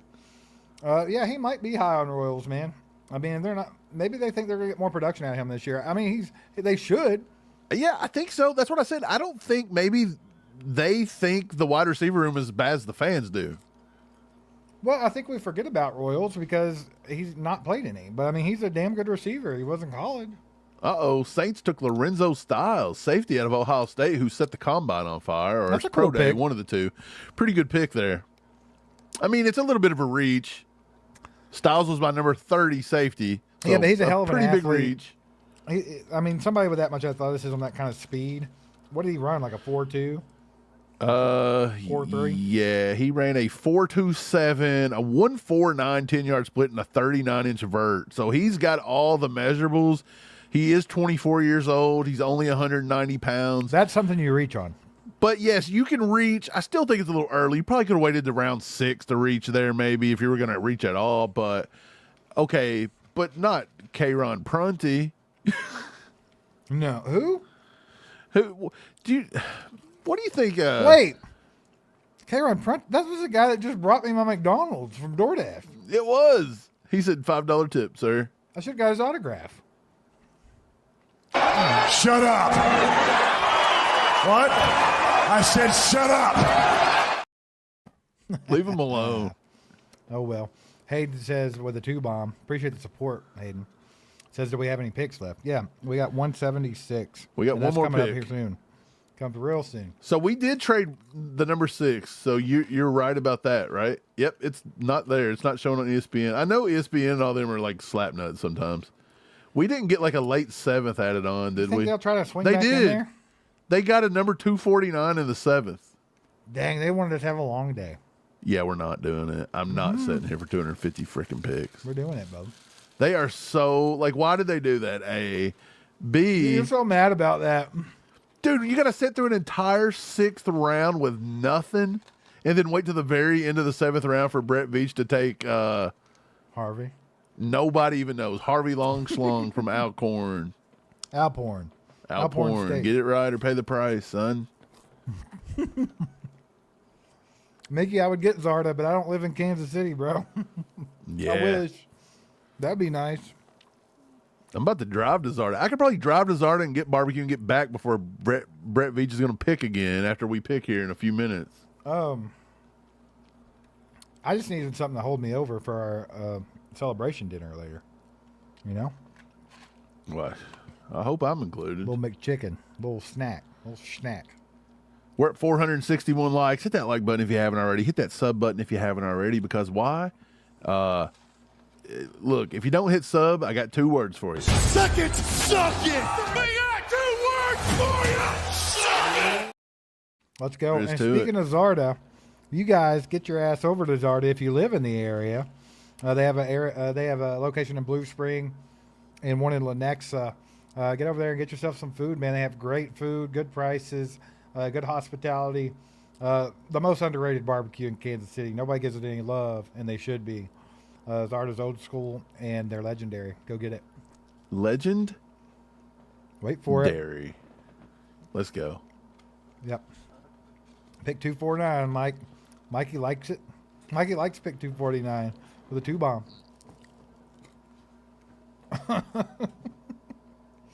I might be the first person in the history of the world to do an ad for a restaurant while eating food from another restaurant. Yeah, that's ridiculous. I might be the first person to ever do that. So the Chiefs pick in 1, 2, 3. 3 picks were on the clock, and then we don't pick again for 73 more picks. That's the equivalent of what we had to wait from round 240, from pick 40 to 109, basically. Alabama tight end Josh Cuevas goes to the Ravens, and hey, we've still got a small chance to get Deion Burks here. Yeah, you do. Hey, you know what? That's actually a good ad for a restaurant. Like, look, if I lived near Zarda, I'd be there, but I don't, so I have to eat this shitty McDonald's. I have to eat this nasty McDonald's, bro. This is what I'm stuck with. McDonald's, if you want to be a sponsor. Don't be like me. Hey, McDonald's, if you want to be a sponsor, go ahead and send that out. We'll rescind that message. Now's your time. Now's your time. It's going to take a couple 100,000 to recant that message, but anytime you're willing, bank accounts are open. Brother, that's pocket change to them. Well, I want $250,000. I said a couple 100,000. Is that not a $250,000? What's happening? I wanted to add the 50 on. No. Yeah, you might need to because of taxes, man. They're going to take every bit of it. Josh Cuevas goes 173. We had him ranked 207. So that's a little bit of a reach. I mean, that's a reach. How can you reach? How can you reach but not reach like that bad? Like, how can you reach at pick 173? You know what I mean? Like, how can you be so late in the draft and still be reaching? K-Ron Prunty didn't want to drive that far. He said, I just got drafted into the NFL. I didn't even know it. So I got to go. He didn't have time to go to Zarda. Somebody should have called this fella here.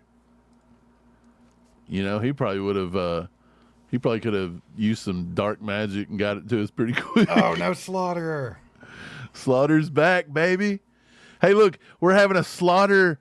We're having a slaughter. I just slaughtered a McChicken. Yeah. Go ahead and throw it down in the comments. We're going to play best comment to roast Slaughter here over the next 1 minute. Yeah, everybody tell us what Slaughter go to the actual Slaughter picture. Do we still have that somewhere? Yeah, let me find the actual Slaughter picture. We're going to bring it up, and you guys are going to tell us what he looks like, you know? Yeah, let me go find a good Slaughter picture. I may have deleted it off my computer because I didn't want a virus. It's got to be like you're going to catch herpes from Slaughter. I could catch something from that guy, but it's not going to be a good football player. Here he is. Booths or something. Oh, look at him. He said, yep, we do have that. We do have that movie. Wait, wrong one. Slaughter looks like a self-affirmation coach. Yeah, he's like, look, man, you have to have some confidence in yourself. You never know. I know this is not supposed to be here. Is that a player coach? I know this isn't supposed to be it, but I just wanted to bring this up. Mike just wanted something fun to happen. Look. High school driving instructor. Why? Why? Hold up. This is even funnier. It's totally not supposed to be here. Jack Entry's tight end. No, it's Jake Slaughter. Oh, dude, I love it. Oh, that's awesome. These are fun. Hey, These are the best parts of his the day. gamer tag is Slaughter's ass. Yeah. That's what we're talking about. Hide your kids. Hide your wife. There's Pastor Kevin. Pastor Kevin. Flapjack said he looks like my prostate doctor. Why are we doing this? This poor guy. Look, when you get drafted by a divisional rival, you're fair game. Someone said the Joker without makeup.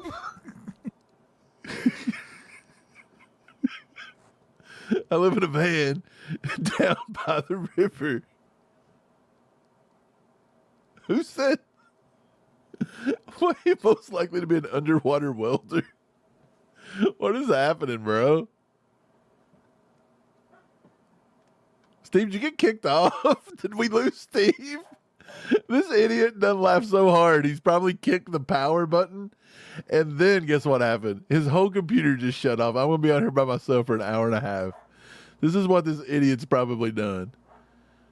Oh, man. What a fool.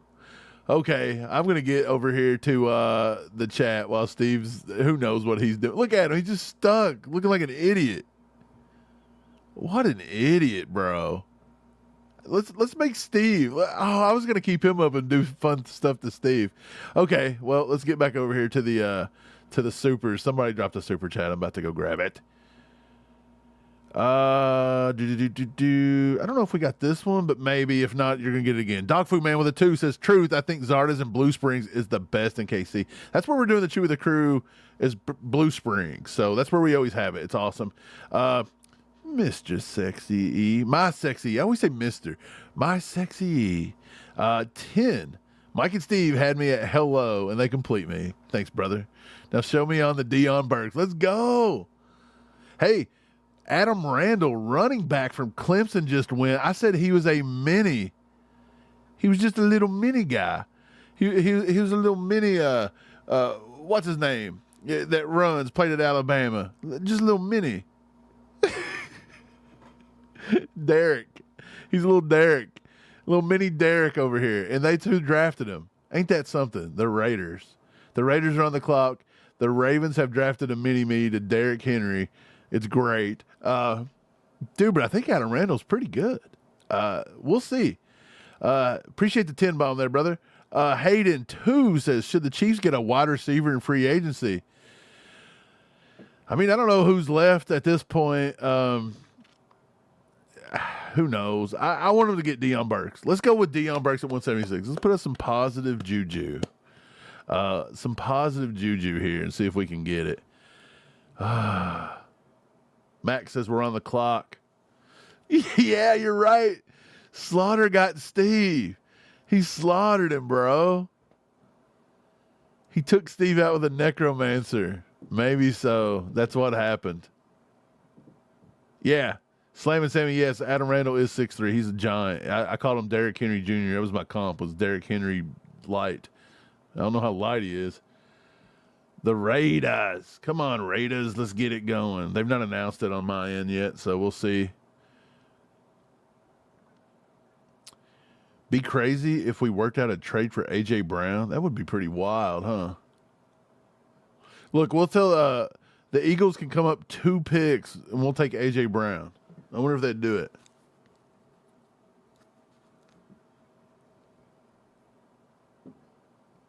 You're right, Wolfgang. He has. Emmett Johnson has already played. Yeah, buddy. Yeah, what's Steve doing? We're on the clock, and this idiot leaves. Did he choke on his McChicken? He may have choked the chick. He's choked the McChicken out there. I don't know what he's doing, man. Dude, if I do a junk punch and Steve's not even here to see it, I'm going to crack up, dude. Let's go. Give me Dion Burks. Hezekiah Massis comes off the board for the Raiders. That's not too bad of a pick, honestly. He's got some ball skills. I still think he went a little higher than I would have thought. There was a few corners rated higher. I thought maybe Latrell McCutcheon, Thaddeus Dixon, Devin Marshall, Toriano Pride, Devontae Smith. All those guys maybe, but I could see where you could rate Massis a little bit higher. He was gaining a little bit of steam here. He's just really small. He's only 180 pounds, so we'll see. Come on, Chiefs. Let's go, baby.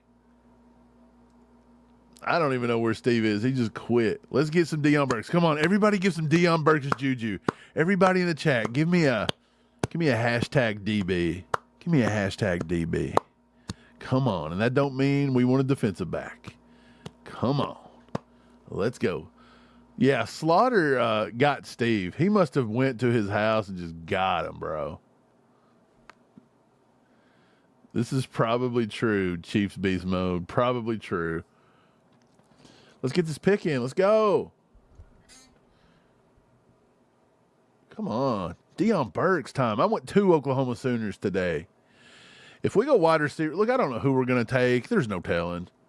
You can't get yourself too worked up. When you start telling yourself you just want a single player and then the Chiefs come out and they don't even take Deion Burks, they'll probably take somebody like Kevin Coleman or Malik Benson, or maybe they just decide they don't even want a wide receiver here. They might just go corner again for all we know. Man, my internet went out at the wrong time. No.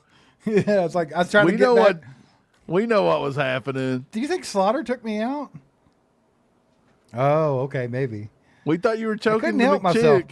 You were choking the McChicken. No, for real. Like, I have 2 different internets, guys, not just 1, 2. One of them went out, and like at the wrong time, obviously. And then I was trying to plug the other one in because I didn't have the modem plugged in, so I was trying to get it back. But here we are. I was like, the Chiefs are about to pick. Yeah, Worst time ever, dude.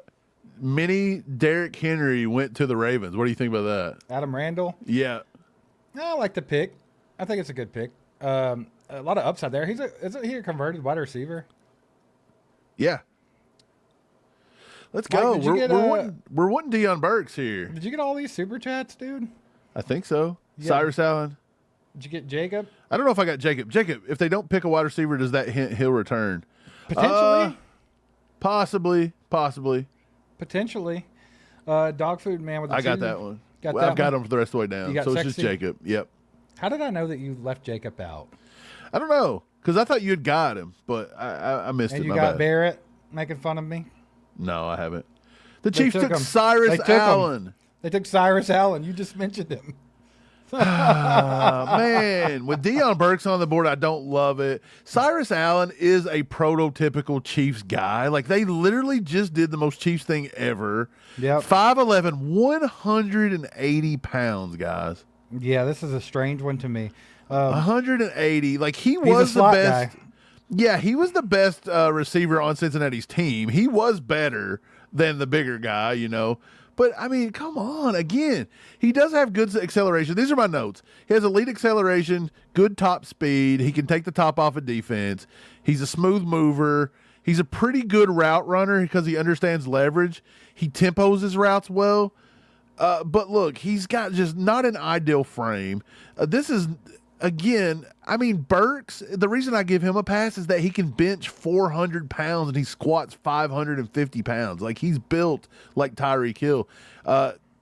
This guy is just not. Cyrus Allen is not built like that.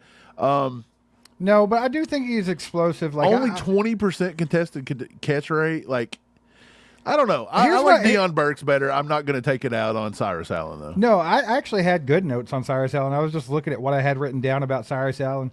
I wrote down that he has room to improve as a route runner, but has sudden acceleration and top end speed that creates separation on a consistent basis. We need separation. So when I watched this tape, I saw him get a lot of separation. He's an absolute menace on go routes and slot fades. That's what I wrote down too. I think he's got good hands, and he's pretty elusive after he's got the ball in his hands. So I'm not big on the frame, and it's the prototypical type of Chiefs receiver. 5'11", 180, a little slender for me. But he is able to get separation and absolutely blow the top off a defense, too, with his speed. So I'm not mad at it. Not mad at it at all. Slaughter looks like when AI tried to fit him in the Chiefs helmet. It did. I forgot about that. Chief Grief says that Mike gets this full super chat because Steve worked half a day. It was like 2 minutes. Right. Again, Appreciate the 5, brother. Deion Burks comparable. Yes, they're pretty much the same size. Fully understand it. But Deion Burks is built like a Mack truck. He actually tested, and he tested elite across the board. You did not get that from Cyrus Allen. You don't have anything on Cyrus Allen. Like, he did not test at all. Deion Burks actually put up a 4.340, and he said he could have hit a 4.2 if he wouldn't have tripped. Sure enough, go back and watch it. He trips over his feet. He was mad he didn't run a 4.2. He has a 1.49 10-yard split, which is the fastest by far in this entire draft, except for Jeff Caldwell, the other Cincinnati wide receiver. 26 on the bench press at 185 pounds, Deion Burks. 26. That is super elite. A 42.5-inch vertical and a 13-foot 1-inch broad jump. This dude was a flat-out monster across the board physically. He was Kendrick Law, like the Tyreek Hill Kendrick Law type. I like Cyrus Allen. Now, Cyrus Allen might have better route running than Deion Burks. I'll give him that. He has a little bit left to be desired on the route running, too. Yeah, it's not the best. Look, it's pick your poison. I prefer Deion Burks. Look, you're watching All Chiefed Up. You're watching me. I prefer Deion Burks. I'm sorry. Right. But other than that, no I'm not fight. shitting on Cyrus Allen either. I like Cyrus Allen. I have no dog in the fight. I didn't have either of those. Kevin Coleman Jr. went next pick. Okay. Wow. So Cyrus Allen, to me, it's funny because I remember back when we were doing the evaluations and everything, I have like this bucket of receivers that I thought could go to the Chiefs. Like, these are the kind of guys that they like. Yeah, this naturally. is totally just one of the dudes. Cyrus Allen was in that bucket. Yeah. I did have him wrote down as a guy that the Chiefs could like. So it's not surprising that they decided to go that route. And the main thing that I wrote down about Cyrus Allen when I watched his tape, Mike, was he gets separation. Like, and that's what we have been lacking. So maybe that's why they decided to go that route. He looks like a statue. If you've seen him running around showing off his 8-pack and stuff, he's built like a statue. I think he's got such a good burst off the line. I think it does put immediate pressure on the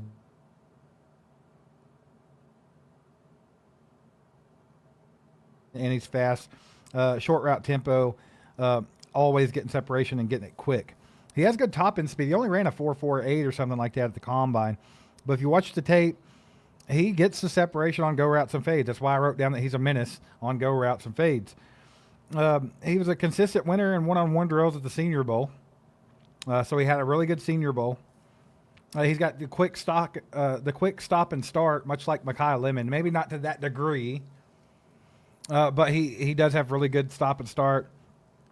He can quickly transition from catch to run. Very smooth there. I think it's actually a good pick, to be quite honest about it. It's not a bad pick. I mean, you needed a weapon. Cyrus Allen's a decent weapon at this point in the draft. What I find a little weird, and again, just a little weird, but maybe it didn't mean nothing. We had looked at Kevin Coleman. We had brought him in. He goes next pick. From what we heard, we did not meet with Cyrus Allen. We have met virtually with Malik Benson. They decided not to go him. Well, Brett Veach took a whole different route this year. Yeah, so they decided not to take anybody they've met with, I don't think. That's exactly what they did. He even told Mansour Delane on the phone when he called him, he's like, dude, we didn't meet with you or talk to you at all, but that was by design.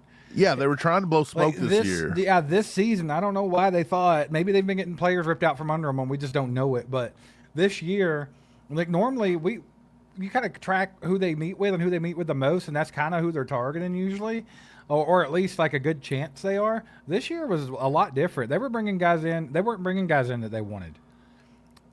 They were trying to put up a smoke screen for some reason or another, and this could be another example of that. One other thing I'll say about Cyrus Allen real quick. He does have that short area quickness that the Chiefs love.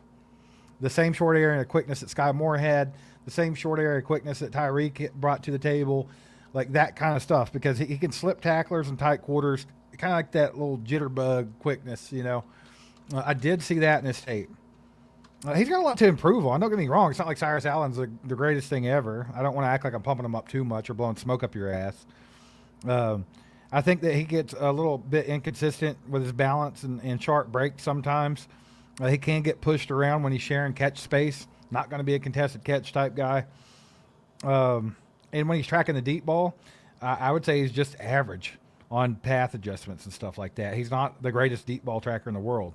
However, he does create a lot of separation. And that's the one knock that we just had on the Chiefs wide receiver room. We just told somebody 20 minutes ago, we don't think the Chiefs wide receivers suck. We don't hate the Chiefs wide receivers, but they were the worst in the league at getting separation last year, by far. And we come out now and get a guy that is known for creating separation. So probably there's a connection with that, I think. Yeah, look, he's missed a ton of games. That's going to be one knock. In 2023, he missed 3, 4, 5 games or something like that in 2023. He missed every bit of the same in 2024. Just this past year, he missed week 4. He missed week 11. He missed the last 2 weeks of the season. So he missed 4 weeks this time. And in those last 2 games, he was shut down by BYU and TCU.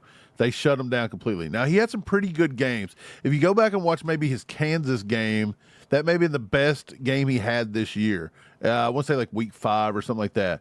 But, dude, go watch him against a little bit of better competition. Go watch him against Mississippi State in the SEC. They completely destroyed him that day.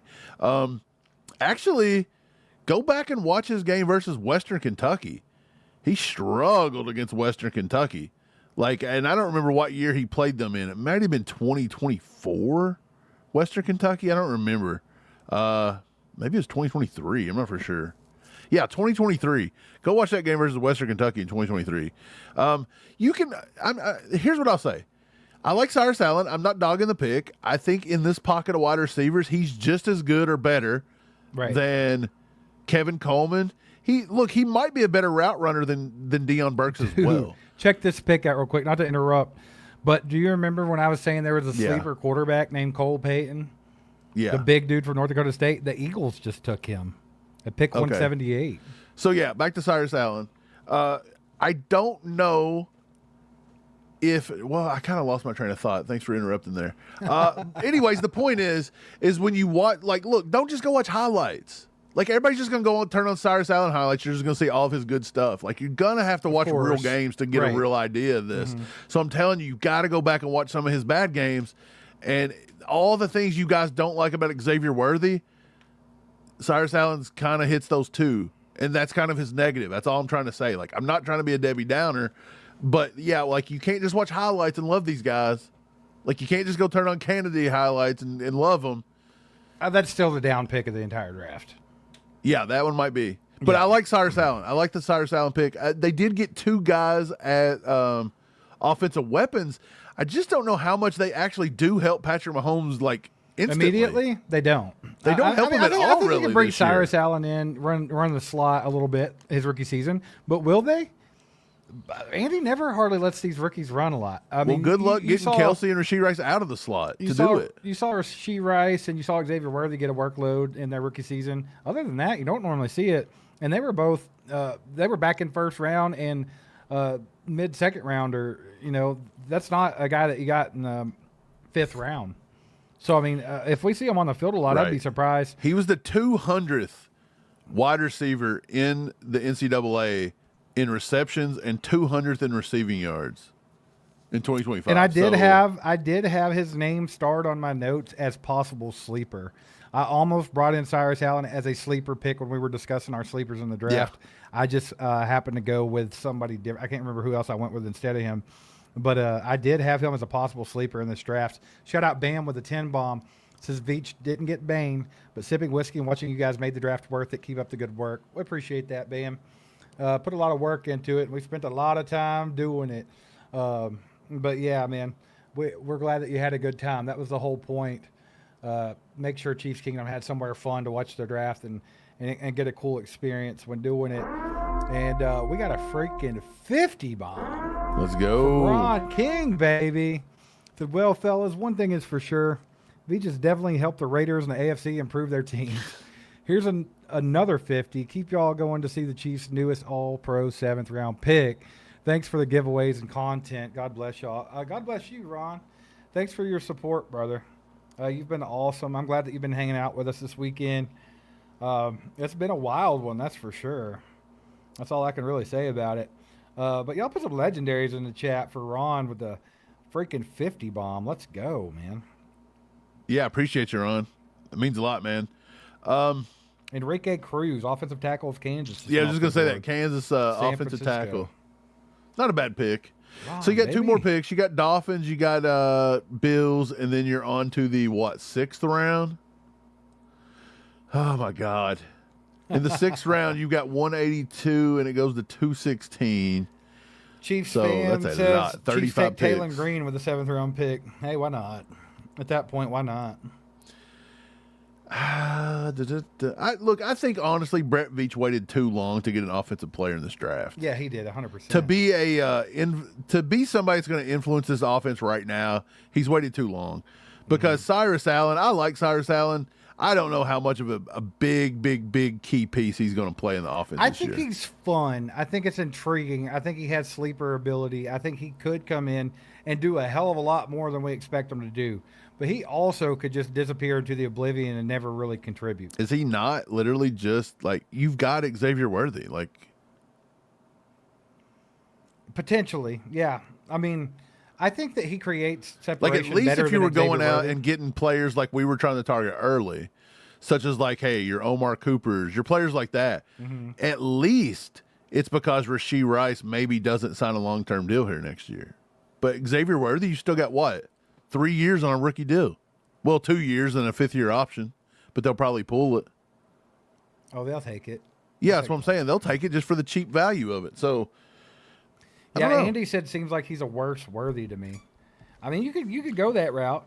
I feel like he's a little more solid than Xavier Worthy. I don't feel like he's as frail as Xavier Worthy. Xavier Worthy I don't feel also like he's played. what's the word I'm looking for? Just like lanky and wispy and tiny. Like I don't get that from Cyrus Allen. He looks a little more solid. He is a little bit on the slender side. He's only about 180 pounds, but he's bulked up though. Like this dude's ripped. Well, look, Xavier Worthy also, again, he performed well in college versus SEC talent.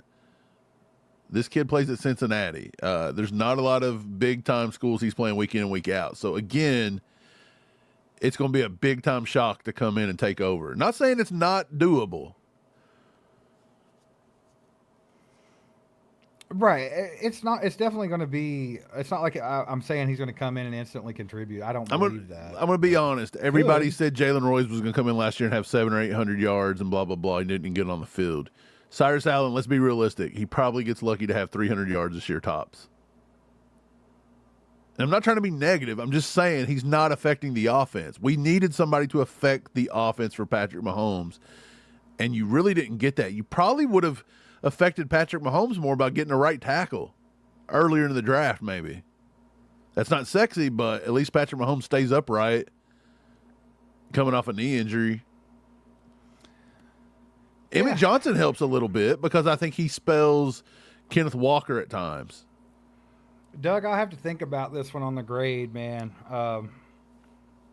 Yeah, I need a little bit of time to think on it. I mean, he does have really good footwork. Like Michael said, he has the best feet in the draft. He thinks it's a nice pickup. There are a lot of good things about Cyrus Allen. There are.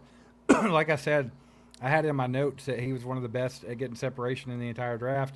And I also like put a little star beside him because I thought he could be sleeper potential. So I mean, I'm good with the pick. I'm just trying to figure out where I want to land it. I think that the thing that takes away from the pick itself is the fact that I feel like they needed to go way earlier with offense. They need to go way earlier with the wide receiver.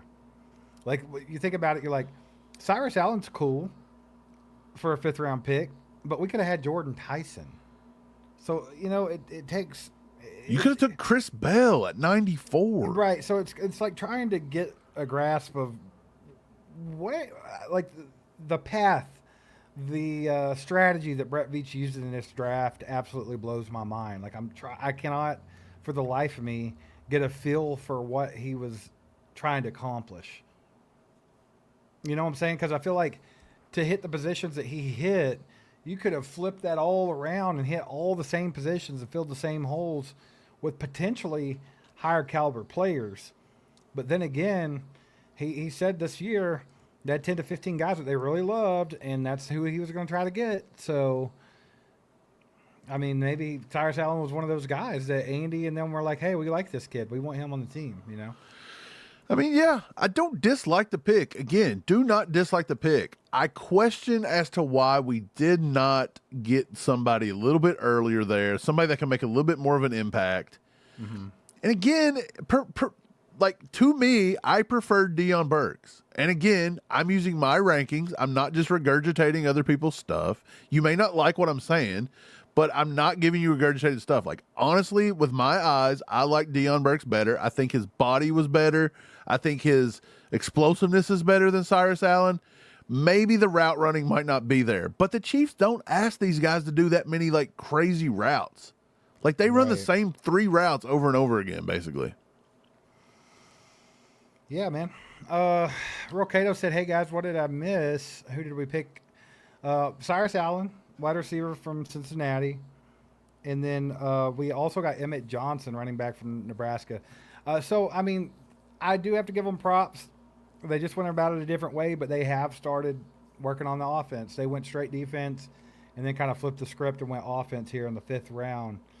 Now, they have one more pick in the 7th. Unless they decide to trade up or something like that, they might try to come up and get somebody if they see somebody they like. Not real sure, but that's kind of where we're at with it. Let's see here.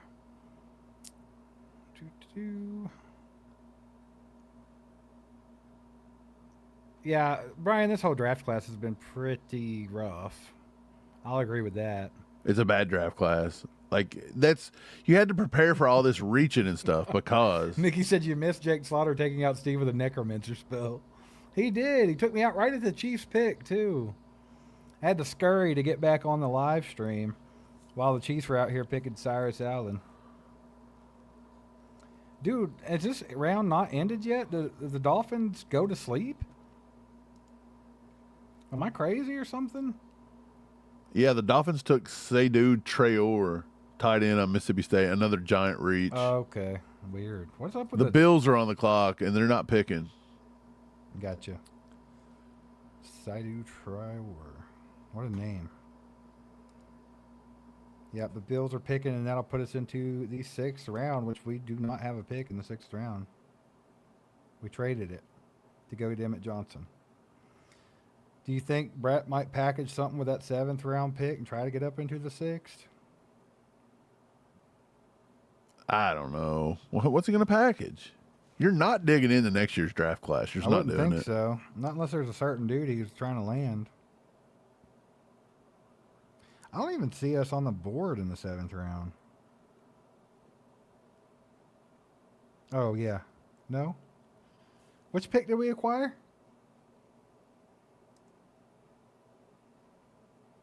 Because I don't see one. 249? NFL.com still has it. Okay, there it is. Okay. Seeing double. I've been looking at this stuff for so long. Yeah, so pick 249. Good grief. Good grief. They need to start picking faster. I know that. Oh, Cyrus Allen. I finally tracked down his 40 time. 448. 449. 449. Okay. That's okay. That's not bad.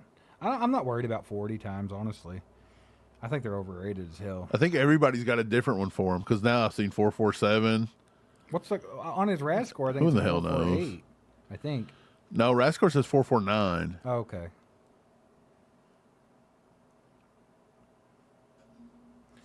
Yep. Guys, appreciate y'all being here. You guys have been awesome. Thanks for hanging out with us. It's been really cool. Do us a favor, hit that like button if you can. If you guys could get it back to 600, and you still got a while to go, but if you can get up to 600, we'll give something else away.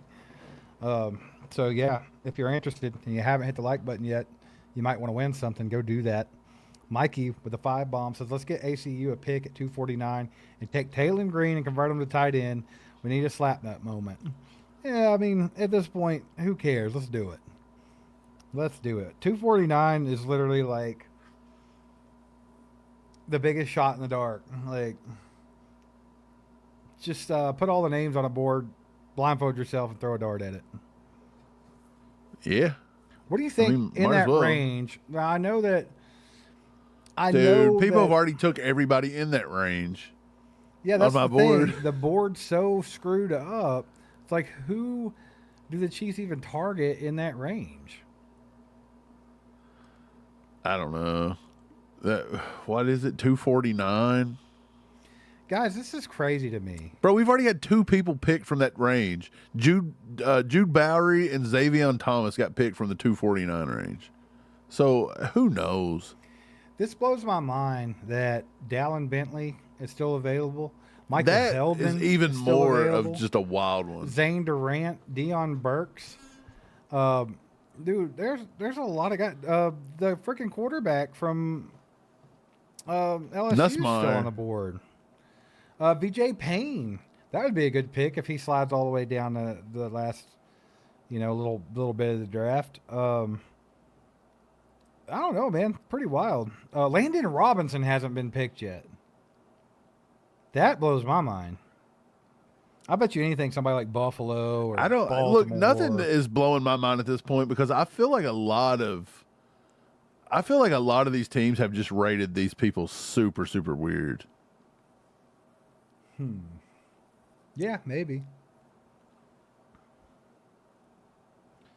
Zane Durant just went off the board to the Buffalo Bills. They took all that time with to the get Zane last Durant. pick of the 5th round, so that'll get us into the 6th round. Zane Durant, killer combine, elite in speed, elite in the explosion grade.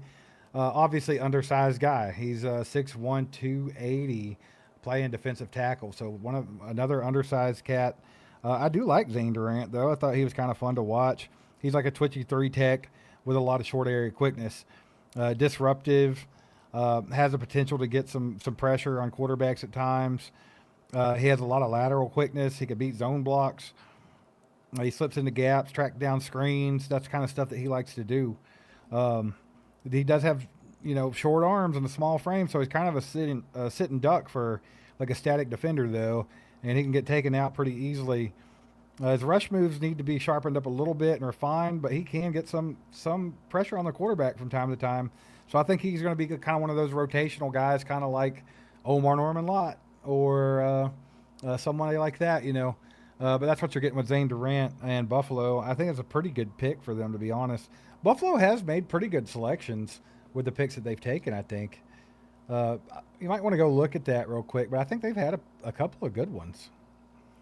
They ended up with Elarm Zor and somebody back-to-back there. They got 2 in a row that were pretty good earlier in the draft. All right. Browns got their pick in. Cardinals are on the clock. Let's get it rolling, baby. We're in the 6th round now. You don't get time to think. You just start picking. You got to hurry up. Get it together. Got to hurry up. Taylor Green is built like Cam Newton. Isn't he a lot thinner than Cam Newton, or am I crazy? I don't know. I don't keep up with Cam Newton's weight. I felt like he was a bigger, like more solid dude, though. Maybe I'm wrong. Let's go. Mike, you look like you're down in the dumps right now, so. No, I'm watching stuff. Look, guys, let's cheer up Mike. Who does this look like? Who does this look like to you? Best comment. Best comment wins. Mike's heart. Let's see. Browns took Taylor Green. Oh, my God. Dude, you all just spoke that into existence. The Cleveland Browns just took Taylor Green with the first pick of the 6th round. So there goes your project. 6'6", 227 pounds, long, rangy, dual threat quarterback with a lot of upside. Not the greatest ball thrower in the world. Has a lot of work to do with that, but the dude ran a 4.3 40. Just absolutely insane. Taylor Green off the board to the Browns. It'd be funny if Taylor Green went in there and just took over Shadur's spot. That'd crack me up. The Cardinals took linebacker Carson Schar from Iowa. Schar? How's he say that? Just a one-year starter.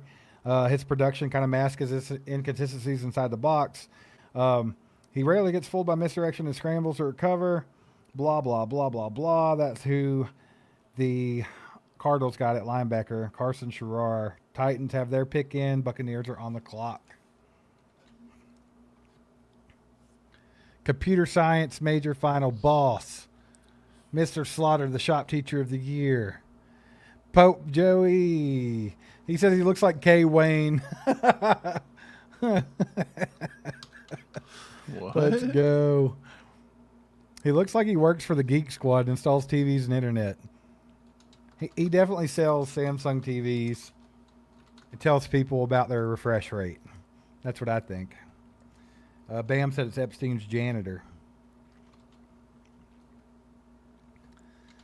KFC's Colonel Sanders in 40 years. Do you think Slaughter's going to look like Colonel Sanders when he's old? He already looks like Colonel Sanders, bro. Looks like the guy creeping around the daycare's backyard, B-Cup says. It's getting crazy. Mars says we don't know if Royals can perform, so Cyrus Allen has insurance for a backup in place. I think it's wild to be trying to get insurance for a guy that you haven't even let play yet. Like Jalen Royals, But if he's not going to play, right? Like, what are we doing? well, I guess you got to have insurance. He does kind of look like a grocery store manager, doesn't he, Don? My first job was at a grocery store, and I think he might have been my manager. The Tennessee Titans have took defensive tackle from Baylor, Jackie Marshall, with pick number 184.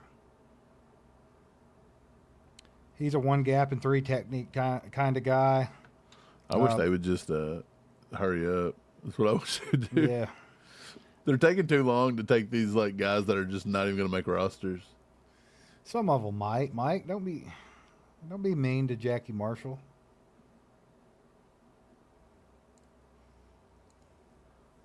I've been just not. What are you digging up over there? You've been completely checked out for the last Well, 5 for minutes. one, I'm trying to catch up all the picks because we stopped and talked about Cyrus Allen forever, so I'm behind. I can't get got behind on who takes who because then I don't know who's on my big board. Gotcha. So I'm doing that. I went and I was watching a few things about Cyrus Allen. I watched I refreshed some of the stuff I'd seen from Pro Day. He's got good footwork. Other than that, I mean, he looks like if you could put down a Chiefs wide receiver and draw one, he just looks like an Andy Reid, Brett Veach wide receiver. I mean, and again, everybody wanted something different this year. You didn't get it. I told you that wasn't going to happen. That's why I kept thinking they were going to try to go after Zach Branch. Even Mahomes wanted something different, or he wouldn't be crying for Reggie Virgil. Mr. Williams says he looks like Sky Moore. Hey, don't you dare. Don't put that on Cyrus. Mickey says, do you think O'Shea convinced Andy there's no need for wide receiver this year? I don't think so. I think O'Shea is going to help that receiving room out. They got to figure out ways to get separation, create separation. So I think he's going to be working with these guys a lot on leverage and spacing and things like that. Setting receiver or cornerbacks up, getting themselves open. I think that's what O'Shea's going to be working on these guys with. They have the ability. We have some good receivers. But good God, is my house about to get run over by a monster truck? What's going on out there? Damn gravedigger in my front yard or something. Good Lord. Let's see. The Buccaneers selected tight end Bauer Sharp from LSU at pick 185. Still been tight end heavy. It's kind of weird how heavy tight end's been in this draft. Yeah, they're still going. I just put in Seydou Traore, and I don't get it. I'm not understanding it. Who the hell's Jackie Marshall from Baylor? I just told you. He's a defensive tackle. He's a little three-tech guy. He's not all that good. I was going to say he's not even on my top 30, I don't think. Yep. And then he's 31. Would you look at that? I mean, it's ridiculous. These people reaching like crazy today. Yep. Well, they've reached like crazy this entire draft. But then that just goes into play with like what we're saying. This is a bad draft. When it's a bad draft and you can't find a consensus on who the best players are, it's just going to go all over the map. This is kind of a draft that if you win this draft, if in 4 years you win this draft and you look back and Brett Veach has a lot of really good players, you could say Brett Veach is a really good drafter. If this is the kind of draft that you look back over 4 or 5 years and you can't find anybody, and you find a bunch of people that hit after you because everybody was reaching around the board, it's going to expose you as being a bad drafter. So we're going to find out within probably 3 to 4 years how this class turns out. Yeah, I think you're right about that. And I mean, you'll find out how Brett Veach really drafts. Like, because a lot of people don't like Veach and a lot of people do. This is a draft that could determine whether or not Brett Veach is very good, especially with him having a top 10 pick, trading it, a bunch of them, letting a lot of good players slide right in the heart of the whole draft, which is right around that pick 70 mark. Well, we didn't have a pick for 90 picks. Yeah. Like you're going to see. Quick update. We're at 500 likes. If we get to 600, we're going to do a giveaway of a mystery gift. Mike, we have some hats from our boy Elgin Throw over there. Pick out a nice, pretty hat. And what we're going to do for the rest of this stream, anyone that donates $10 gets put on the Wheel of Death to win that hat. Okay? That's what we're going to do. So if you've donated $10, you're going to go on the Wheel of Death. And we're going to continue that throughout the rest of this stream. And then at the very end, we're going to do spin the Wheel of Death, and not play any music over the top of it so we don't get hit with copyrights. But we're going to give away a hat. So, Mike, if you can pick out a nice little shiny hat over there from Elgin Thrower's collection, show the people what they're going to get if they win that Wheel of Death at the end of the stream. That would be awesome. But, yeah, when we get to 600 likes, we'll do a giveaway for a mystery gift. We've been doing it every 200 likes. And then, like I said, we'll give away the hat if Mike picks one out here in a second and shows everybody. We'll give that away at the very end, doing the Wheel of Death.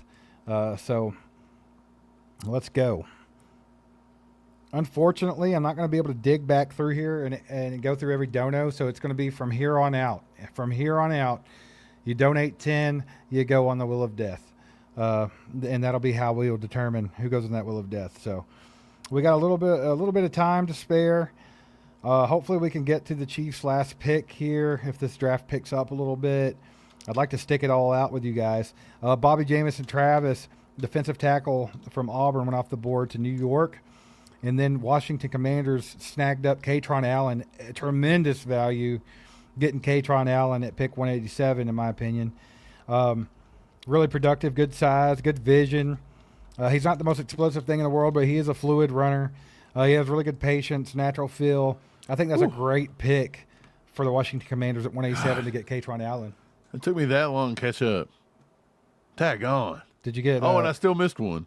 Did you get Bobby Jamison Travis and Katron Allen? I did. I accidentally missed Taylor Green, the first one, because I was doing other stuff. So, okay, I'm getting Taylor Green on, and then I should be ready to roll. What that you're took going to do is forever, you're going to go over there in that little bag of hats you got, and you're going to pick one out. The Jets pick is in. The Bengals are on the clock. I'd like to see them start running about like Washington did. They didn't F around. They just picked their pick and went. Like, hey, Katron Allen, here, bye. Like, everybody else is like acting like it's I don't know what they're doing. Yeah, they're being weird. Okay. I think I got it caught up now. Okay, here we go. I'll pick a hat. It's crazy that you got that behind from Cyrus Allen. Well, I watched a little bit of I was watching some of the film I had that I'd got from the Senior Bowl. I was watching some of his one-on-one matchups, and I mean, he shows good footwork. I'll show some of it. It's not copyrighted footage, so I'll bring some up in a minute. We'll talk through it. Okay. Yeah, we can do that.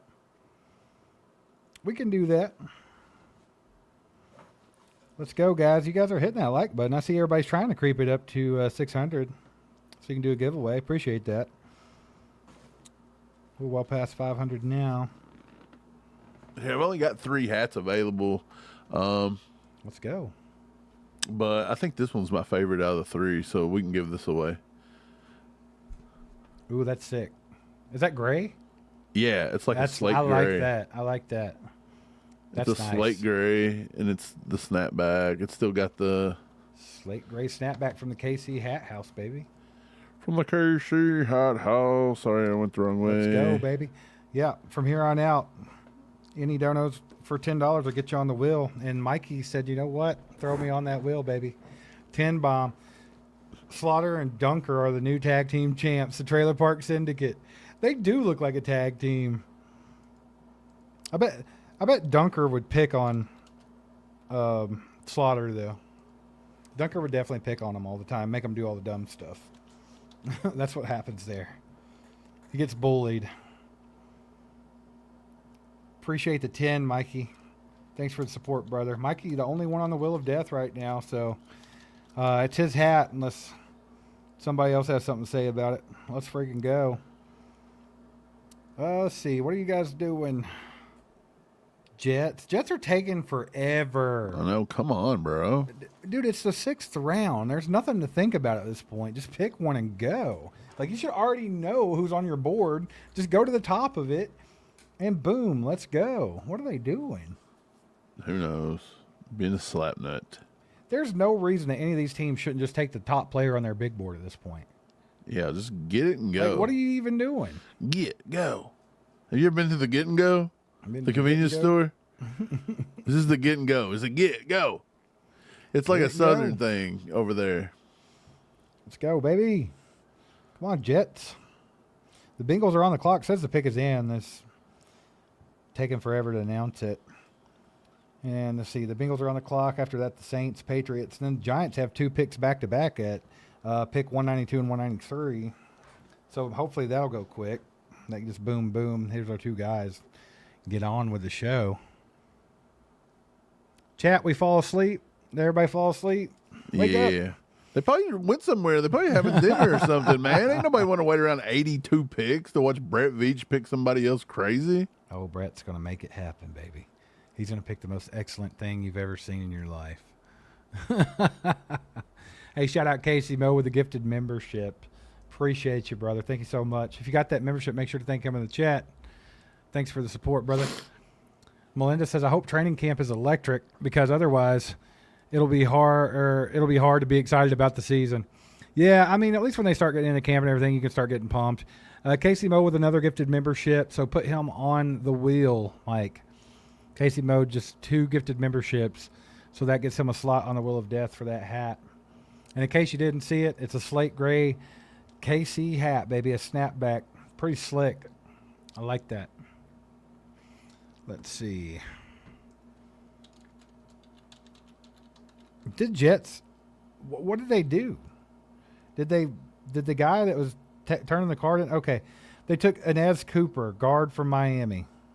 They took all that time to take a guard from Miami. That's who, what's his name, super chatted about earlier. Yep. Cooper's big and proportional guard. He loses effectiveness when blocking in space, but he plays with good body control and understands how to use his size to neutralize inline opponents. Heavy hands, punches quickly, good extension.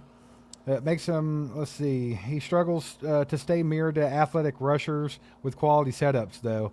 His issues identifying and responding to rush games are a cause for concern.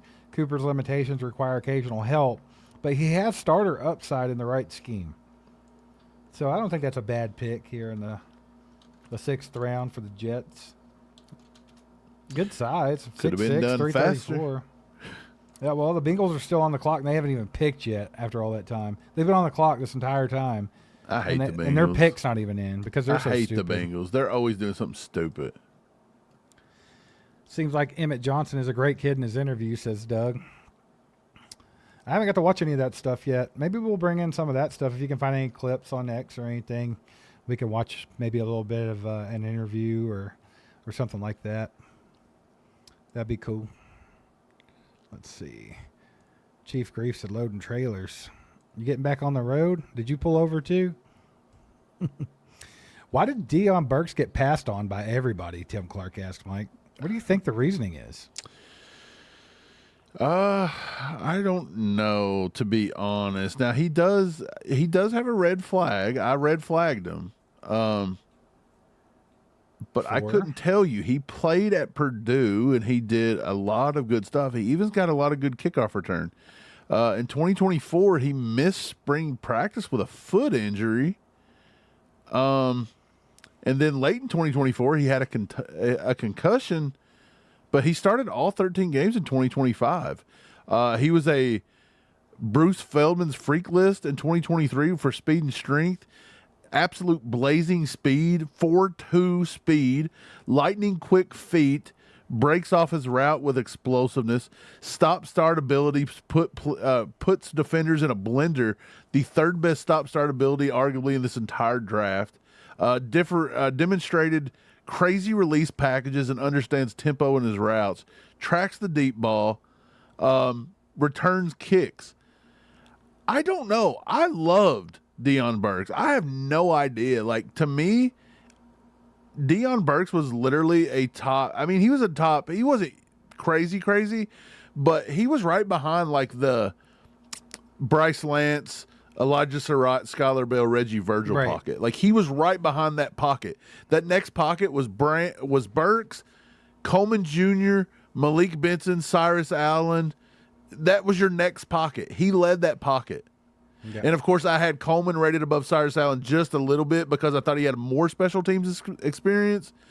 But other than that, it was Burks, Coleman, Allen. I would say Coleman and Allen was pretty much like 20A, 20B. But after that, Deion Burks was 18. Well, Matt KC, been a member for 5 months, says the draft had big possibilities, but roll over and die, get a shovel and bury it. He doesn't like it. He doesn't like it. It's not the most exciting thing in the world, is it? Dr. Stereo with the 10 bomb says ACU crew rules. The late rounds are always boring as F. They really are. But we're gonna try to make it as fun as possible. Appreciate the 10. Get Dr. Stereo on the Wheel of Death. Let's freaking go. And then I hear a train rolling in, baby. You hear that in the distance? I do. We got freaking 10 gifted memberships from Matt KC. Let's go, baby. Wake up. Appreciate you. 78 Vet Boy, 2 cheap beers, Bullsh, J Beer, Nathan Graham, LT52, Brisbro, Javier Sanchez, Charles Harmon, and Greg Houston. Welcome to the crew, courtesy of Matt KC. So that's 5 entries? That's 5 entries on that bad boy, baby. Matt KC going for that hat. Said, give it to me. Give me the hat. Hey, it's a Dave Chappelle. He says, give it to me, baby. Give it to me, baby. I'm Rick James. Let's see. This is the hat, by the way. I just took a little picture on my phone, flipped it over, so I got to keep holding it up. I like that. I like the gray, dude. That's pretty cool. Yeah, it's like slate gray. It's pretty sick, actually. Yeah, I like that coffee mug too. That little burgundy coffee mug handle. What we got there? Vive, Indiana. Yeah. Cool. Well, let's Vive. see.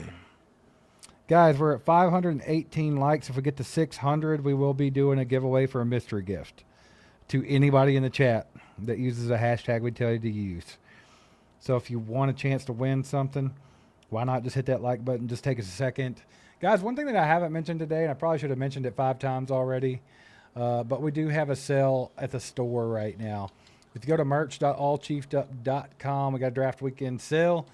You could get use a promo code DRAFT15 for 15% off anything in the entire store, whether it be hats, shirts, hoodies, coffee mug, whatever you want. It's on there, and you get 15% off anything in the store right now. Just use that promo code DRAFT15 and check it out, man.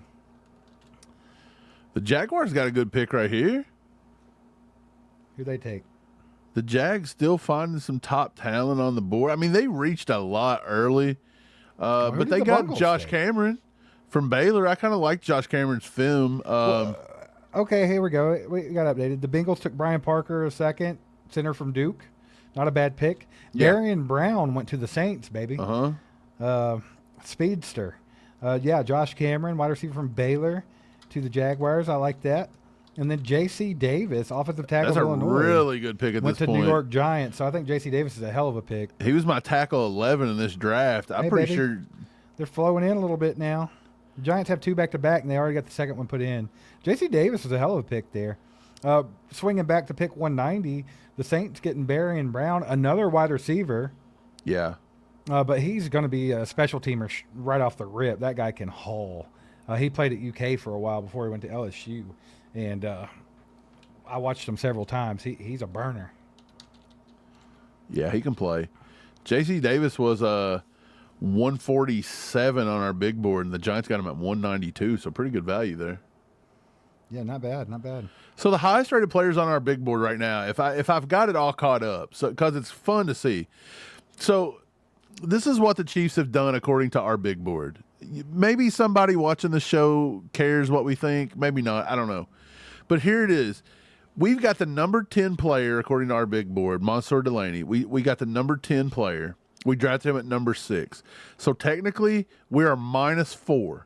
So I'm going to put that in. You want to have as close to an even score here as you can get, right? That's the whole point of this. Mm-hmm. So you're at a -4. Peter Woods. Peter Woods was ranked 19th. We got him at 29. So that's a 10-spot difference, okay?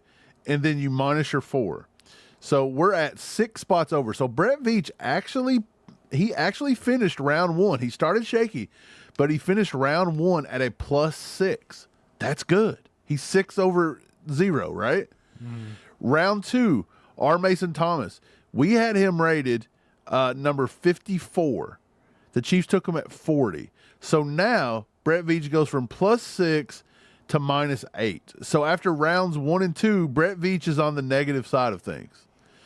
In round 3, we did not have a round 3. So we don't get a round 3. Round 4, Jaden Kennedy. We had him rated 180. He went 109. Look, that is 180 minus 109. He was at a -71, and he was already down 8. So Brett Veach is at a -79 right now, okay? That's his negative. According to your big board, though. Yeah. This is according to our big board. What was the round 5? What was that actually, like the actual pick number? Let me go back and grab Jesse, that. it's been a good day, man. It's not been bad. Not been bad. A little slow. Glad you're off work, brother. 176. So 176. Okay. Brett Veach saved himself here a little bit. So he was minus 79. We had Cyrus Allen rated 172, and we took him at 176. So he gained 4. So Brett Veach is at a -75 right now, according to our charts. Now, I'm going to do this with every single team at the end of this, and I'm going to see who had the best draft according to our board and who had the worst. And I bet you somewhere Brett Veach right now is probably around the mid. But I'm telling you, there's some teams in here that have got good picks. -200, though. And they've literally, like, went, yes. So Brett Veach is -75 per, like right at that. Dude, I can go find you one right now that I'm pretty sure is Jay, I'm going to assume that you weren't watching earlier because I went on like a 10-minute soliloquy glazing Emmett Johnson. We did not say he was a bad pick. So, yeah, I don't I hope he's talking to somebody in the chat because maybe it has to be because we said Emmett Johnson might have been the best pick of the draft. Yeah, and like, value-wise. Very good value. Wait, did I add Emmett Johnson? No, you didn't. I missed Emmett Johnson, so wait, we're -75. Emmett Johnson's got a chance to bring it up. Yeah. Okay, hold up. Let's see. He's going to bring it up quite a bit. Linebacker Jack Kelly from BYU just went to the Giants. So they had 2 really good picks back-to-back, J.C. Davis and Jack Kelly back-to-back. That's really good value there. 161 -107. Brett Veach gained 54. Yeah. So 75 -54. Getting back in the game, baby. He's at -21. He's almost at dead even, which is exactly why I said this is a border. Last pick, he could be plus. Yes, this is exactly why I said he's at a B+ right now. He's literally right next to even. If he gets this next pick in anywhere between, I would say if he finishes anywhere better than minus or plus, obviously if you finish plus, you're at an A+. But if he finishes better than what, -50, you're at a B. If he finishes anywhere around -25, you're in the A category. And he's at -20 something right now? Sam says, so who's had the best draft so far, do you think? Honestly, I couldn't tell you because I don't really know exactly what everybody's got. But what comes to mind is the Tampa Bay Buccaneers. And there was another team that I had right on the tip. The Pittsburgh Steelers. I think both of those two have had really good drafts. And the Jets have had a killer draft. I was going to say that the Jets may have had one of the better ones. And again, according to all Chiefs fans, you was not going to get a good draft if you took Kenyon Sadiq in the first round. You couldn't get a good draft. Just couldn't do it. But they did get Kenyon Sadiq. And look, I'm not even going to count David Bailey.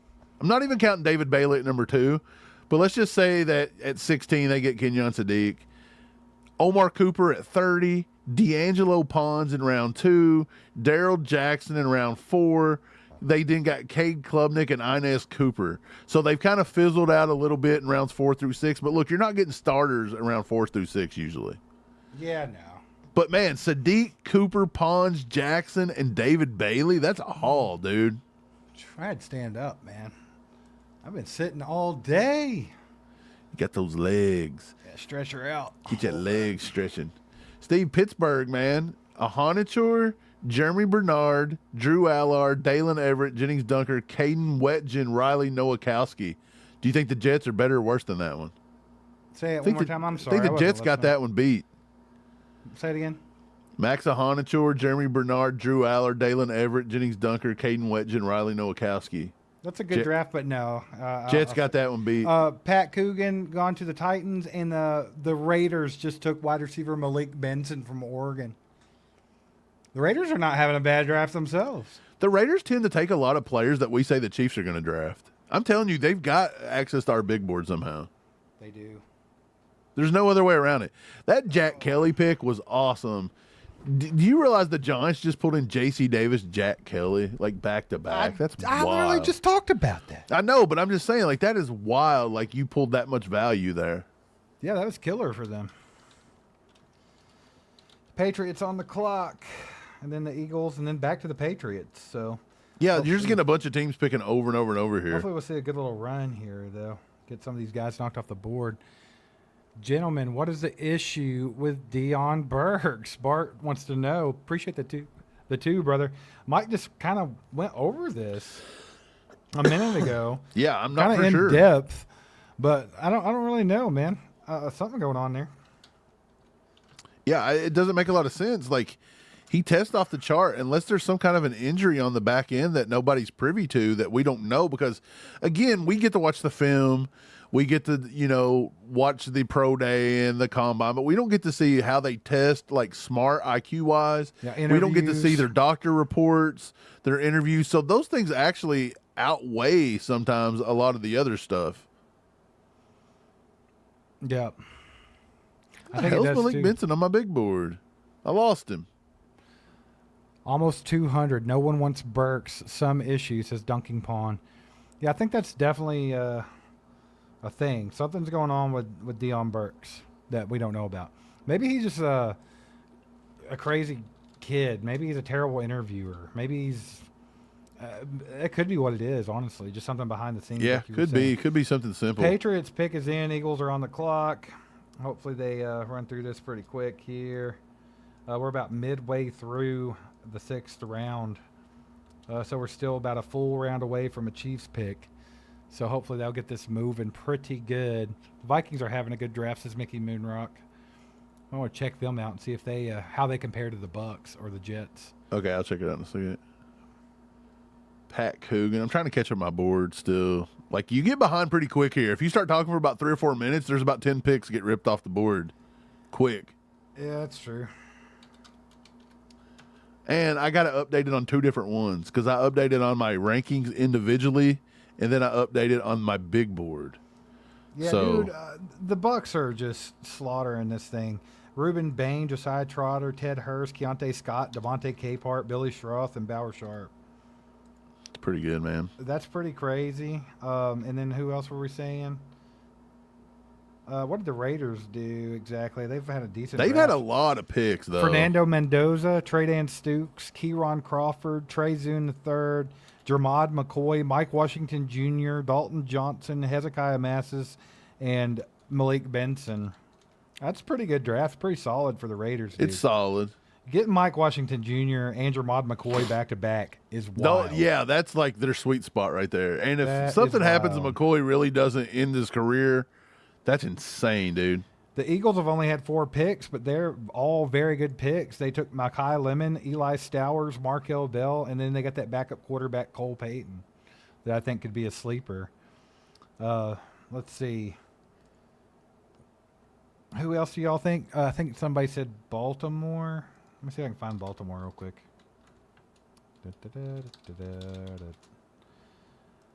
Where y'all at? Come on, Mr. Baltimore. I don't even know where they're at. I know Cade Klubnik got drafted already, but where did Cade... Was it in the second round, third round? Where was it?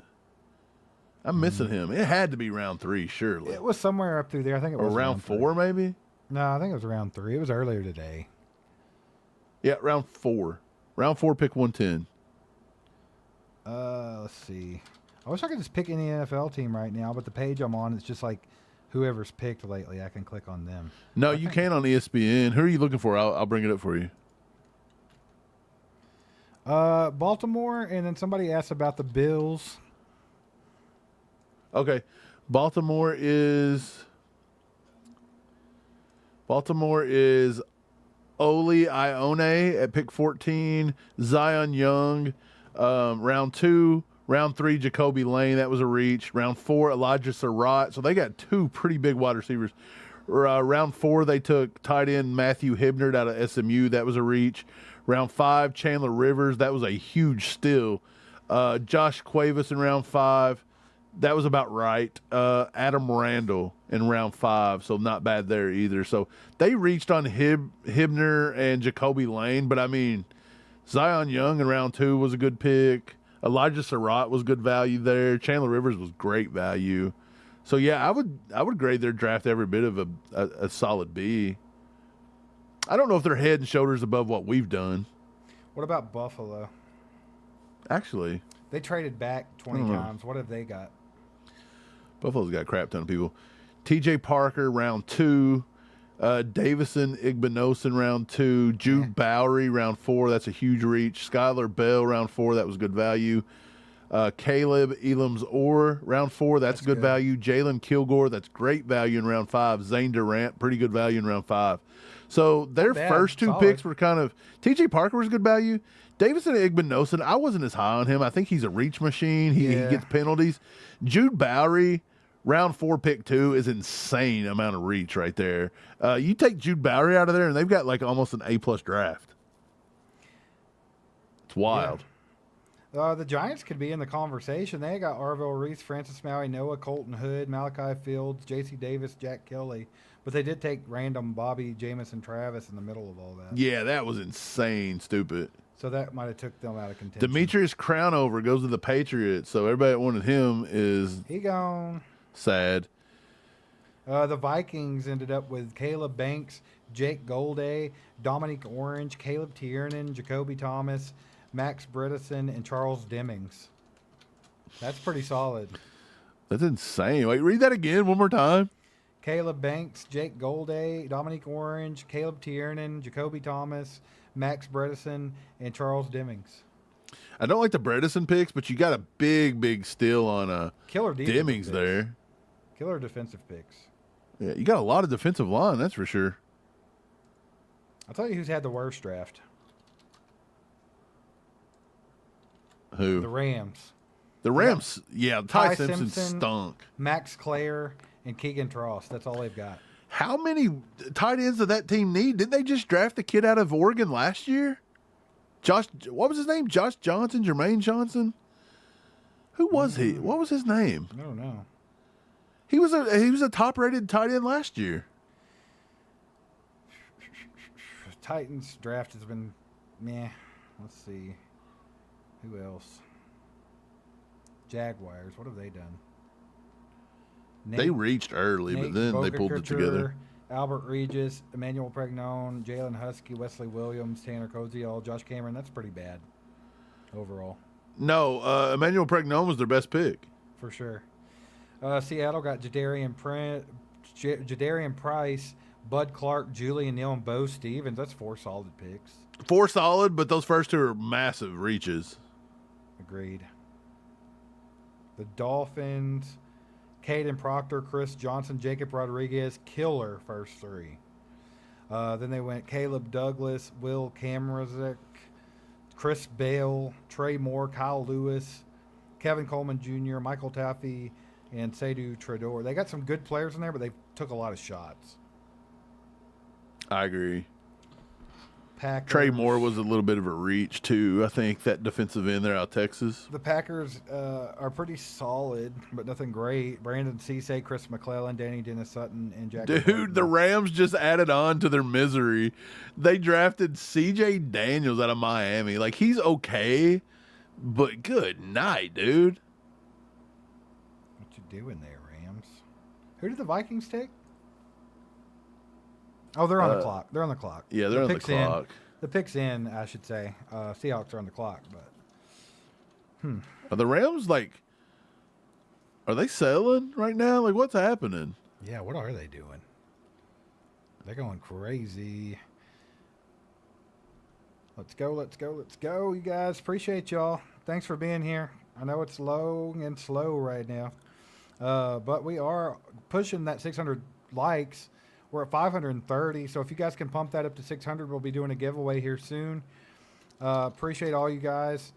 So hit that like button. Also, if you donate at least 10, for every 10 that you donate from here on out, you go on a Wheel of Death to win a hat from the KC Hat House. I got a picture of it somewhere. Hold on, I'll show you. It's a gray snapback. It's pretty slick, man. I like that thing. But you'll go on the Wheel of Death to win that. So just letting you know in case you didn't know. Who had a better draft, the Rams or the Falcons? The Falcons. I don't even have to look yet.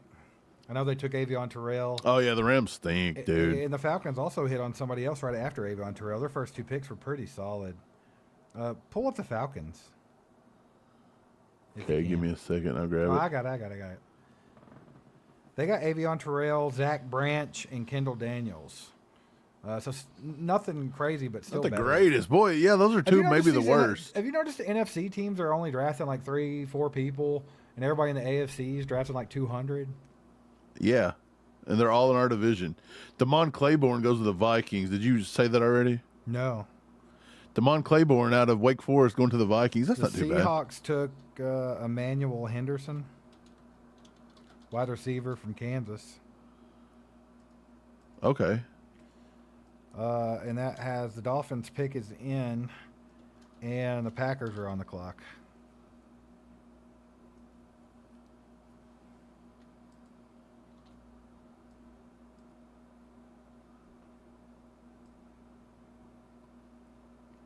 Manuel Henderson Jr. You Kansas fans, is that guy any good? I feel like he was kind of like that slender outside type, like little fast dude. Am I wrong?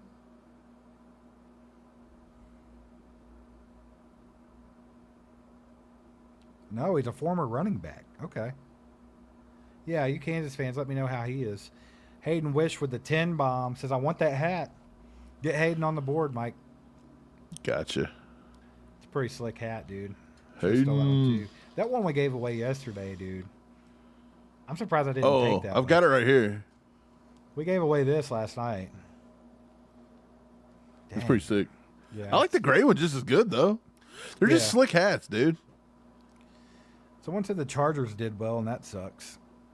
The Chargers got Akeem Mesidor, Jake Slaughter. That's why they're saying they did well, because they got Jake Slaughter. Oh, They no. got Akeem Mesidor. They got Jake Slaughter, Brennan Thompson, Travis Burke, Genesis Smith, and Nick Barrett. Honestly, I don't think that's that great. I think Akeem Mesidor was a great pick. Genesis Smith was a good value. I mean, Nick Barrett is a good, like, 3-tech run stuffer. Gosh dang it. Oh. He's back. He said, I'll take the turkey $5 footlong, please. I have a mile more to walk with my fanny pack before I get to my destination. I need some fuel. Put extra lettuce on it, please. Nope, a little bit more. There you go. Do you have any green olives back there? Put that on there too. Thank you. What are you talking about? That was what Jake Slaughter was doing. Oh, quit talking about food, bro. We all didn't get McChickens. I've been up since 7 o'clock this morning, sub bro. From Subway on wheat bread with extra lettuce and green olives, then you go right ahead and get it. Wait, I was up at 7:30 this morning, so 8:30, 9, 10, 11, 12, 1, 2, 3, 4. I'm on 9 hours and 15 minutes of no breakfast. Look, I had a McChicken, brother. I had a McChicken. I'm about to eat these nasty ass M&Ms over here from Toasty. I don't even know I got these. The Toasty Holiday Peanuts. That's funny. Do you want some holiday peanuts? Oh God. The peanuts? Hey, I don't know if I do. I can do the Oh, Titans they smell for you. good. Titans did Carnell Tate, Keldrick Falk, Should I eat one? Anthony Hill Jr., Fernando Carmona, Nicholas Singleton, and Jackie Marshall, Pat Coogan. That was the Titans. It changed color, man. I don't think you can see that. I'm going to eat it. Look, bro, I think I'm going to eat it. they made cinnamon, like cinnamon peanut butter M&Ms or something crazy like that, and I got some, and they were the greatest thing ever. But I'm a huge cinnamon guy, so I like the honey ones. the honey. Dude, those are badgers. good. How'd they get old, but they intensified in flavor? Boy. Yeah. Let's see. DJ Campbell gone to the Dolphins. So they got their guard there. And then the Green Bay Packers took cornerback Damani Jackson, Mike. That you and Broshmo had a good little conversation about Damani Jackson. I think you actually edited it out of the video. So, but y'all kind of thought he had some red flags, right? Yeah, he takes bad angles a lot, and he got benched in a few games because of it. But he's a pretty good cover corner. Like, he's solid. He plays man-to-man. He bumps very well. He played at some major colleges. I mean, he's fine to take a shot on right now, I think. I think it's perfect right about Jacob, this time. Chuba the Crew is tentatively going to be the week of Canceled. August I'm joking. 1st. August 1st, somewhere in that range. So we'll let y'all know when it's all nailed down and hammered out and all that good stuff. Renee says, who would you choose if it's between Jack Endries and Michael Trigg? Endries, is that how he says it? Trigg is not good. He's not a good football player. I mean, well, let's not be rude. The dude can catch everything. Like, he catches. He makes plays. But he's just – I don't want a guy that quit on two other teams. Like, he Catching basically bodies. quit. Getting kicked off every team in the Yeah, league. he basically quit and got kicked out of Ole Miss. Like, you can't get kicked out of an SEC school. I don't know what got you kicked off. I mean, Lane Kiffin runs, like, the most lenient ship ever. Like, he's out here, like, dating cheerleaders and stuff. Like, what did he do to get kicked off the team is what I want to know. Mike Mickey just wanted to let you know that there's an acceptable level of insect feces in chocolate according to the FDA. So you're God, probably thanks. eating some poop. I'm eating bug shit. Dude, everything tastes good after 9.5 hours. Bam of says not Mike eating. drank a beer. They say that one beer equals a sandwich. Calories? Hey, Dr. Stereo got the right idea. Y'all hit that like button. Let's give something away. We're at the slow devil's butthole of the draft here, guys. Let's have some fun. Y'all wake up a little bit. Let's get the party going. That way we can somehow manage to get to the Chiefs' last pick if at all possible. Why did Brett Veach do this to us? All he had to do was not get a crappy 7th round pick, and we'd have all been doing something nice with our lives. But instead, what are we doing? We're waiting around for Brett Veach to take another player that disappoints 99.3% of the fan base. That's great.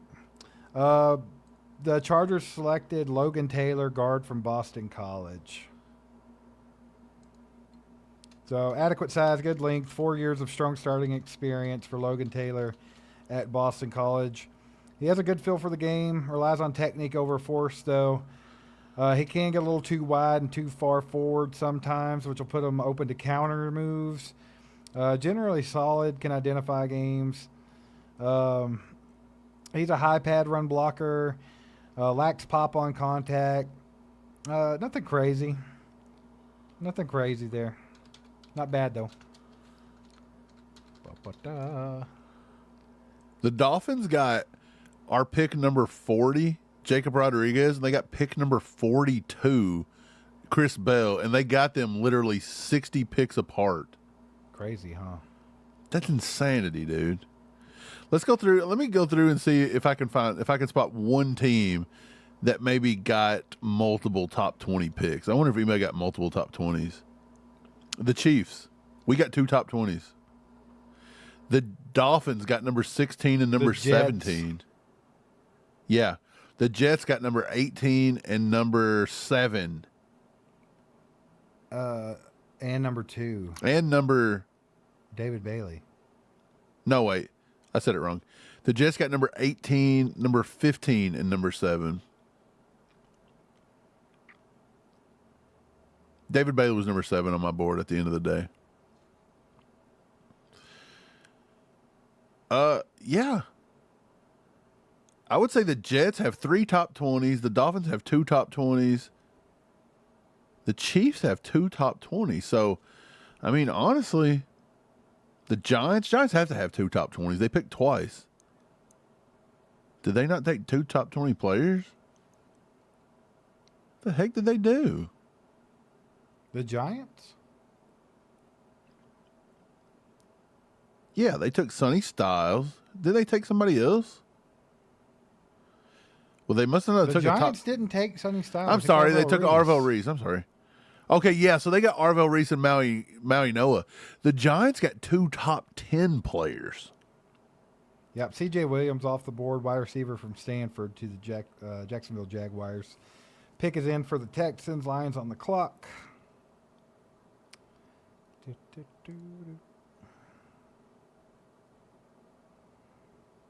Yeah, we're almost getting to the end of the second or the 6th round, rather. So yeah, it's moving. It's moving. If these guys would pick it up a little bit, it wouldn't be so bad.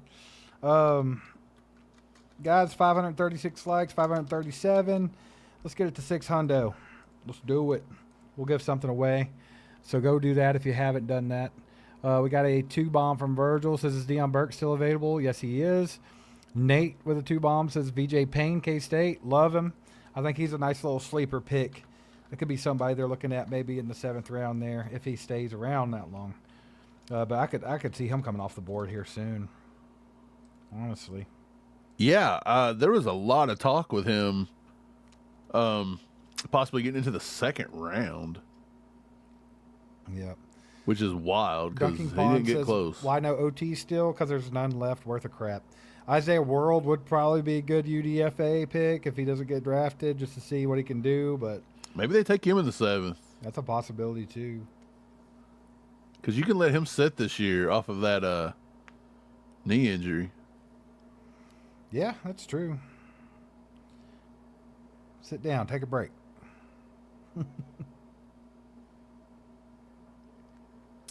Speaking of taking a break, I'm going to jump off here and go drain the lizard. Do it. We'll take shifts. Yeah, I'll be That right way back. we can pee. Let's go, baby. Let's freaking go.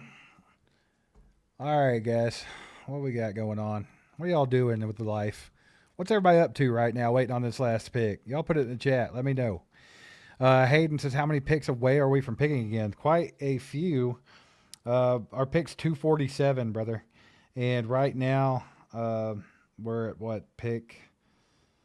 I don't even know anymore. Hold on. We're at pick 206.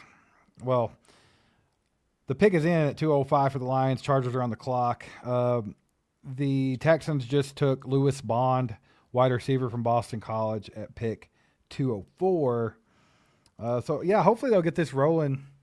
It'll be moving right along. We can get somewhere with it. That'd be nice. What team took the biggest swing? I would argue that the Raiders, right at the beginning of day 3, took the biggest swing, taking Jermod McCoy and then Mike Washington Jr. I mean, that's pretty sweet, man. I wouldn't exactly say it's a big swing for like value sake because that's great value on both. I guess if you want to go, if you mean it another way, like who took the biggest shot in the first round or something like that. Let me think. Who took the biggest swing? Probably the Titans with Carnell Tate at 4. I think that was pretty wild. That'd probably be what I would say. We'll see how that works out for them. Not quite sure about it. We got a freaking 5 bomb from Godplar. This is looking at this draft as a whole. I kind of love it. Dude, it's been fun in a sense that it's completely unpredictable and out of control. But I think that came along with the territory because this has been a weak draft class. It's been very hard to peg down. It's just been strange. And I think a lot of people, obviously, everyone's big board was completely different this time around. So you've just seen a lot of crazy players coming off the board. Dude, great pick by the Lions right here at pick 205. They just took defensive tackle Skylar Gill Howard. This was a guy that was actually dropped down the boards earlier in the draft process. A lot of people talked about him a lot towards the upper half of the draft. He's like that undersized one-gapper type defensive tackle, a lot of suddenness. He uses leverage very, very well and kind of clinches up bigger players. Non-stop motor, pretty big sense of urgency with this kid. He creates wins off the snap against the run and the pass. He don't let blockers take any reps off because he's always balls to the wall. Great secondary effort. Block counters kind of keep him in the play a little bit longer sometimes. Gil Howard lacks functional size and length, is what Lance Zierlein says, which will make him both scheme and matchup dependent as a pro. He needs he needs to major in disruption and chaos to find a long-term home as a rotational upfield tackle. But I think that's a great pick. Pretty decent value, I think, for Skylar Gill Howard. So the Lions with a good pick there. Chargers are on the clock. We'll see what these turd nuggets decide to do. Something about every AFC West team that's not the Chiefs just pisses me off. I want them to all fail miserably. Amy with the 10 bomb says, I'm working on a finals project for school. Who do you want Casey to get with their last pick, if not a player, a position? Keep up the great work, guys. I appreciate you, Amy. Thank you for the support. If there's one player, that's tough. A 7th round's such a crapshoot. If there's one player I'd really like to see them get, I'm going to give you 3. I know a lot of people's going to say Deion Burks if he's there, and I kind of agree. The value there is crazy. So you kind of go ahead and do that just in case Cyrus Allen isn't exactly what you thought. You got Deion Burks, maybe something like that. But there's 3 guys that I think are tremendous value that are still on the board right now. Number 1, I'll talk about Michael Heldman for a second. This kid, defensive end from Central Michigan. You can look at how he tested. Great in the speed. Also elite and explosive in the explosion grade. Michael Heldman was kind of like one of Mike's sleepers right off the rip. And then you kind of saw him get a little bit of hype in the Chiefs space. I know Charles Goldman got onto Michael Heldman a little bit too. So you've seen his name thrown around. I know it could just be white boy with slightly red hair from Central Michigan, but a lot of people are comparing him to Max Crosby because of the way he plays the game. He gets after it, got a nasty attitude, always running on a high motor. So Michael Heldman would be a cool one to see. I also think Landon Robinson, absolute dog. I don't think we would take him because we already have Omar Norman Lott and Peter Woods and Chris Jones. So, I mean, this guy's going to basically do what Omar Norman Lott does, rotational piece in the middle that can get pressure up the middle. But he tested off the charts. Y'all see it, elite, great. Landon Robinson would be cool. I think this is one of my sleepers in the draft here. Safety VJ Payne, tested elite in speed, great in explosion. Not a lot of people talking about him, to be honest, but we've seen a couple of people mention him today. I think he'd be a pretty good little snag there in the 7th round as well. But there's quite a few guys that I wouldn't mind seeing, but that's just, a few really good value players that I think right here. If you could get them in the 7th round. Alex Harkey, guard from Oregon, just went off the board to the Los Angeles Chargers. And the Eagles are on the clock at pick 207. So we're slowly but surely getting there, guys. About 40 more picks. We'll be seeing what the Chiefs are going to do. Appreciate the Tim Bomb, Amy. I'll have Mike put you on the Wheel of Death for a chance to win that hat. Appreciate that. I'm going to go check out this likes, see if we're anywhere close to giving something away. Let's see what's going on here. We're at 542 likes, so we need like 58 more, and we'll give away another mystery gift. So if that sounds good to you to maybe win something for free, get a little mystery gift in the mail, go hit that like button if you haven't. Appreciate you guys hanging out with us. We know this is the back end of the draft, and not a lot of people care at this point. But if you're hanging out, having fun, that's all that matters. Let's see. Zach says, I just joined the stream again. Any good tight ends left? Dallin Bentley's still out there. My guy's still out there. John Michael Gillenborg. That's a guy I'd like to see at picked in 7th round. Yeah. Yep, I like those. Dallin Bentley's still out there? He didn't get taken yet? Nope. What the hell happened to Dallin Bentley? He looks funny. Does he? Is that drink cold enough for you? I heard that rattling. Get some ice. Get some ice in there. He does kind of look. No, he looks like. Hold up. He looks like Peter Dinklage playing tight end. Yeah, if Peter Dinklage and hold up, there's another one.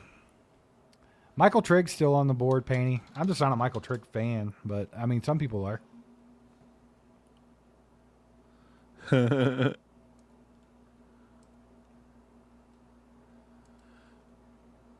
Okay, I don't know if you guys, I don't know if anybody in here listens to country music,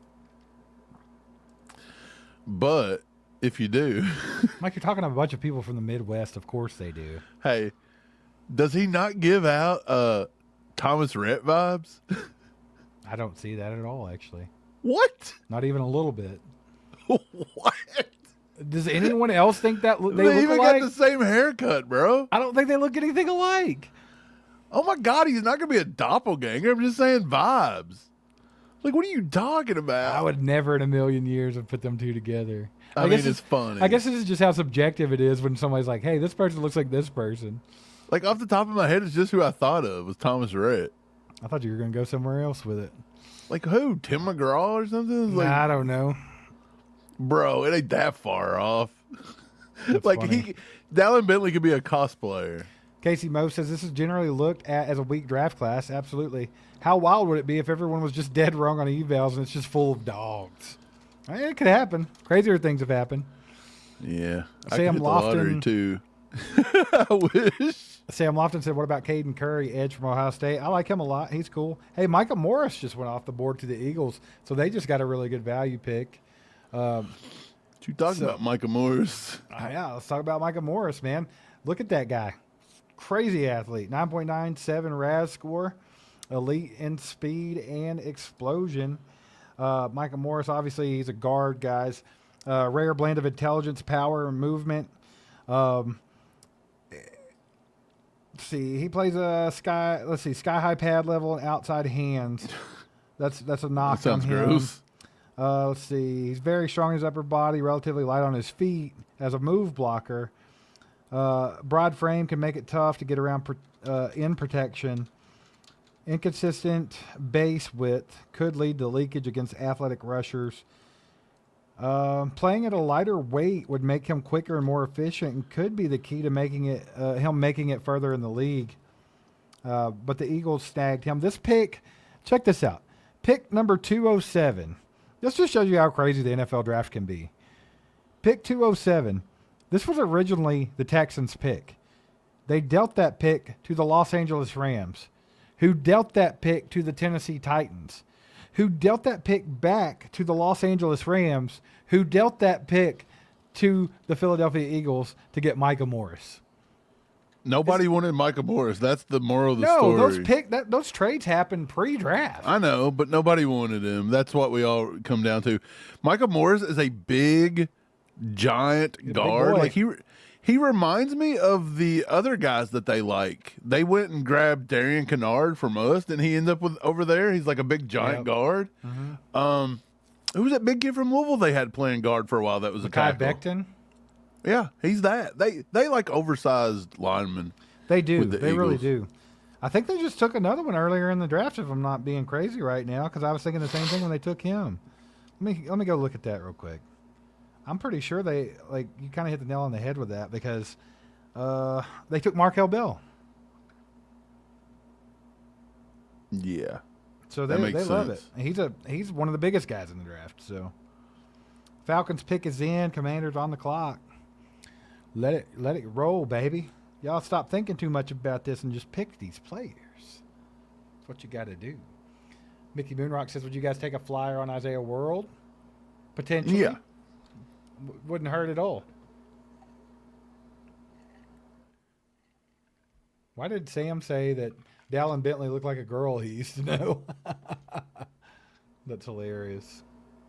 Does he look like Hosier? That's Gautier. Oh, my bad. Wrong one. The Falcons have selected defensive tackle from Washington, Ontario Thompson. We're getting in the weeds. Dude, we've been in the weeds since round 3. We've been in the weeds. We've not got out of the weeds. Let's just put it that way. This has been the weirdest draft I think I've ever dealt with. It's just pretty strange, crazy. bro. Pretty crazy. This dude, I've got 51 defensive tackles, draftable defensive tackles on my board. He's not on there. Carl, the next Chiefs pick's 247. So you're He's about not even on my list. 28 picks away, man. Surely he's got to be on here. Am I just overlooking this idiot? Carl done mowed the damn yard and came back. Damn, Carl. That's fantastic.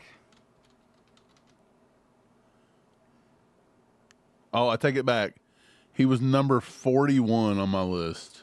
I overlooked him. 41. It's a good thing I found him. Jerry says, "Enjoy, you guys. Y'all are doing a good job covering the draft. Heck yes on country music. Which one of Casey's 6 picks so far have surprised you the most?" Jerry, we appreciate that, man. Thanks so much for the kind words. The most surprising pick of the 6 is Jaden Kennedy. I feel like that was a big-time reach, and it just kind of threw me for a loop. Can he be a good piece? Sure. I absolutely think he could be depth at the corner position. He could end up being your slot guy, really. It just depends. He's a little bit undersized, but he is a sticky little cover corner. I think he could do it. I just think that the value is so off from what we had it. It was how many picks was that a reach? 70-something? Kennedy? It was quite a bit. Yeah, it was up there. It was like 50 or 60 picks. It's almost about it was a little bit over a round and a half. Put it that way. Vilma says, "Wow, you guys still on? I went a while ago to go grocery shop." Hey, man, we're rolling this thing out, baby. We said we were going to cover it. Look, you can read it. We're live streaming the entire 2026 NFL Draft. So we're doing what we do. We appreciate all you guys that have been contributing and making it worth our while. You guys have been awesome.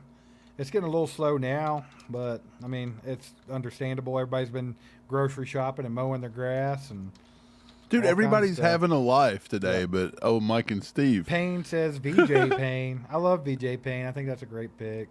Weston says he thinks that Jaden Kennedy is underrated safety. I'm not saying you're wrong on that. Our pop said that Kennedy was very underrated. He mentioned him months ago. So he's kind of been on him since then. I just think it was a little rich at that pick. So, but hopefully he proves to be worth it, mainly. Joe E. said Peter Wood spending $200K on cars after being drafted. Hey, more power to him, man. Dude, he probably made that in college on NIL. Mike Kenneth said, "Y'all are dogs." Dogs. Let's go, baby. Mickey says, was it one of you that liked Latrell McCutcheon? You I mocked him do. to the Chiefs, right? I like Latrell McCutcheon. Apparently, nobody else liked Latrell McCutcheon in this draft. You mocked him to the Chiefs. I kind of thought he would be picked by now. I had him on my big board as, where is Latrell McCutcheon? He's got to be up here. He was 181 on my big board. So, I mean, we're at 209, 210. So he's right around this value. Yeah, Renee said she's been here the entire time, all 3 days. Renee, that's freaking awesome. It's insane. Thank you. Thank you for choosing All Chiefed Up. There's lots of different other people y'all could go hang out with in the draft, and I'm sure it's a fantastic time over there. But I think it's been pretty fun over here, so we appreciate you. Riverman Revival says, y'all are earning your money today. Hey, man, we always earn our money. Me and Mike do everything for this channel. Everything. So we work our ass off, dude. We're talking, between the two of us, you're looking at probably 100 hours a week spent on this channel. Minimum. Easy. And that's with lives and jobs and things like that. No management, no editors, no buddies that tell us what to do. Y'all haven't made us millionaires yet, like you have some people. Man, we're hanging, bro. We're putting in the work. Yeah, Mickey said none of them are as fun as us. That's because we say what we think, and we don't really care, you know. Kenneth says, thanks for the awesome content. Appreciate you, Kenneth. Weston says, Kennedy's a slot corner. Spags guy. He's not going to be your dominant style corner. That's not what he does. Yeah, we know that. Yeah, I think he's definitely going to be a slot guy for sure. Only Chiefs channel I'll watch, says Riverman. Let's freaking go, baby. That's right. It's the most authentic. It's the biggest independent Chiefs channel on YouTube. 55,000 plus subscribers. You guys are awesome for getting us to that. That's insane. Let's see. Joe E said 535 likes, closer to 600. Where are we at? We're 555. So, yeah, you're right. Well, actually, you're wrong. It'd be 44. 44 more. Let's see. Or maybe I'm just not even reading that right. I just now turned the draft on for the first time. Do a bunch of math I can't do. Yeah, Nick, I'm super shocked we didn't do an offensive tackle too. I kind of thought we needed that right tackle position filled. Mike's watching cartoons, Mickey. That's what he's doing. He's putting it on SpongeBob. No, I turned on the draft for the first time ever, and I had to look at John Lynch. Right back off. Order the pizza already. Hurry up. Weston says Cyrus might be the most underrated pick of the Chiefs draft. Weston thinks every one of these guys are the most underrated people. I think Cyrus Allen's a good pick. I liked it. Definitely fell into that pocket there. I think the value was about right where it was. He's definitely a Chiefs-style receiver. Yeah, I think it's a good pick. I like his separation ability. Oh, I promised you guys Cyrus Allen. If I play this, watch your thing down here, Steve. I don't think it's got sound. But this is some clips dug up from here. Yeah, appreciate you, Heike Mo. Thanks for being here, bro. Oh, yeah, you can see us. So, yeah, here's some clips. See his footwork really good. He got pressed right there. That's an incompletion. That's pretty good footwork. That guy slipped. Who is that corner? I'd really like to know. He's working the bottom. This might be – that's a nice little double move. Quarterback didn't even go to him. Nice little in and out. The guy's in his hip pocket. See, that's the bad thing about it. You start looking at like clips like this and you just don't watch games. Then you'll see like right here. That looks like Ephesians Prysock. He just got burnt. And that is the same guy. And this time he pushes him out. That's either Ephesians Prysock or Takario Davis. Can you tell which one that is? Prysock. Well, the name on the back of the jersey looks really tiny. So that's why I was. Wait. Now you might be right. It's tough. I wish I could show it. I can't remember their numbers. But look, he went 1-1. He went 1-1 there. Like, he really put him in a blender because he's got really good footwork on the first one. But on the second one, he got bully balled completely out of the end zone. Watch. That's good footwork. He spun the dude. But right here, he stays in phase with him. He looks back. He don't care. That's not a completion. I'm pretty sure he didn't get a second. A completion. No, he didn't get his foot down. Oh. Got to get 2 feet down the NFL, Steve. There's one, and he's out. Oh, I see. So that's an incompletion. This guy stayed in phase pretty good, but then he got whiffed up on. This guy down here at the bottom, that's the same kid from Washington. That's Prysock again, burnt on the double move. This is why I don't understand why people like had a love affair with Prysock. It might be Davis. It could be Davis, but either way, Davis ended up going. Where did those two go? So we got to Davis look. went way early. He pretty much split his reps. He was against Washington every time except for that one. So he was against some Washington defenders. He was beaten. Takario Davis was round three, pick 72. So if he was beaten on Takario Davis, that's pretty good. If he's beaten on Prysock, I didn't even put. Where did Prysock go? I think Round 4? I can't remember who took him. Shout out Payne, Paney, maybe. Paney Rocks. Says watching from the UK with my mate Jinx. Watch and listen to you guys on my way to work every morning. Thanks for the content. Appreciate you, brother. Yeah, that's awesome. Bro. Where was that at? Across the pond in the UK. Yeah. Some bangers and mash. Keeter said, sorry if I was a slap nut the first night. Love the channel. It's all right, Keeter. Wait, why were you a slap nut, I Keeter? don't What'd know. you do? I don't know. We were talking about Keeter's Peter and stuff. I remember he did something, but it's okay. Wait, what? It's okay. It's not a big deal. Bro, I'm going to tell you right now, we encounter so many fools and slap nuts. Like, I didn't even remember. So I don't take too much offense to it, man. It's the only channel that I pay to be a member of. Let's freaking go. Yeah, if you start a content on anything, you're just 99% of your life's just people telling you you're stupid and you don't know what you're talking about. Yeah, so you just got to get used to it. He cooked Dalen Everett also at the Senior Bowl. Dalen Everett's good too, so. I tried to watch. It was Ephesians Prysock. Thanks, Jonathan. Thanks for looking that up, man. So it was Prysock. And again, Prysock was rated, let's see. Prysock, why did it switch on me? Prysock went 139 and okay, it was Prysock both times. So 139. And then we grabbed our boy at 176. So look, they're in that same thing, and you can see like they're in that same like round pocket. They're within 30 picks of each other. So you can see that's why Cyrus Allen won a rep or two, and he lost a rep or two. Washington took Matt Golban, center from Michigan State, at 209. The Steelers took Gabe Rubio, defensive end from Notre Dame, at 210. Ryan Eckley, the first punter off the board for Michigan State, to the Ravens at pick 211. And then Namdi Abizar, linebacker from TCU, went to the Patriots. Bears are on the clock. So we're almost to the end. We're almost to the very end of the 6th round. So hanging in, baby, hanging in. Let's go. Guys, I know I've said it 1,000 times, but if you hit that like button, get us to 600, we'll be giving something away. So if you haven't hit the like button, just take a second and do that. Real quick, want to shout out PrizePicks for sponsoring today's live stream. Use the code HMA after you get PrizePicks. You spend $5 and they'll give you $50 to play with, so don't want to miss out on that. Go down to the description, click that link, and do it to it. Man. Do it to it, Lars. Man, let me tell you something.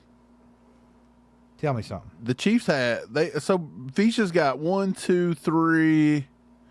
We got 4 picks in the top 107 guys according to our board. So I mean that's not too bad. We've only drafted 6?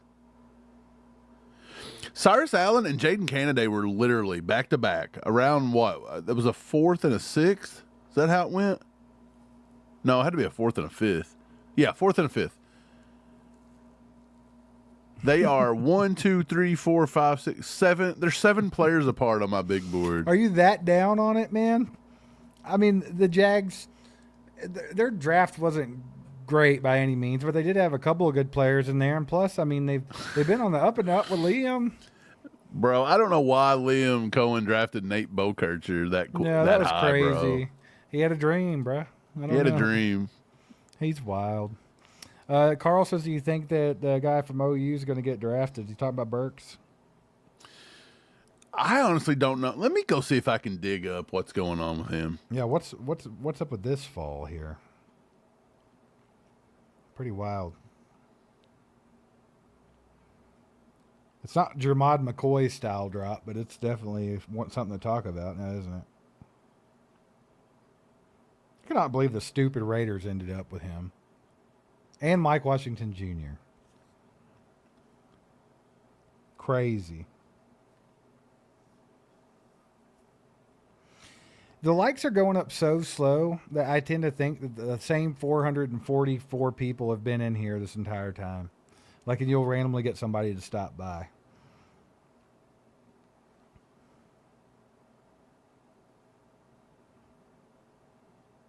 So we'll try to give something away to you guys if we can, though.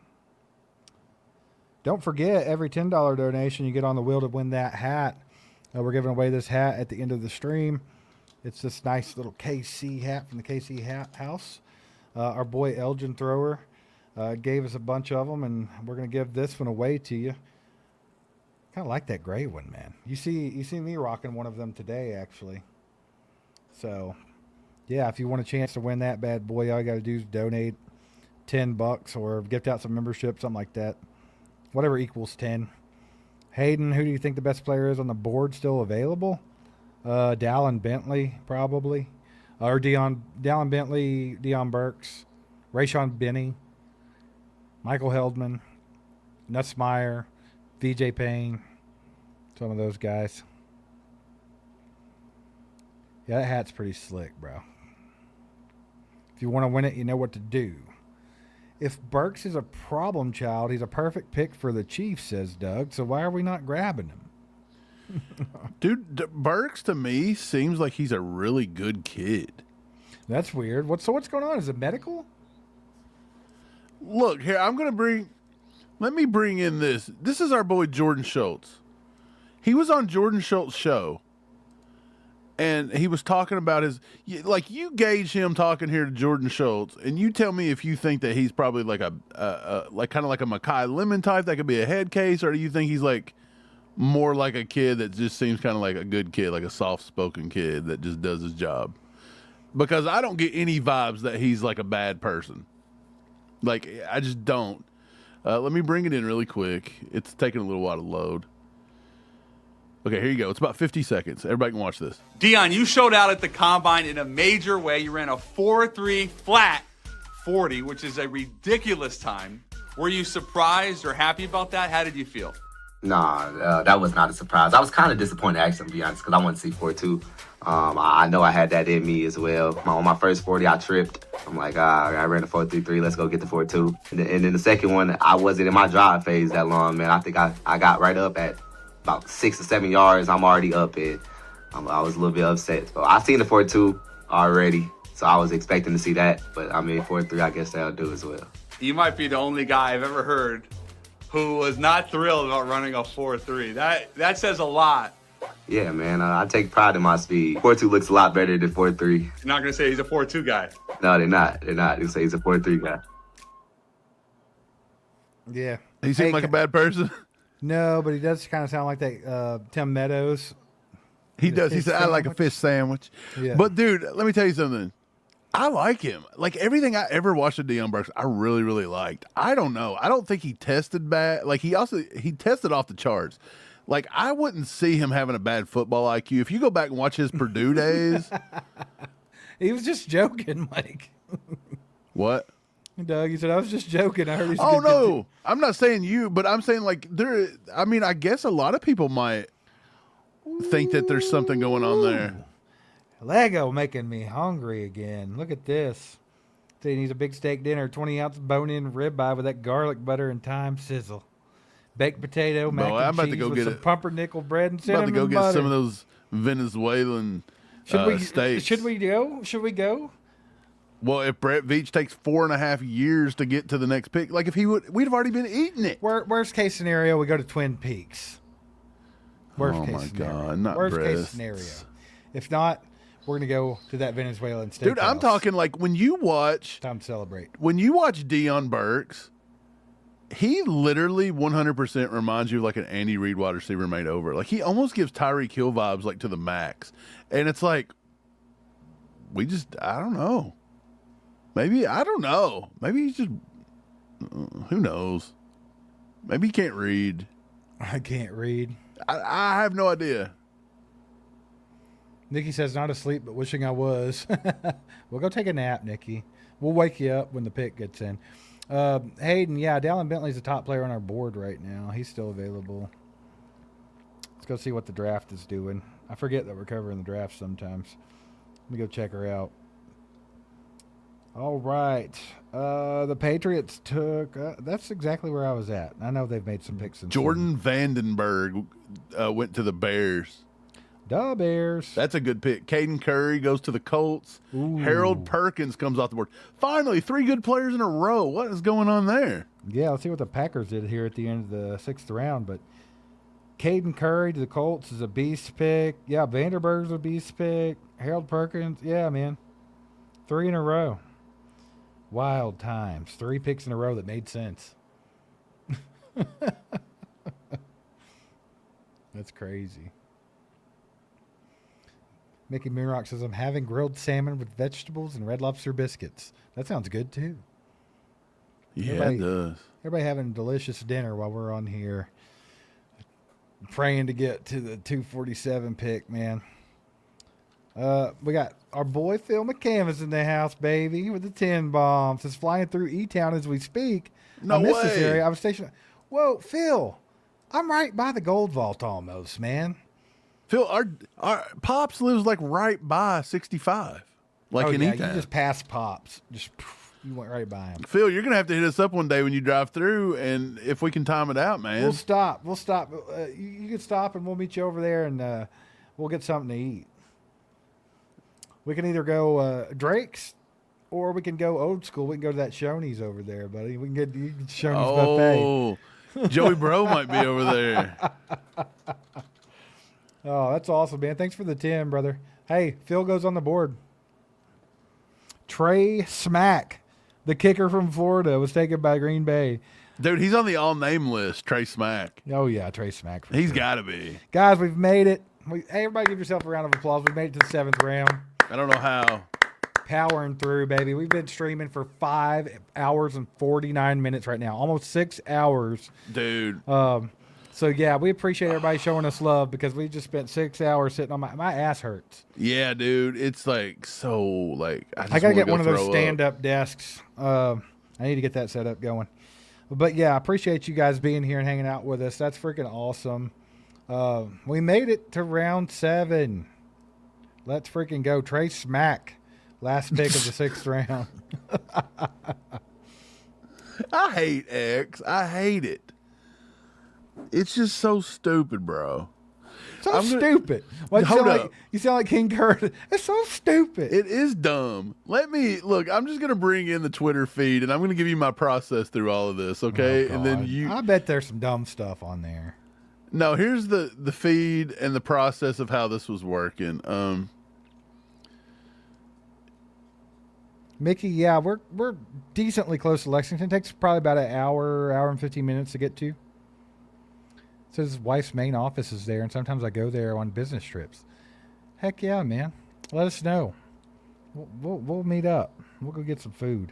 Jason Dunn, ex-Chiefs tight end, also does Chiefs concerns. He has some family. Well, he lives over there close to Lexington. Yeah, he lives over near and Richmond. His family has a barbecue joint, and we've been meaning to go over there and hang out with Jason and eat some barbecue. So if we can work that out somehow, join us, Mickey. Okay, this is what I was doing. I was scrolling through X, just seeing what I could find about Deion Burks. Concussion history? And this Jonathan is what I says. got. He does got concussion, but I didn't think it was a big deal. This is the first one I see. Dylan Graham, 5 minutes ago, says, I got to know why Deion Burks is sliding to the 7th round. Okay? And I mean, I got to know. And there's one comment. So I clicked the comment, and I don't know why I clicked the comment. Steve, could you possibly know what the comment's going to be here? A picture of a ball sack. No. That's close. I got to know why Deion Burks is sliding to the 7th round. He's gay. Volgar Turnus just said that he was gay, so he has to go to the 7th round. I absolutely hate X, dude. That's great, though. That is the epitome of every conversation on that platform. Dude, that is so cool. It is so, like, I was literally looking for information, and we got that. Hit that like button, baby. Brian Parrott says so. If he tells you got to do it, we got to get to that next giveaway. Doug says Veach tells the truth. Mark is real. So sick and tired of the long ass draft. You think Mark's actually a real person? I thought he made him up. Maybe Mark's his AI. He named his AI Mark. What if he does have a mark, like an AI mark? Dr. K4 Chief says, can you name 3 players still worth drafting? Deion Burks. VJ Payne, Michael Heldman, Dallin Ooh, Bentley, Michael Hellman would be a great one. Landon Robinson, even though we don't need him. Deion Burks. Eli Heidenreich, Seth McGowan out of Kentucky, Jamari Taylor out of Virginia, Le'Veon Moss out of A&M. That's just, that's just running backs. Dallin Bentley's still on the board. Mike, we got the 10 bomb from Hayden. Says, got to give you a donation for the 5-hour stream. I appreciate that, man. Thanks, brother. Appreciate it. Anything helps keep the channel chugging along. And, putting in a lot of time. Appreciate that, brother. That means a lot. We're getting ready to hit 6 hours here in about 6.5 minutes. So, rolling, baby. Rolling. With the They 2 see me bomb. rolling. Chief KT says, are we replacing Butker? Nah. I don't see it. Surely not. If Butker wasn't so cold-blooded, I feel like it's just really nice to have a guy that, like, when he gets up there in the playoffs, and it's like, Cold-blooded. Butker going to hit this. Like, he goes through it sometimes during the season, but usually when it counts, you're like, I'm glad my kicker's Butker. You know? Like, he's literally, without Butker, we might not have the rings that we have. He hit some clutch field goals, man. Amy, been a member for 26 months now, says I would grab Eli from Navy if he's still on the board when we pick. That'd be fun. I'd be completely happy with that. That'd be fun. I think it'd be awesome to see him paired up with Chad O'Shea, see what he can get out of him, especially since he was the one that was coaching those guys like Danny Woodhead, Julian Edelman, Wes Welker, those types. I think that'd be fun. Hayden says, add me to the wheel. You got Hayden on the wheel? Get him on the wheel. I got him on there. I got him on there twice. Okay, good deal. Good deal. Doug says X is filled up with intelligent people. Bro, it's bad. I don't know what they do over there. I mean, that's literally the comments you're going to get about 70, 80% of the time. It's pretty bad. If I was Elon Musk, I'd have never bought that place. Why would you go buy it? That's like going and buying a sewer. He's trying to fix it. You can't fix people, and that means you can't fix dumb. So it ain't going to happen. Let's see here. Jaden Williams, defensive tackle from Mississippi, went to the Arizona Cardinals. Anthony Smith, wide receiver from East Carolina to the Dallas Cowboys. Saints pick is in. Bills are on the clock. Moving right along. You know what's sad? When you draft Cyrus Gray, not saying Cyrus Gray's bad, but you took him over Deion Burks. They're in that same chunk. Yep. So if Deion Burks lasts to the very last pick, Brett Veach ain't going to take him. No, I don't You're not going to so. take two of the same guy back to back. So Deion Burks, I mean, he may get drafted. It ain't going to be with us, sadly. That's kind of what sucks because I'd have loved to see that dude in a Chiefs uniform. Like, I'm telling you, go back and watch some of his Purdue stuff. X is better than Twitter was. 110%. But yeah, Reddit's a place for the worst of the worst people. I've never even been to Reddit one time. I've never got into that. It's for dorks and losers and dumbasses. Computer nerds? Yeah. Oh, I remember that. The guy who invented it. Yeah, here he is. Mike, you called Cyrus Allen Cyrus Gray. Oh, I'm sorry. I meant Cyrus Allen. Cyrus Gray, is that an old running back that we used to have? I think we used to have a guy named Cyrus Gray. Come out of what, Texas A&M? Cyrus Gray is a character in Mike's new romance novel that he wrote with Jake Slaughter. 50 Shades of Cyrus. You and Slaughter teamed up, baby. Slaughter loves Reddit, said Andy. Yeah, he does. He invented it. Look at this guy. TJ Hall, cornerback from Iowa. Smacking ass. TJ Hall, cornerback from Iowa, just came off to the Saints. Bills are still on the clock. They still don't have their pick in. The Bills are taking their sweet time, being annoying, because that's what they do. The Bills always can find a way to be annoying. Nate with the 2 bombs says Michael Trigg from Baylor. Not a fan of Michael Trigg. I mean, I think he's probably worth the 7th round pick, but me personally, I think there's some character issues there, and I just didn't think he was all that great on tape either. That was just me. Steve hates him.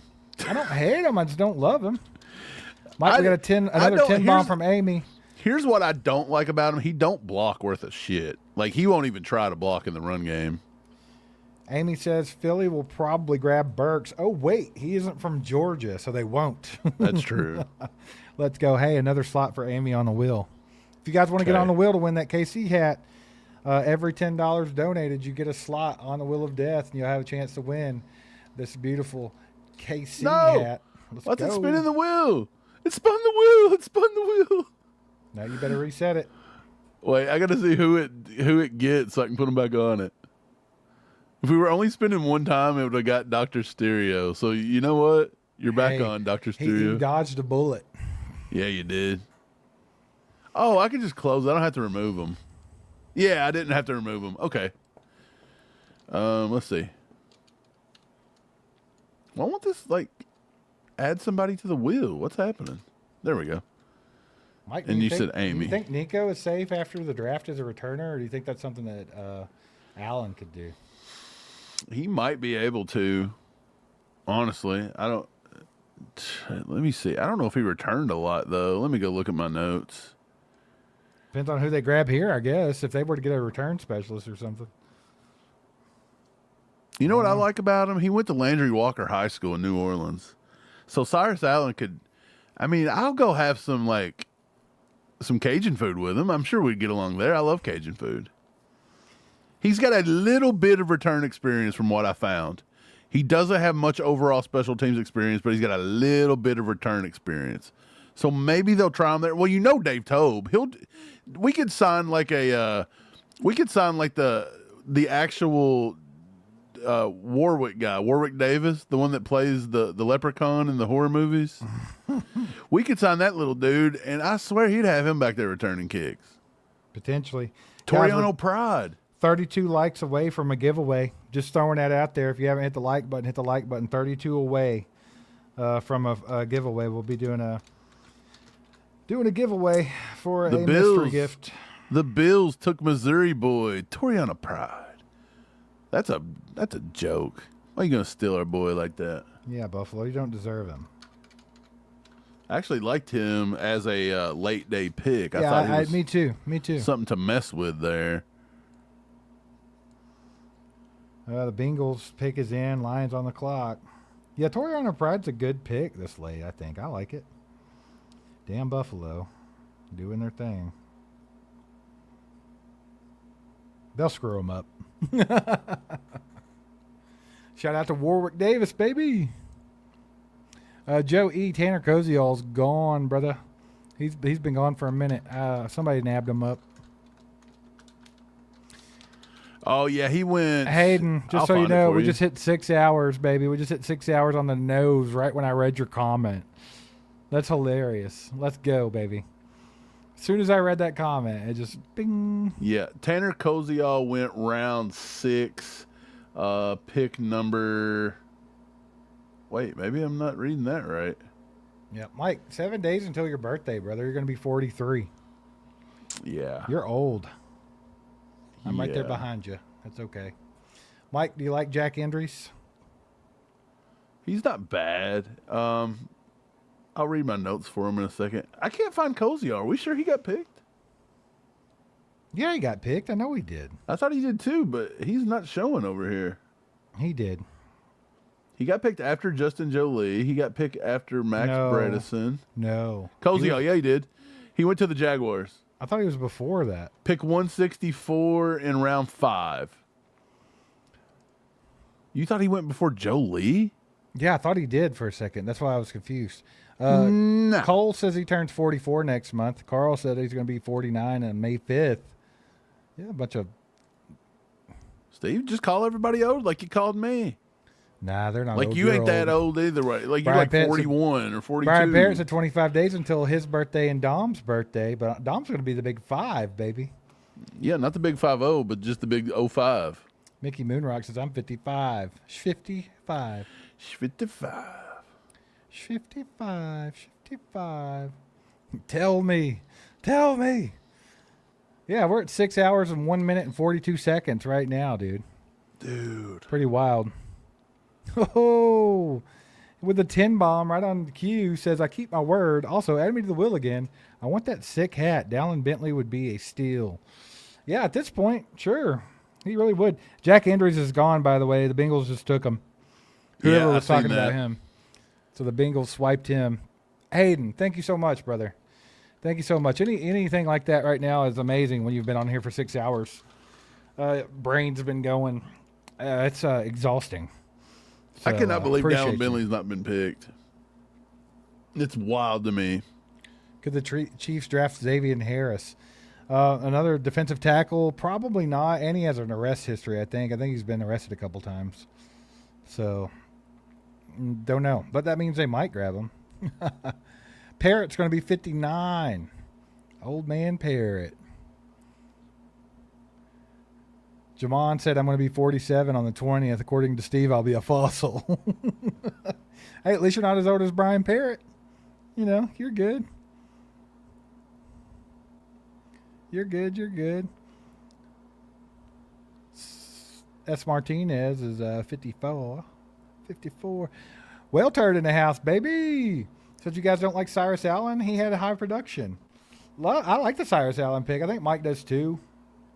I like Cyrus Allen. Mike just wanted Deion Burks. I had Deion Burks favored. I like the Cyrus Allen pick. I had him, start off as maybe a sleeper in this draft. Gets a lot of separation and stuff like that. So I actually like that pick. I thought it was good. Appreciate the 2 well turd. Hayden with another freaking 10 bomb. Another spot on the wheel. So go ahead and get Hayden on there again. This is another hard work you guys put in. I appreciate that, brother. It does mean a lot. Dang. Mike. Let's go. Tyree West, defensive tackle of Tennessee, taken to the Detroit Lions. Commanders pick is in, and the Steelers are on the clock. Guys, we are still quite a few picks away. We're 249. I don't know why I was thinking 247. So we're about 25 picks outside of the Chiefs picking. We're getting there, baby. We getting there. We're going to have a party at the end of this, too. You guys better celebrate with us after the Chiefs pick at 249. That's all I got to say. It's been a long time coming. We need to have a damn party. Why did they have Tyree West as a edge? I had Tyree West Tackle. as a defensive tackle. No, he's an edge. You read that wrong. Defensive tackle, Tyree West. No, on NFL, on ESPN, they've got him as an edge, and I've got him rated as an edge. NFL has him as a defensive tackle. That's all I'm saying. I mean, he has the bone thickness of an interior defender, but a chunk of his collegiate reps came at a 5 technique. See? And even front defensive end. He's a solid athlete with good quickness, but below average hand usage. He appears capable of sinking and anchoring, but will be tested against interior double teams on the next level. West's ability to pressure the pocket could earn him an opportunity at the next level. Yeah, he is 290. So, I mean, that would be the biggest defensive end there is, but I had him rated as an edge. That's what he said at the Senior Bowl he wanted to play. Rodney, if Veach took Burks, I wouldn't be mad at it. It's really good value. So, I mean, I would love it. You're kind of just doing the same thing you're doing with Cyrus Allen, but, I mean, it's there. Austin says, what about Diego Pons, offensive tackle from Mississippi, Mike? Where'd you have him on our he was one of my higher-rated tackles. Diego Pounds was number 13, tackle 13, 6'6", 332. He was at the Shrine Bowl and actually done pretty well. He's got an 84 1/4 inch wingspan and 34-inch arms. And he had a broad jump at that size at 11 feet 2 inches. So, I mean, let's go. Not bad. You know what else Bill is crazy? With the 5 bombs says, what about getting World? And he would be most likely be a left guard, a massive man that is strong and physical. World would be a cool value pick here. I actually think there was a time where World, without injuries, could have been top 3 rounds maybe. So, I mean, the value that you can get with him is pretty good. I wouldn't be mad at that. The one thing about World, though, I'm telling you guys, he was one of the most – he rated one – tied for second, Isaiah Worlds. Tied for second in all of NCAA with penalties to tackles with 8. The only highest one above him was 11. So he's kind of like Jawan Taylor in a way, right? He just gets a lot of penalties, man. Lots of penalties. Yeah. Diego Pounds, I thought it was he played the most snaps out of any any left tackle in college football last year. He played over almost 1,100 snaps. You know how many sacks he allowed? Zilch. He had a 98% win rate, which is one of the highest win rates in all of college. Not bad, dude. Not bad. That's why I had him as a number 13 Mike, we guy. got a 10 bomb from our boy Covey. Says, if y'all, I don't know if y'all remember, but I called the Emmett Johnson pick a month ago on a live. Appreciate y'all's hard work. I do remember that, actually.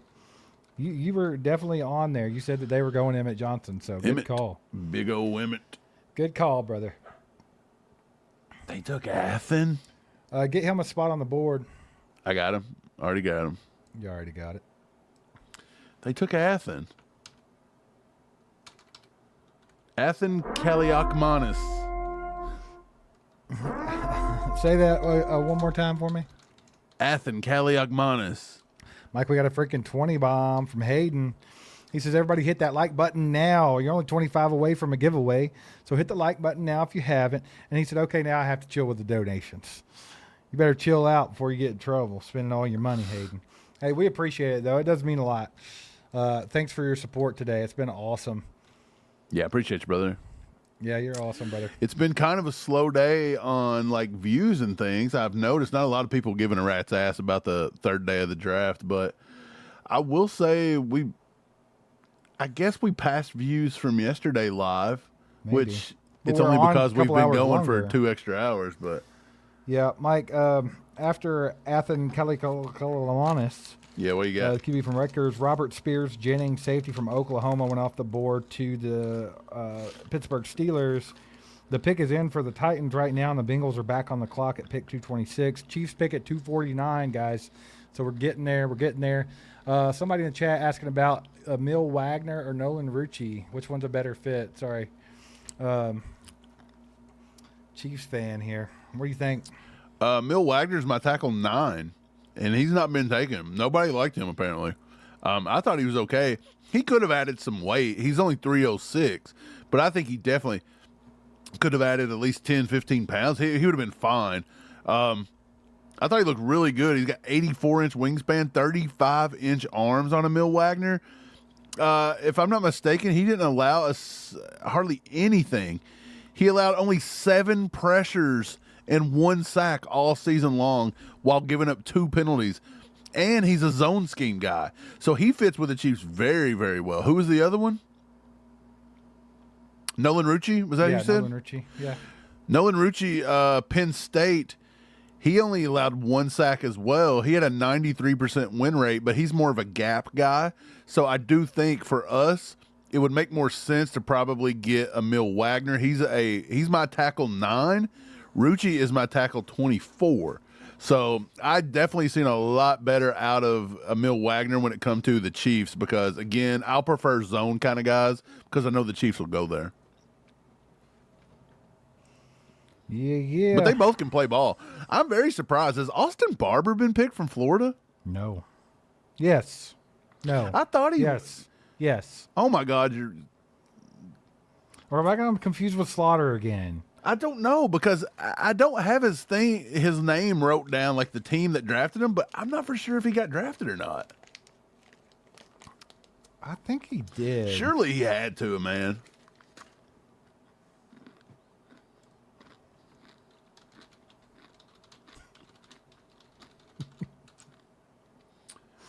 Austin Barber. Oh, no. Cleveland Browns. The Browns. Yeah. Number 86. Hey, we turned into an ASMR channel for a second. Everybody just got really quiet to listen to you eat an M&M. Will you leave Do me it. alone, No, bro? do it again. I haven't had food since 7 a.m. I I'm know. sorry I ate a No. effing M&M. I was laughing because let's do it again. Eat another one. Well, this mic has to be so loud because everybody says they can't hear nothing because StreamYard sucks. Mike, we're not picking on you. I just thought it was funny. All right. Titans, let's go. What are we doing with it? Mike, we got a freaking 10 bomb from MEC Mikauga. Mikau go. 10 bomb. I can't On even the read board. it. I literally read that O as an A. That's how crazy I feel right now from staring at the screen. Yeah, you lost your mind, bro.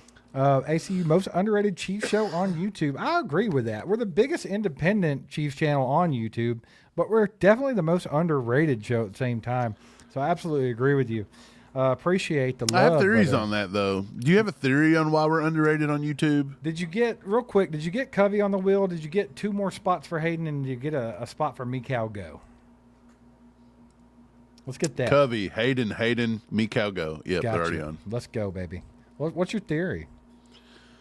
My theory as to why we're Because we don't live underrated in- on YouTube is because it's twofold. Number one, and look, I'm just going to have a heart-to-heart with you guys. Somebody play my music for me. Yeah, I got you. Give me a second. Can you scroll down now? No, but I can get to it. Maybe. Are you Got sure? to. Yeah, I got it. I got it. This is why I feel like we're underrated, guys. It's twofold. Number one, all the major Chiefs guys, like the Matt Verderoms of the world and Seth Keisers, they do not like us because we're not from Kansas City. They hate the fact that we don't have a lot of money behind us, but we are the people's champ. And so they don't give us any credibility. So it makes you kind of just fade off. And then number two, YouTube doesn't kiss our ass like everybody else. Matter of fact, they openly try to ban us and hide us. And so nobody really sees us. So we're not like easily accessible like all the other people. So that's why I feel like we're underrated, because not a lot of people know about us because nobody helps. It's just me and this YouTube guy. makes the most money off of How About Those Chiefs, so they will shove that down your throat until the end of time. Yeah, they do You make a can't lot of go money there. anywhere on YouTube I without like how being you like, just keep "Hey, playing this music." do you want to subscribe to this channel? I see you haven't subscribed to it. Maybe you should. Maybe we'll take your family out if you don't. Yeah, just do it here and watch this video and this video and this video." So I mean, yeah, it comes from both ways. But anyway, sad time over. Jaron Canuck, tight end from Oklahoma, taken by the Tennessee Titans. So That's a great pick right there. that's where we're at. The Bengals pick is in, and the Panthers are on the Another clock. tight end not named Dallin Bentley. If you would have told me a guy named Jaron Canuck from Oklahoma, also if you'd have told me there had been 7 Oklahoma players and Deion Burks ain't one of them, I would have freaked out.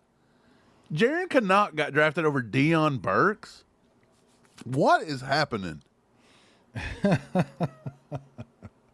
What is happening? is going on? Over Dallin Bentley, brother. I mean, that's the what I same said. position. Over Dallin Bentley, and I can't figure it out, man. Insanity. I really just don't even know. This guy's not even on my big board. I only put on 255 or 260 draftable players. Jaron Canuck was not a draftable player for me. He's 6'2", 235. What is he going to do for you as a tight end at 6'2", 235? Nothing. Jack shit is what he's going to He ain't do. even making the team.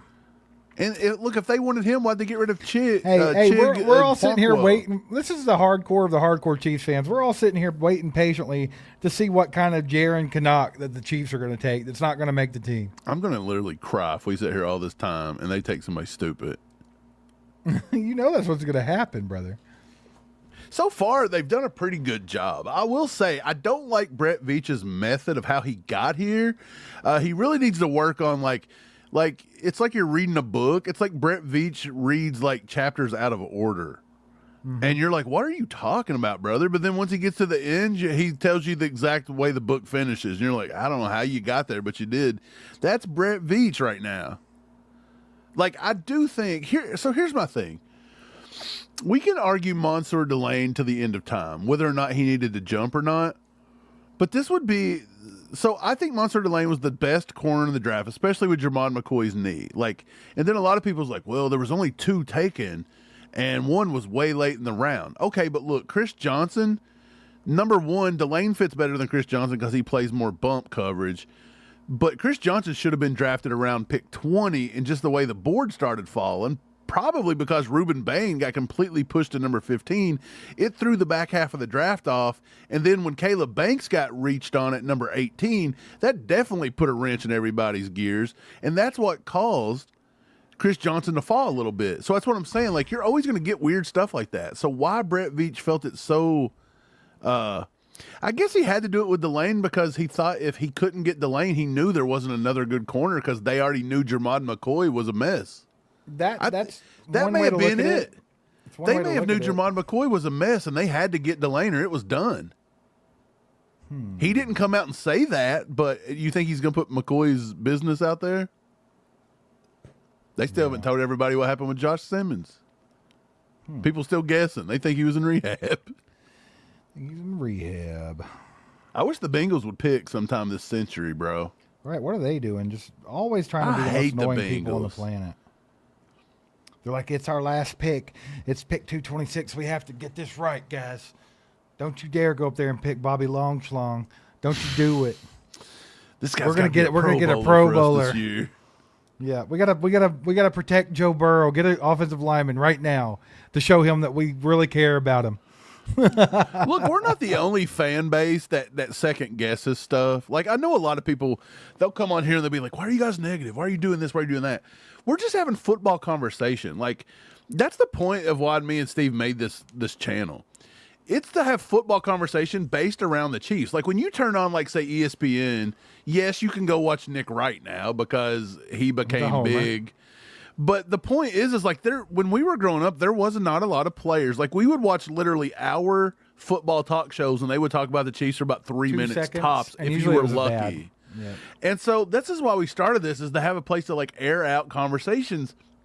And so just always saying, like, questioning a pick or saying maybe Brett Veach jumped the gun on that, or maybe Canada was a little too high. Landon Robinson, Bengals good took pick. Landon freaking Robinson. Dude, I hate to see him go to the Bungles, man. Yeah, that's a good That's pick. kind of sick. Landon Robinson is a beast, ladies and gentlemen. Look at this RAS score. Look at that. I mean, he's Beautiful. essentially what you get from Omar Norman Lott, probably what we're going to get from Peter Wood. So that, I mean, he's essentially off our board anyway. But Landon Robinson is a beast, and I really don't want to see him with the Bengals. We'll see how it works out for him, but I do think he could be like a good inside presence for somebody. He's very flying under the radar. Dude, that sucks. So maybe we will take Eli Heidenreich. We spent a lot of time and very interested in the Navy Pro Day. Had a lot of guys there checking them out. And if it wasn't for Landon Robinson, it had to be Eli Heidenreich, right? How funny is it you were making fun of him? You were like, come on, guys, we got to go get a Pro Bowler. And this guy's got potential to be He that. could be a Pro Bowler. He really could do it. So hell of a this pick is for how the Bungles. crazy this is. This draft has been such a cluster F of people just throwing darts at nothing. Like, literally, you're getting players like Landon Robinson at pick 226 because certain teams in this draft have decided they don't have a clue what the NFL draft is. Yeah, dude, this guy's a dog. It's incredible. I hate that the Bengals were able to pull that off. Real quick, I want to do something just because I feel sorry. I feel kind of sorry for some of these guys right now, you know? So let's just take a look. Dallin Bentley? Sorry, bro. Deion Burks? Sorry, brother. Michael Heldman? I'm sorry. Nutsmeyer's having a rough go at it. VJ, you should have been picked by now. Michael Trigg, I'm sorry. And Jake Slaughter, just because you look like this. You already got picked, but look at you. We feel bad for you, too. Sorry. I'm amazed. If you would have told me right now we're sitting here waiting on the Chiefs to pick in the 7th round, one, I'd have said, why in the hell do we have a 7th round pick? Like, what was the point of getting that? Jackson Kuwatch from Miami, What was the point Ohio, of getting a linebacker. 7th round pick? Yeah, that's I don't even know about the guy you just said. I have no idea. And then if you would have told me that Dallin Bentley, Deion Burks, is Rayshon Benny still on the board? Yeah. He was going to be on there, but I skipped him for Jake Slaughter. Rayshon Benny is really not Yeah. on. This is wild, dude. Yep. Mike, we got a 5 bomb from Stephen Bill. Says, Trigg would be nice or an O lineman. I just had a Static Shock video pop up on my YouTube homepage. LOL. Damn, that makes me feel old. Ugh. Hey, we're all old, brother. It's okay. Appreciate the 5 bomb. Yeah, I mean, honestly, it kind of sucks because even if you do get an offensive lineman or something like that at this point, you know it's a practice squad guy. Like, Look, I'm not even crazy. Lance Zauerlein, who has been the lead analyst and draft evaluator for NFL.com for years, do you know where he said Rayshon Benny should have been drafted? 3rd round. No, round 5. No. But still. I thought he was stupid high on him or something. Here we are completely like getting ready to like the draft's about to be over, brother. Yep, because people like the Panthers are selecting a guy named Jackson Kuwatch, linebacker of Miami of Ohio. The pick is in for the Jets at 228. They took VJ Payne. They must Finally. have saw the video I just played. This is a hell of a pickup for the Jets. The Jets are killing this draft, guys. Dude, The Jets are they're taking athletes. If you've looked at the trend, everybody on their draft board has been insane athletes, and it doesn't stop here with VJ Payne. This kid I thought was a sleeper in the draft. He's long, he's rangy, he's durable. He's a 42-game starter with K-State. A team captain. He plays inside the box, over the slot. He's a split safety. He does it all, man. His coverage tape popped more than the run support and stuff to me. But he's very sticky. He reads and responds everything well. I just think that VJ Payne was a dog, and I'm surprised that he made it this far. And he's definitely got like one of my sleeper picks. So I think that the Jets are still killing it here. I mean, they need to, though. The Jets are having a hell of a day. Listen to this. David Bailey, Kenyon Sadiq, Omar Cooper, D'Angelo Pons, Daryl Jackson, Cade Klubnik, Inez Cooper, and VJ Payne. That's a sick draft. Like, they are having a monster draft, dude. Monster draft. The only guy they missed out on was Jake Slaughter. If they could have got Jake Slaughter. No, I'm just kidding. I'll stop now. The Las Vegas Raiders selected defensive tackle from NC State, Brandon Cleveland. Okay. The pick is in for the Steelers at pick 230, and the Falcons are on the clock. Let's go. You guys still awake out there? It's almost time for the Chiefs to pick. Almost time.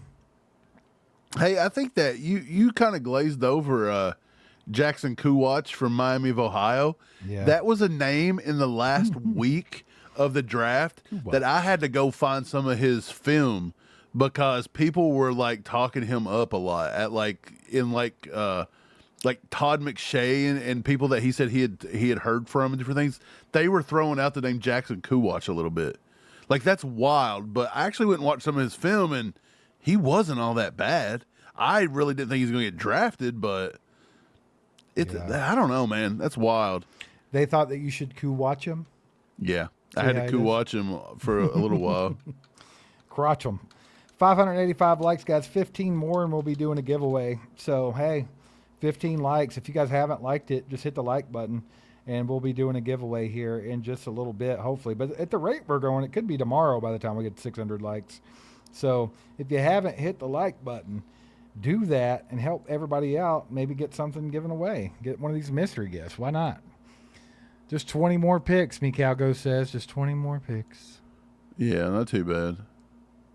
Taylor Green's gone, brother. He gone. Yeah, Browns took him. Eli Heidenreich went to the Steelers. No. Wow. No. They did it. That's such a good pick, though. I mean, the Steelers are having a good draft.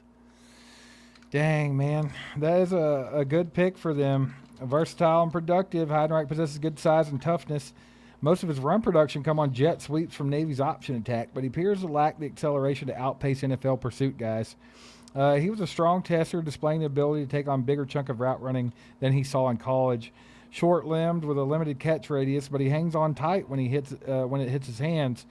Teams will likely like the mentality and his special teams potential, but he might lack the necessary athleticism to uncover on routes and elude tacklers with the ball in his hands in the NFL. 6 foot 198. They had him listed as a fullback for the longest time, and now they have him listed as a running back on NFL.com, but I think he's more of a slot guy. I think that's what he's going to do. And I think he was an intriguing pick. And I think it's an awesome pick, actually, for the Steelers right here at pick 230. That's one of the sleeper guys people were hoping the Chiefs could snake, but on. I think that's a really good pick, honestly. Dude, I don't know. It's just a good pick. The Steelers are having a good draft, but you want to know what's crazy is he goes pick number, let me see. Heidenreich goes pick number 230. Did we have him above or below that? We had him right at it, probably. Yep, 217. Like, we were right on the money with him. Yeah. Wolfman Trucker with the 2-bomb says, have you seen Malachi Dumbbell's tape? Is that a real person? I don't know. Look it up. Is his last name really Dumbbell? Or maybe it's Dumbles. What's happening? I don't know. I'm missing something. I've been here too long. Wolfman Trucker. Been here too long. Wolfman Trucker. Falcons he's a pick us in. trucker. Rams are on the clock. We're so close, guys. We're so close. If they would just speed this up a little bit, everybody would be real happy. Brandon Cleveland. I don't know why I laughed at it, but That's funny. Oh, Brandon Cleveland. I feel like the Raiders and the Browns and everybody that got so many draft picks, they literally like just made an entire new like franchise. What can the Chiefs do right here? Mansour Delane, Peter Woods, R. Mason Thomas, Jaden Kennedy, Emmett Johnson, Cyrus Allen. What makes sense? Like nothing. John Michael Gillenborg. That makes sense. Take my guy. They haven't doubled up on defensive tackle yet. John Michael Gillenborg. Or Renee Conga. It could be Renee Conga. Yeah, they haven't double tapped defensive tackle. So Renee Conga. It's Renee Conga, I bet. You said Renee Conga was getting drafted. I said him and Gillenborg on my final mock draft. So if it's one of those two, Right. maybe. I said Aaron Hall. They're the next two tackles up besides Rayshon Benny. Rayshon Benny's not been picked yet. So there is potential if Brett Veach double taps defensive tackle, it is potential that one of our guys could get hit here. Like we could salvage this. Maybe. Yeah, we've hit 0 picks this year. This is the first time. This is a first. In a long time. Yeah, I know.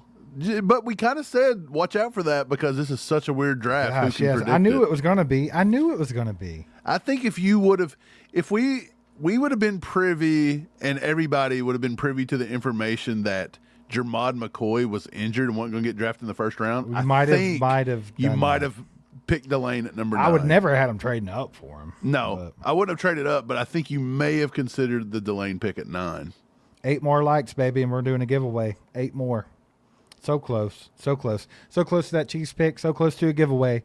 Get this party going again. Let's go. It's been slow. It's time to wake back up. Time to wake back up. Wake up! Wake me up. Wake me up inside. Can't wake up. Oh my God, quit. You were singing Nickelback earlier. Same thing, just with a woman. Let's see. Falcons pick is in. Come on, guys. Let's roll. Let's get on with it. 2 more likes, baby. Mike, we might as well get them going, baby. I have full confidence we're going to have 2 likes in the next minute. If 2 of you guys have not hit the like button, just go hit it so we can give something away. One more. You got this. I believe in you. Somebody out there hasn't hit the like button. Just go hit it. 603. We're at 603. Let's go. Oh. There you go. Let's go. It's time to do a giveaway. So we're going to do hashtag NFL draft, ladies and gentlemen. Hashtag NFL draft. Get it in the chat. Blow it up.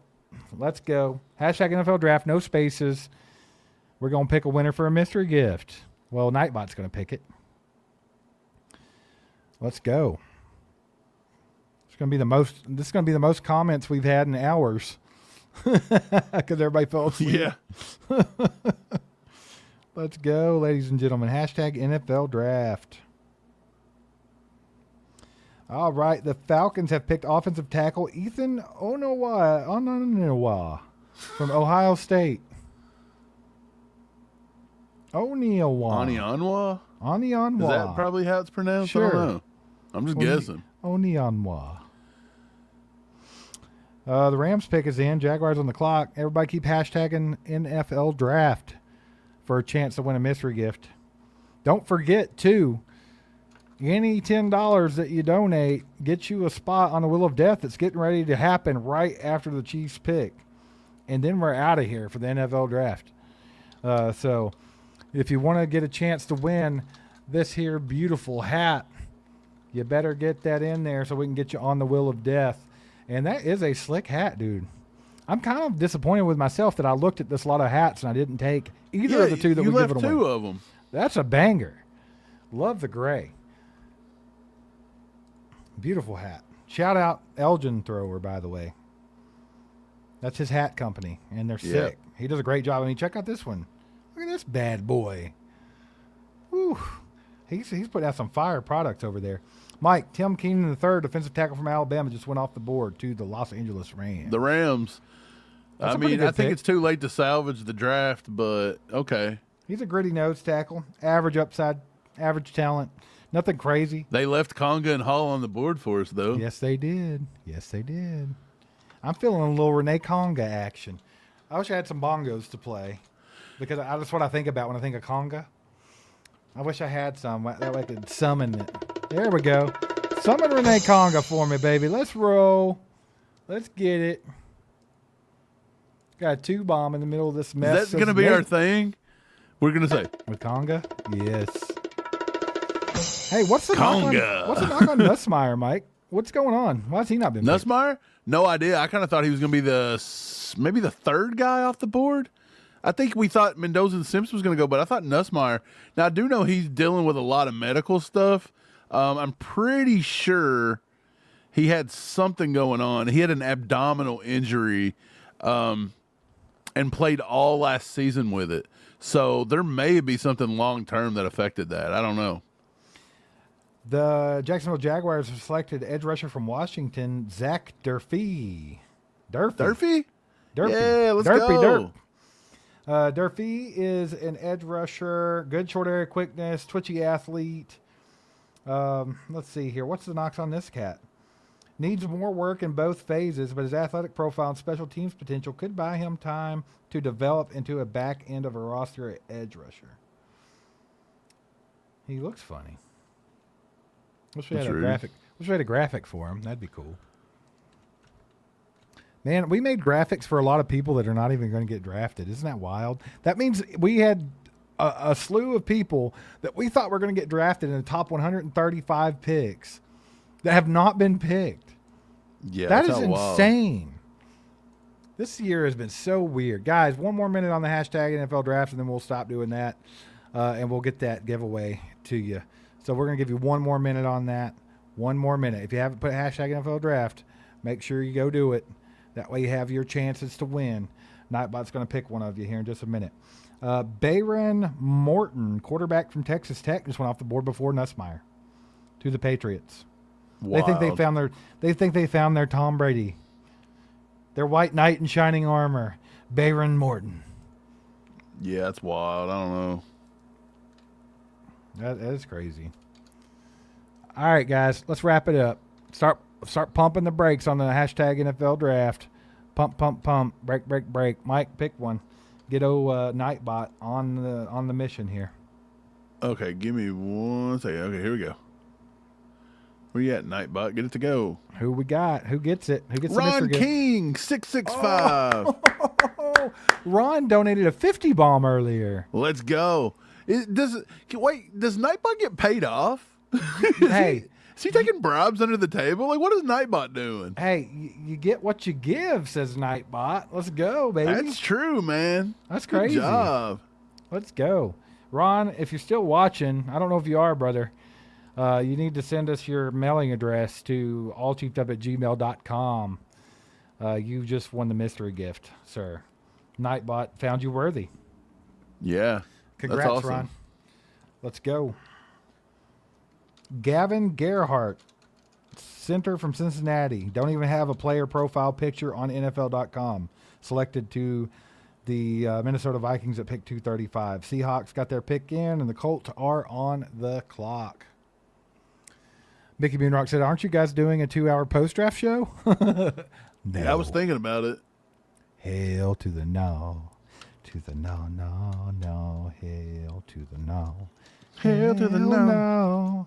To the no, no, no. Hail to the no. Yeah.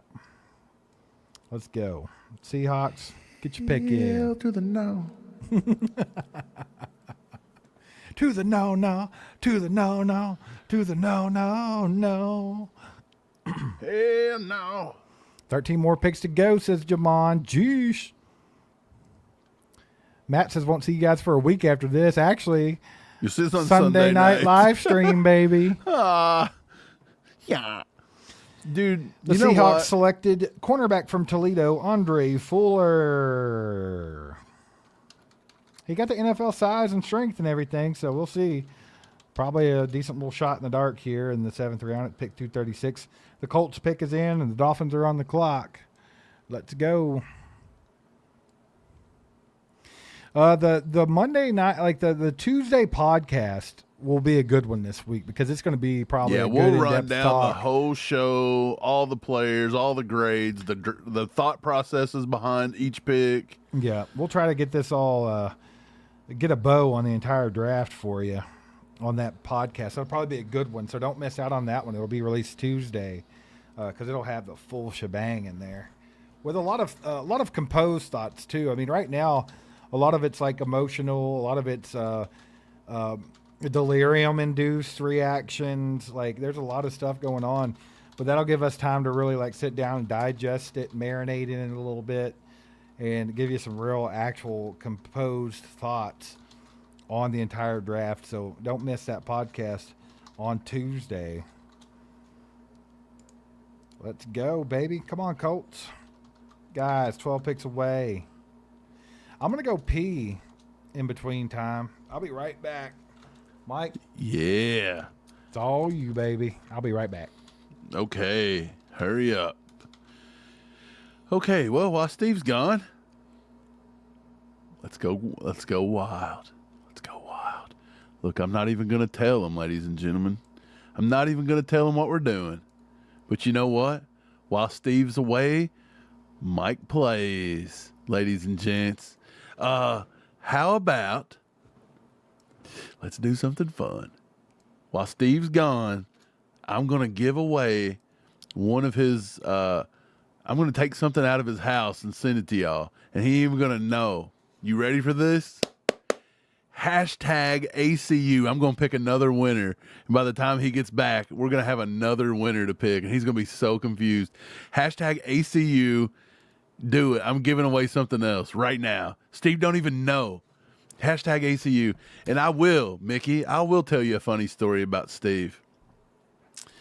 Let me see. Let me think of the most embarrassing story I got for him. Man, so many.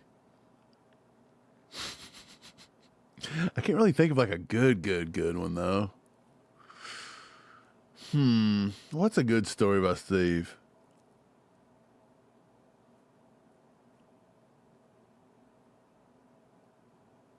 Man, I think you stumped me on that one. For real. Hashtag ACU. Come on, yeah. Let's go. I'm going to give away something totally different. Steve won't even know. Yeah, he's your brother. Be smart.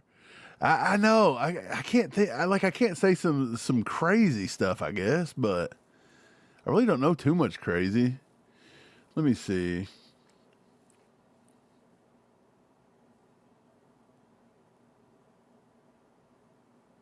Man, I don't know. You guys kind of know everything. Steve's we kind of know a lot. What are we hashtagging ACU for? Nothing.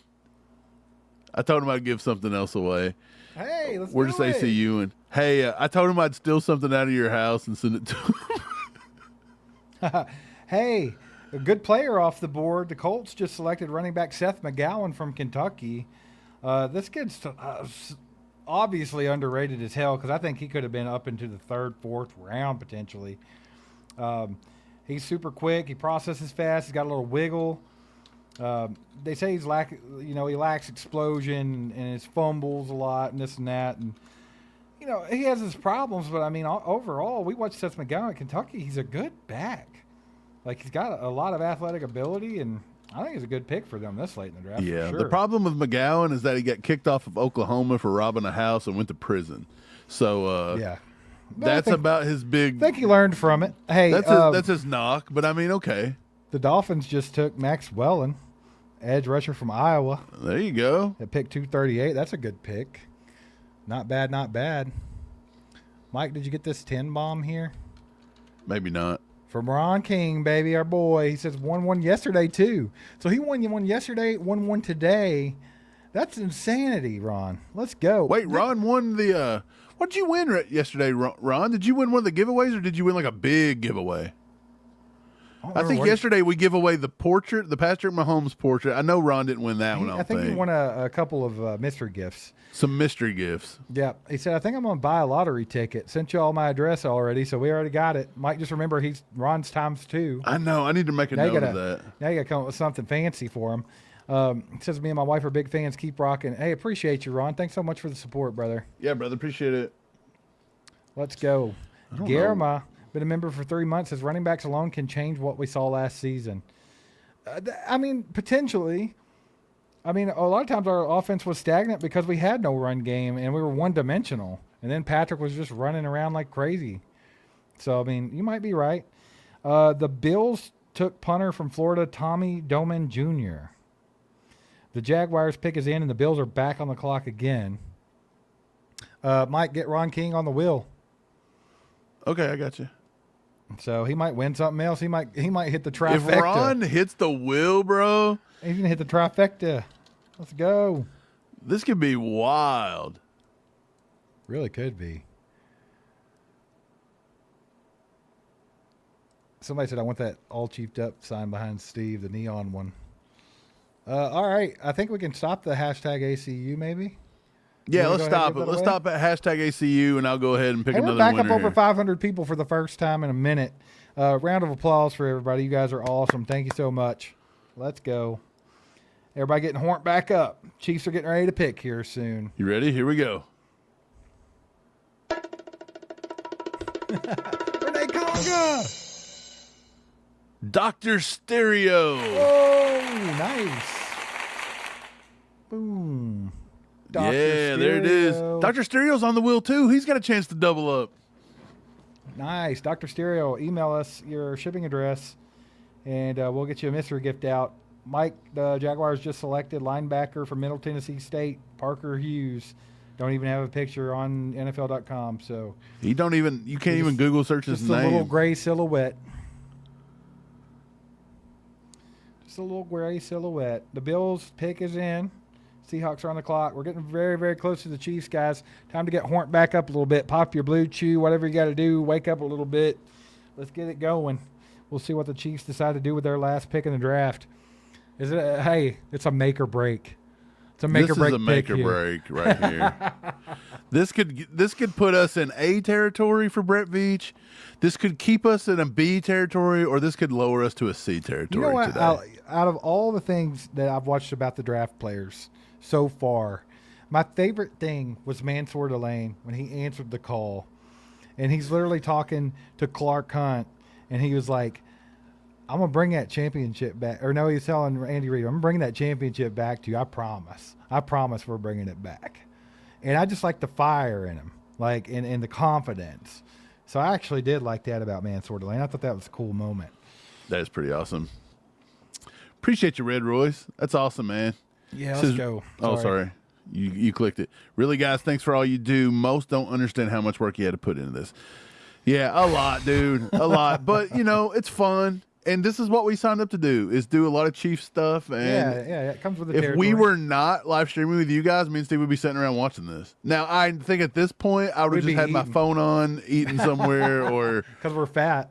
Yeah, other than that, I mean, I'm going on 12 hours of being up today and not even having breakfast. I need something, bro. You need another M&M. What time are you getting up here for dinner? Are you coming my way today? Yeah, we'll come that way. Yeah. Just give it some time. Let's see. No time. Please be here. I'll be as efficient as I can be. I promise. Be here as fast as you can. Before get Mike over here passes right now. out. Just get off the stream and come over now. Before you pass out. Yeah, you may have to wake me up. Bring some smelling salts. Jake said I haven't listened in a while. Did my man get a McChicken or what? I did. I ate a McChicken earlier. That's all I've had. So, but I'm one step ahead of Mike. At least I had a McChicken. Jonathan said I liked his presser because he said we and not them like other draft picks.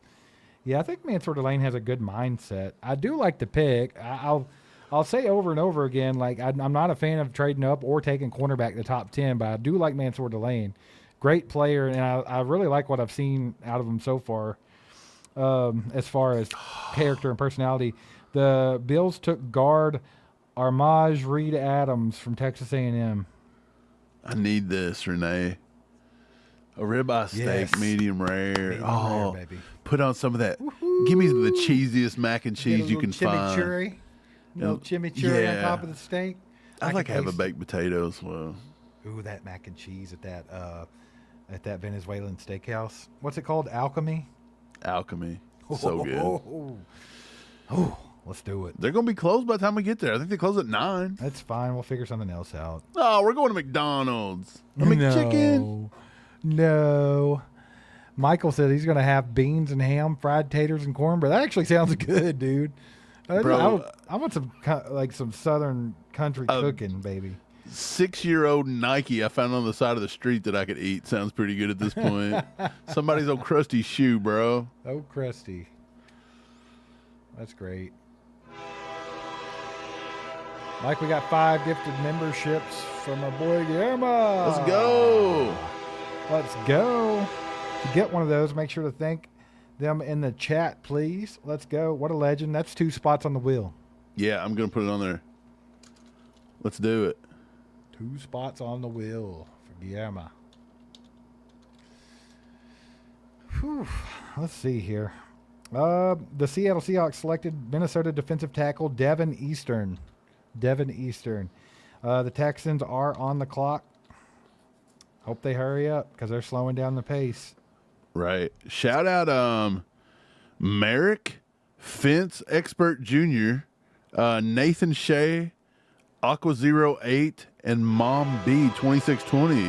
Got a Members lot of the more shout ACU out, crew. baby, because Appreciate you Stephen guys. Bill just gifted 10 more.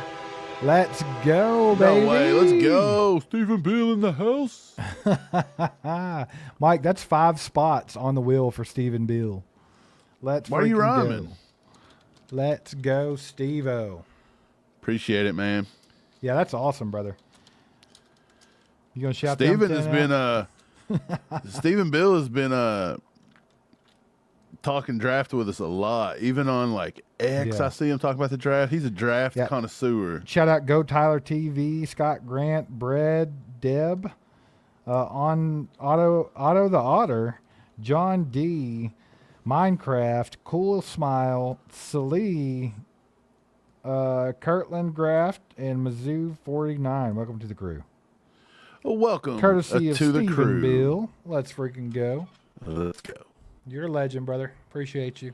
A lot of people talking about U.R. Bernard, the Nigerian Yeah. kid on the IPP thing. I'm surprised he hasn't been like drafted just based off he tested elite at every single metric across the board. But I mean, I don't know if he's got any football experience, and I couldn't get my hands on Well, a single what is bit that, of film. It's that path to the NFL thing, that the same thing Yeah. that Chooch did. Yeah, and I couldn't get a single bit of film on this kid. I don't even know if he's played Good. football before. I think this is a good solid pick here from the Texans. They selected linebacker Aiden Fisher from Indiana. That's a great pick. He's a Mike linebacker, great in the run defense. He's kind of an extension of a defensive coordinator because he's a very smart kid, great leadership skills, great football character, great football IQ. He's highly praised by his teammates and coaches constantly about that kind of stuff. He has a great football instincts. It seems like the game just comes to him pretty naturally. He just lacks some of the athleticism, right? He's one of those kids. It's like he don't exactly have the quickness needed, and he don't exactly have all that athletic ability. But damn, he's putting in the work. His work ethic's crazy. He's smart, and he knows the game. I think, outside of his lack of range and stuff like that, maybe, that can make his NFL jump a little challenging. But I think he's a great football player. So yeah, that's a good pick right there. That's a pretty good pick for real. The Eagles are the Eagles pick is in. Patriots are on the clock. So we're getting there, baby. A few more picks. Just a few more picks. Appreciate you guys being here, by the way. You guys are awesome. Any of you guys that have been here the entire draft with us, you guys are freaking legends. Like Renee. Hey, I can't say enough about you guys. Yeah, that's crazy. Thanks for hanging with us, man. We appreciate it. I don't know how we haven't put y'all to sleep. It's not our fault. The draft stinks. No, I'm just kidding. Yeah, it's pretty wild. You know, I forgot to update on this board. Jordan Vandenberg. He's one of my faves, and I forgot to update him on the board. I was like, I know he's been drafted. Dude, just real quick, while we're still waiting for the Chiefs to pick here, let's take a look at this, guys. Dallin Bentley, still available. Rayshon Benny, still available. Yeah. Dion Burks. Michael Heldman. Garrett Nussmeier hasn't been drafted yet. Brian Parker came off the board. Yeah. So let's delete him. You get out of my face, Parker's Brian Parker. been off the board, yeah. We don't like you. Get out of here. I don't know who you play for now, but we don't like you. Michael Trigg, still on the board. You said that he's gone, right? Vanderberg? Yeah, he went. So, and of course, Jake Slaughter, he went earlier too. to the GameStop. Yeah. To see if they're to having play a Dungeons and Pokemon card Dragons. tournament today. Oh wait, is it Dungeons and Dragons? Is that what we're doing today? Okay, I got you. I'm a dungeon master. I'm a wizard. You know? Necromancer. Ooh. He's something. All right, man. What are you gonna do with it, Eagles? Quit wasting our time. Pick somebody.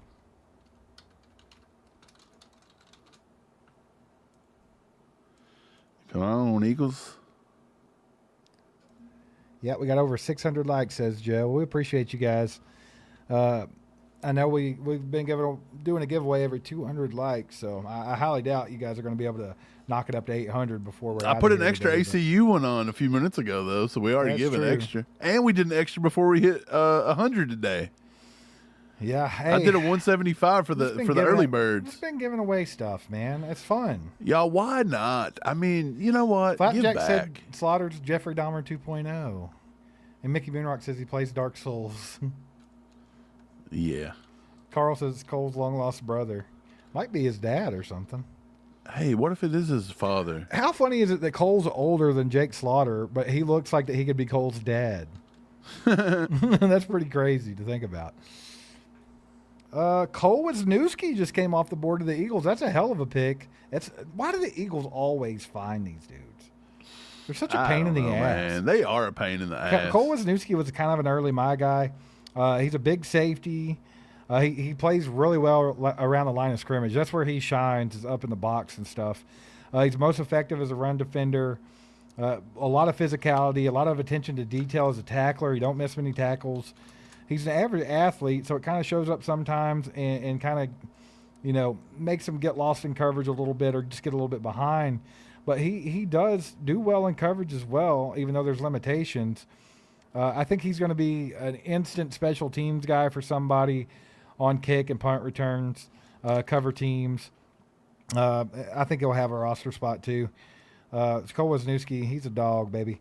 That safety from Texas Tech off the board at 244 to the Eagles. The pick is in for the Patriots, and the Donkeys are on the board. Hee-haw! What are they going to do? Something else stupid? Probably.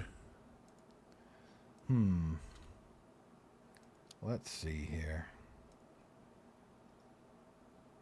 Oh, is everybody waking up a little bit? No. Everybody waking up a little bit. Take a deep breath. Take a deep breath. Get some air on you. The Chiefs are about to pick. 542 of y'all in here right now. Let's freaking go. Let's get this going. Jam Miller, running back from Alabama, just went off the board to the New England Patriots. Jam Miller.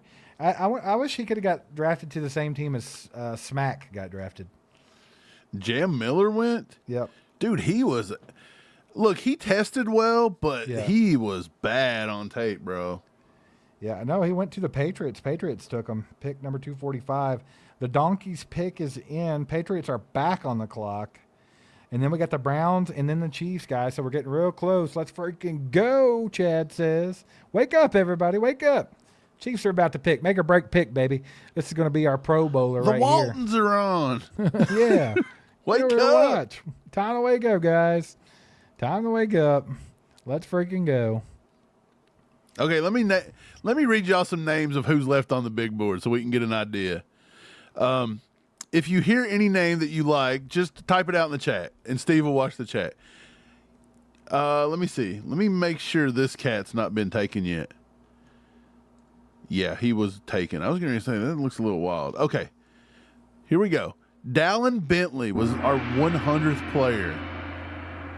Michael Trigg was 105. Garrett Nussmeyer was 106. We don't really need him. Deion Burks, 110, still on the board. Rayshon Benny, defensive tackle. We know they said they're going to double up there. That's 115. Michael Heldman, 121. This dude's got Max Crosby vibes like I've never seen. Emil Wagner, offensive tackle, 130, Notre Dame, another monster. Deontay Lawson, linebacker out of Alabama, 6'3", 226. People were loving that dude. He's not been taken yet. Nadami Tucker out of Western Michigan has not been taken. He's a fun little speed rusher. Taurine York, linebacker out of A&M, still not been taken. He was considered like a first 2-round pick when this started. Jaden Roberts, Alabama. Diego Pounds, tackle from Ole Miss. Eric Rivers, Georgia Tech. We probably won't take another one. Isaiah World, offensive tackle. Renee Conga. Oh, yeah. Aaron Hall, defensive tackle from Duke. Jamari Taylor, Virginia. Lander Barton, Utah. David Gusta, Kentucky. Jeff Caldwell, Cincinnati. Dude, there's some good guys still on this board. Let's roll. Anthony Lucas, USC. We've had a top 30 with him. We've met with Anthony Lucas. I wonder if that's a pick. That could be a guy there. He needs development. I'm saying John Michael Gillenborg for the dub. That's what I'm going with. Or Renee Conga. Renee Conga or John Michael Gillenborg. It's coming, baby. It's coming. I'm going to say... Oh, Dante Corleone hasn't been picked. He hasn't. He's got some injury concerns, though, pretty big, if I'm not mistaken. The Broncos took defensive back Miles Scott from Illinois, who has no picture on NFL.com because nobody knows who he is. Yep, that's who they took. Patriots pick is in, and the Browns are officially on the clock. Guys, so close to the Chiefs pick here. Guys, if you haven't hit the like button, hit the like button. Let's get pumped up. Let's get people going. We're 2 picks away from the Kansas City Chiefs making their last selection of this draft, unless for some ungodly reason they think they should trade back in. Coming up here soon.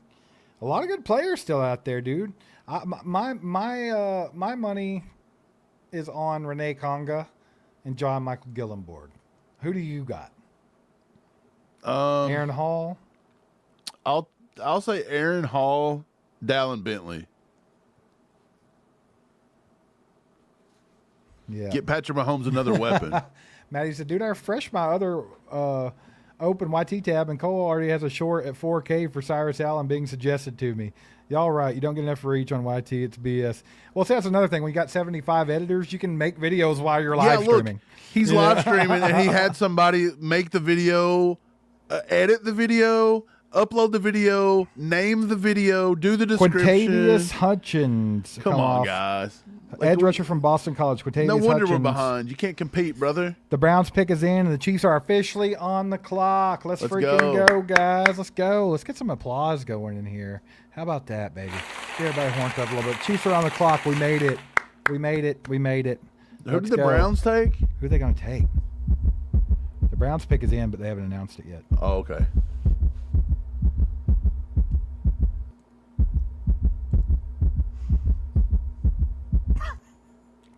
What if I just did that all the way until You're the time going to do that the pick? whole way? Let's go, Browns. Say who you picked so we can see what the Chiefs are going to do. What you going to do with it, Brett Veach? What we going to do? A little Renee Conga action? A little John Michael Gillenborg for your boy? Come on. Let's do it. Let's do it.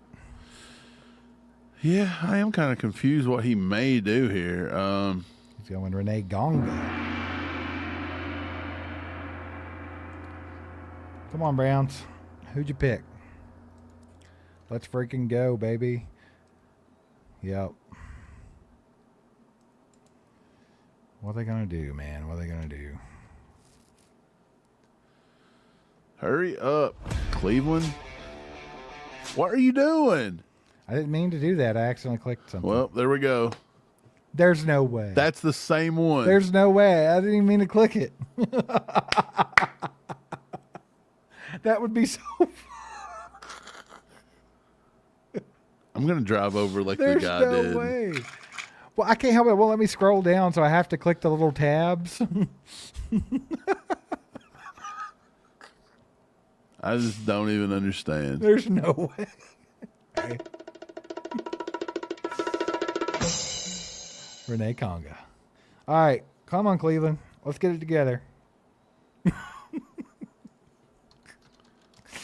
Oh, man. Hey, appreciate you, Velma. Appreciate you. I'm glad you've been hanging with us. It's been awesome. Let's go. Who's everybody hoping for? Everybody put it in the chat. Put the one player that you're hoping for. Everybody just put one. Jay Freezy said Mike's hangry. I think Mike is getting hangry. I don't blame him. Let's go. Everybody put the one player that you guys really want in the chat. Let's go. Okay, so the Browns have taken tight end Carson Ryan from BYU. He looks like Ron Weasley with a trash stash. That's who they've taken. The Chiefs are on the clock. They haven't got their... Oh, the pick is in. The pick is in. The pick is in, ladies and gentlemen.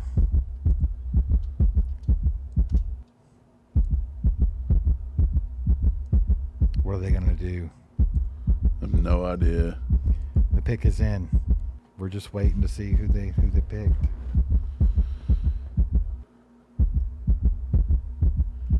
Would it be nice? Would you? I would be kind. Look, I'd get a nut slap for Deion Burks. I would get another Deion Burks nut slap. But we're not going to double up that smaller type wide receiver, surely.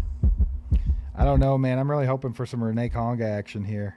Yeah, John Renee Michael Conga would be Gillenboard. fun.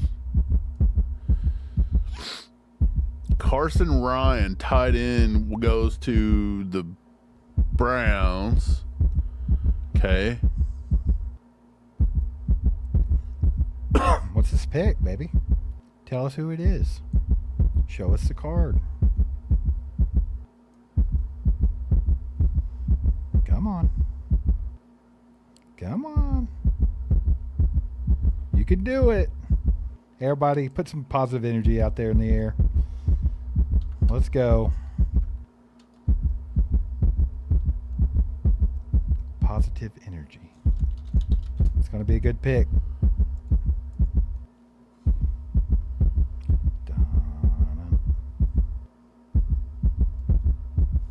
About to change this to the Jeopardy theme instead of the heartbeat if they don't hurry up. Yeah, for real. Dun, dun, dun, dun, dun, Let's go. dun, dun.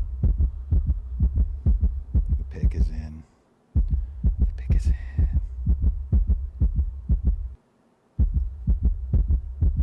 It's taking forever. Oh my What are they God. doing? Hey, If Brad Beach trades this out after we sat here this whole time.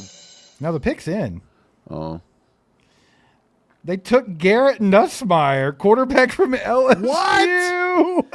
Oh my God. We sat here all day long for a bad backup quarterback with abdominal issues. The Chiefs just selected Garrett Nussmeier. Dude, are you kidding me? Bro, we didn't need that. Oh my God. Dude, Jake Hayner would have been better than this. He is on the roster already. Steve passed out, bro. Dude, I hope this kid's Tom Brady part 2, but we just didn't need him. Like, we would sit here all day long. Like, we've got to help. Are we so bad at getting offense for Patrick Mahomes? Like, we're just planning on him leaving at this point? Like, we just won't give him... Like, we would rather get his backup than to give him some offensive help. I have never in my life... Sam, I'm right there with you, brother. 3 days just wasted down the crapper, bro. Like, there's some really good picks. Like, don't get me wrong. We got some really good football players. But my God. This is horrible. With Deion Burks sitting on the board, I would have rather doubled up at wide receiver. Steve is literally still passed out. Dude, I just don't even want to talk about it. I'm not even going to break down Nussmeier. I don't care, and I don't think you guys care. Honestly. I'm just leaving. I'll see you guys.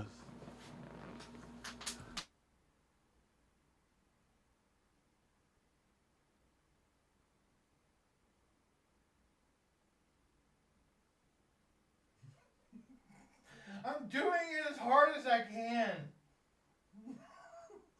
Doing it as hard as I can, Mike. Ugh.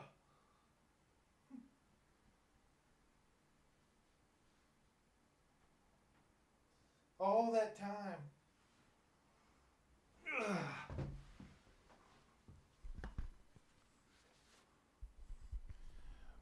What in the hell were you thinking, Brad Veach? What are we doing? I just spent my whole life on this live stream for Garrett Nussmeier. Oh. What in the hell?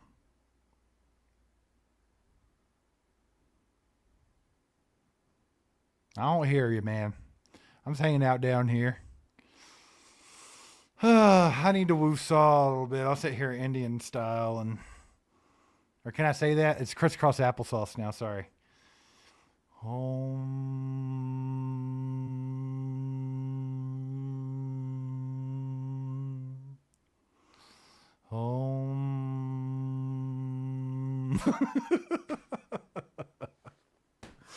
Dang, I guess let's give away a hat. Good grief, man.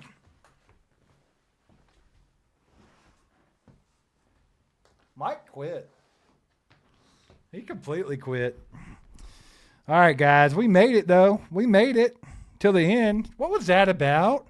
Why'd they do that to us? Could have got Renee Conga. Could have got John Michael Gillenborg. I get Garrett Nuttmeyer. Buster Nuttmeyer. Garrett. Dude. Slap Nuttmeyer. I could have been eating a bag of chips or We something. could have already been eating a delicious steak somewhere. You know who the next pick was? Rayshon Benny. Rayshon next pick. Benny. I swear. Bro, let's just look. I hate to do this. I'm not going to sit on here any longer and make these people donate money if they want to. So let's just do this wheel. No. Let's just smash this wheel and get on with No, it. for real. We're going to get ready to do the Wheel of Death, guys. But we honestly appreciate you guys for being here for this long, especially for that bullshit that just happened. That's crazy. You guys are awesome. Thanks for hanging with us. Thanks for all the donos and the likes and all that stuff. You guys have made this weekend pretty fun. It's been wild. Not the draft we expected. It's been crazy, but we did put in a lot of work, a lot of time, a lot of effort, and this is how we got rewarded by Brett Veach. We're the last pick of the draft. He said, you know what? All of your work, here's Garrett Nussmeier. Why would you even do that? We don't even need a practice squad guy. You just traded for freaking Justin Fields. Jake Hayner. Yeah, what? Suck it, suck it. We got 2 words for you. Suck it. Absolute, utter insanity.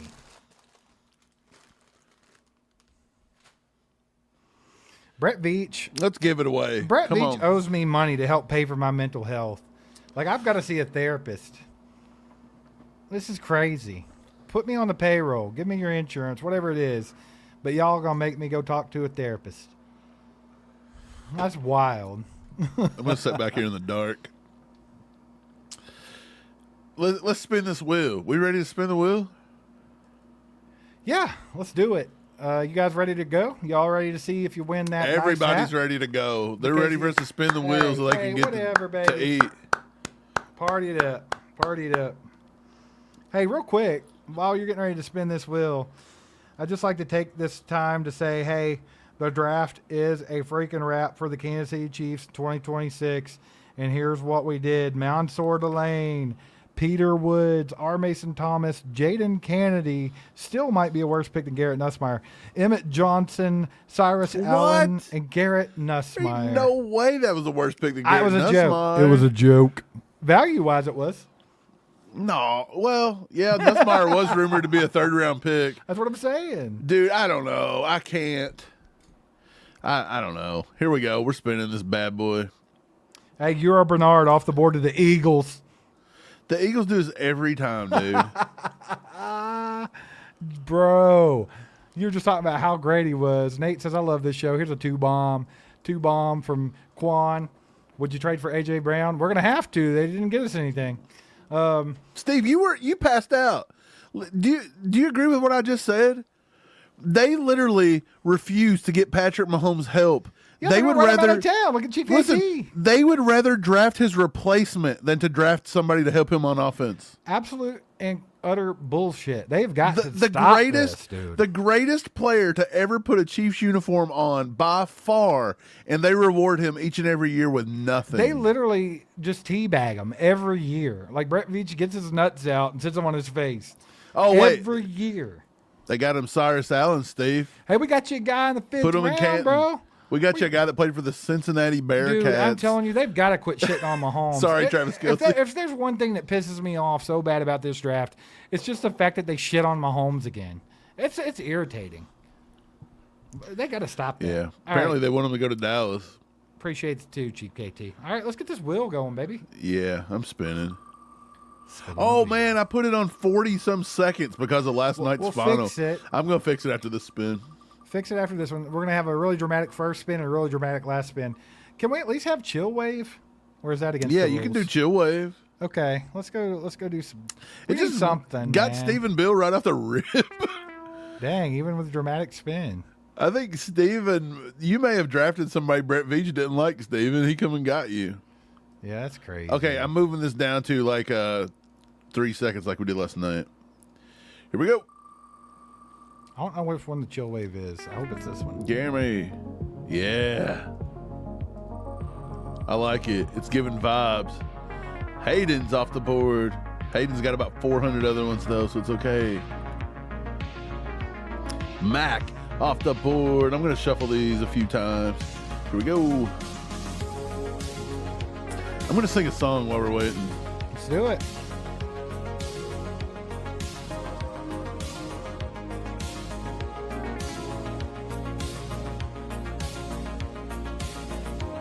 Come on, baby. I'm waiting for the lyrics. Keyshawn James Newby off the board of the Eagles, too. Edge from New Mexico.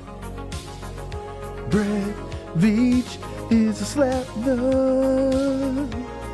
Brad Beach is a slap nut. Yeah. Spin the wheel. Who gonna get it? Mikey like stuff is gone.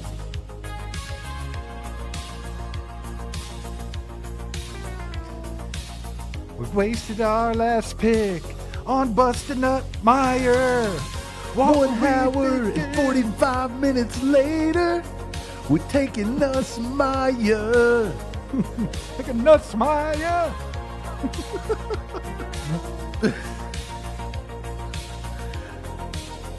I can't.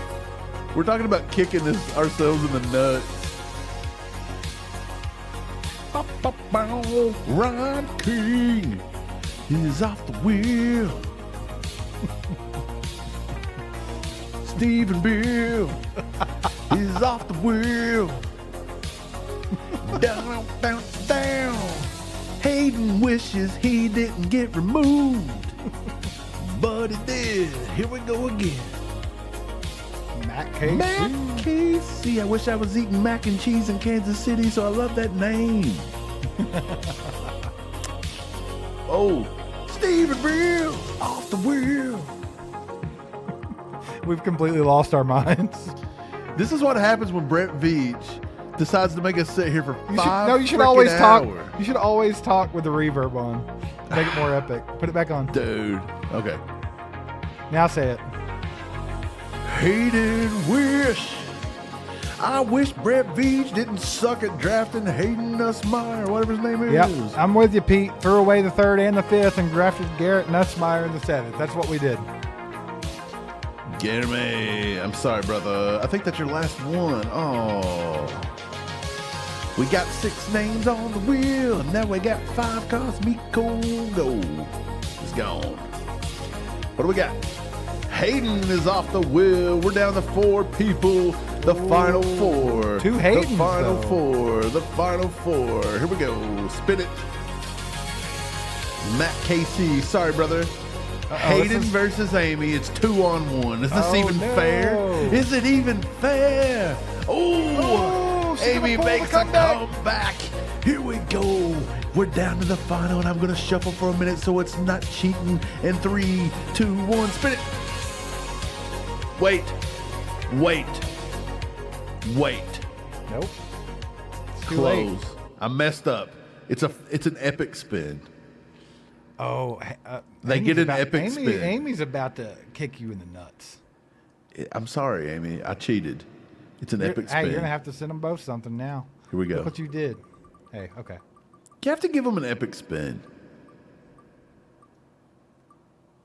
Amy wins anyway, it looks like. Maybe. Oh my God, Amy, I'm sorry. Look, I'll send both of you a hat. I'm going to send both of y'all a hat. Okay, fair enough. Look. Fair enough. Look, if anything, this is just the way the weekend's been. Just like somebody just pissed in your Cheerios.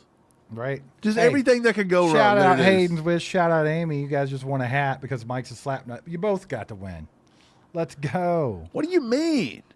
Like, I have to do an epic spin at the end. Amy got beats, Jamon said. The wheel was so big, a 3-second spin barely even got around. Mike, Evan Bernstein Bears came off the board to the to the Baltimore Ravens. Deion Burks just got picked by the Colts at pick 254. And we got Garrett Nussmeier, though. Dude, I'm glad we got Nussmeier. Yeah. There's only 3 more picks in this draft, guys. Hey, we appreciate y'all. A little round of applause for yourself for hanging out with us this long. It's a 7-hour and 18-minute stream, dude, just today. We've probably streamed, good Lord, close to 24 hours in the last 3 days. Got to be close to it. Not to mention videos, editing, you name it, dude. I think we've slept like 6 hours this weekend. Yeah, it's insane.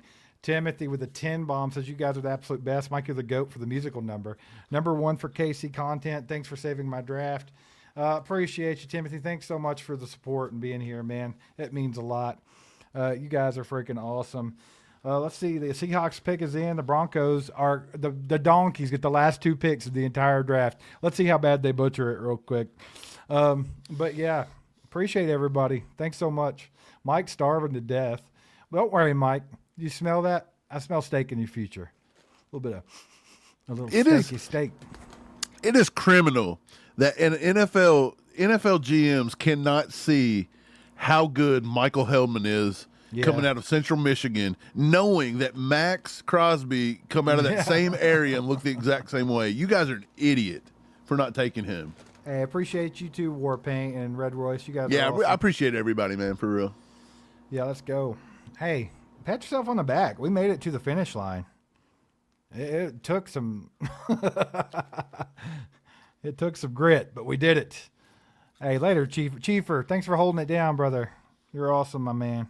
Michael Dansby, defensive back from Arizona, just came off the board to Seattle. Now the Donkeys got 2 picks to round out this NFL draft. It's almost over. It's almost over. But we got the shit like today, the way that the NFL did Deion Burks for no reason. There better be a very good reason y'all did this to this kid, because you better believe I'll cheer for him every week with the Colts. I might even drive to Indy and watch this kid play. I might buy his jersey. Like, I think they did this kid wrong, dude. Like, he's a good kid. They did this to him. It better come out that he's missing a leg or he's got 17 testicles or something. Right. He can't run properly. Hey, I'm with you, Pete. Kenneth Walker's obviously their solution. That's what they think. And, I mean, they invested in him, so he's going to be a damn good player. Can't wait to see what they're trying to do here. Let's see. Woody, why the F did we draft a QB? I don't know. Because it would have made too much sense not to. Slap Nutsmeyer there. Good grief. Man, Renee Conga didn't get drafted. John Michael Gillenborg didn't get drafted. I better see those guys on the UDFA list. Aaron Hall? Like, I'm telling you, go watch his film. He looks just like Chris Jones. I better see those guys on the UDFA list or I'm going to be pissed. I mean, that's wild. Garrett Nussmeier. I hate Broncos fans. If there's anybody here, hit that sub button if you're a Broncos fan. Look, I just cannot stand them. They wear puke orange. Everybody's a bandwagoner, it seems. Like, they got those bandwagon They fans I've ever disappeared seen. for a decade, and then all of a sudden, no, man, we've been here the whole time. Going to the Super the Bowl. majority Bo of them, Nix is better like- than Patrick Mahomes. Look, there's a few that was here during the Elway years, but like a lot of them come over when they bought a Super Bowl with Peyton Manning, dude. Like, come Right, on. Yeah, Get out of here with that. true. 'Tis true. You're slapping that if you're a Broncos fan. Let's see. What are the Donks going to do with these last 2 picks? Let's get it going, man. We're going to end this draft. We're shutting her down, baby. Shutting her down. And then we're going to go eat some delicious foods. All right. Broncos, what you going to do with it?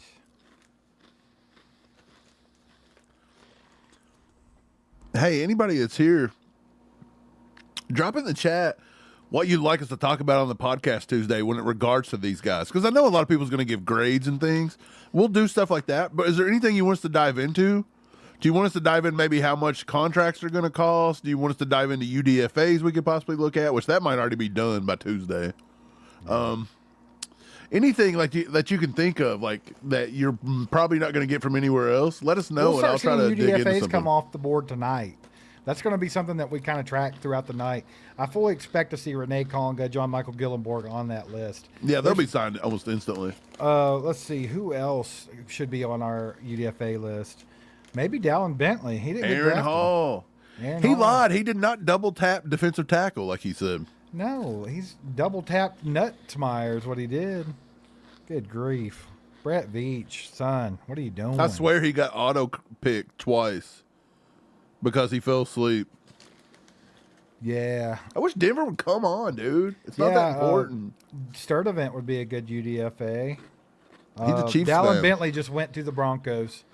They already drafted Jolie. Picks at 2. Yeah, they got Jolie and Bentley. What are they going to do? Well, I guess when your quarterback is a slap nut that can't throw the ball 3 yards, you need some tight ends. Stephen Bill with the 2 bomb says Kennedy had an interception on Lemon. I have to go check that out. It's not Lemon's fault, though. It was his crappy quarterback's fault. An Emmett Johnson breakdown. Yeah, we can talk about Emmett Johnson. We'll talk about all these picks pretty good. Renee's not happy about losing Jake Golday. She wanted him. That was her player the whole time. I love Jake Golday. She ain't wrong. You love them as much as them barbecue chips? They're not barbecue. They're new what do you flavor. You're messing them up, I'll tell you that. Loaded baked potato? Are they good? Yeah. Yep. Huh.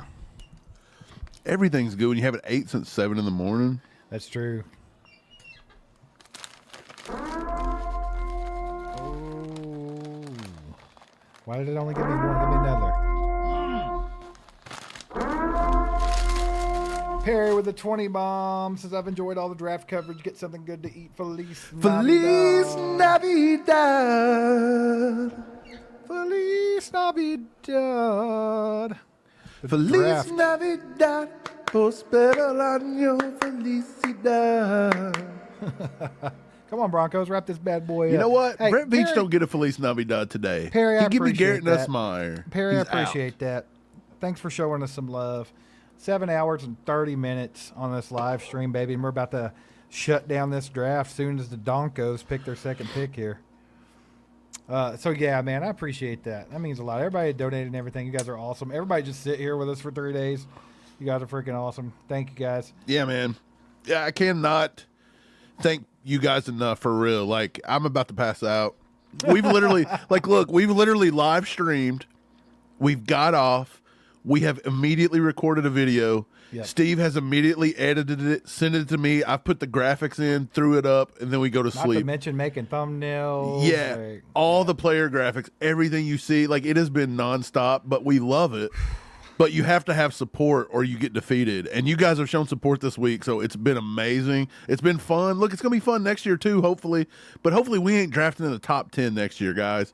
But I tell you what, if Nussmeier's Pick a our 32 quarterback, we next might be.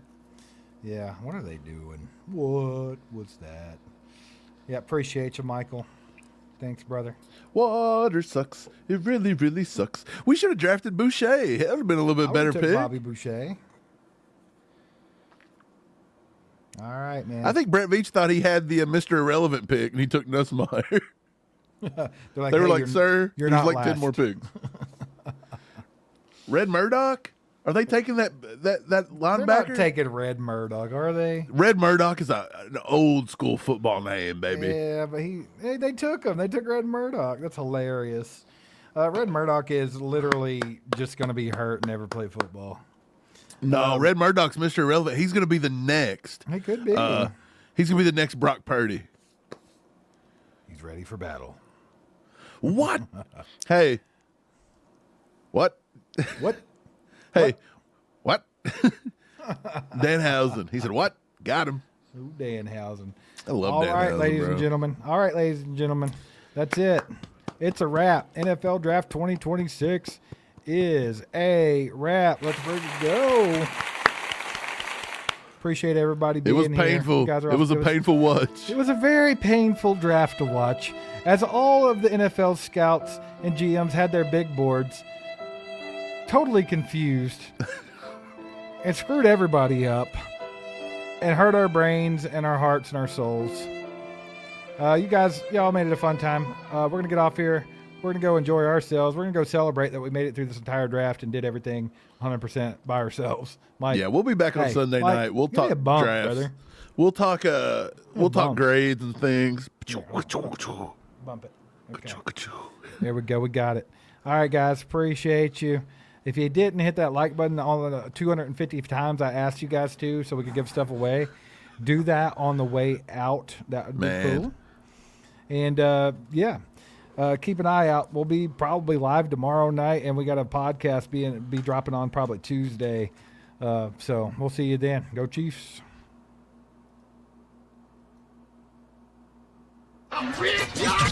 Wow.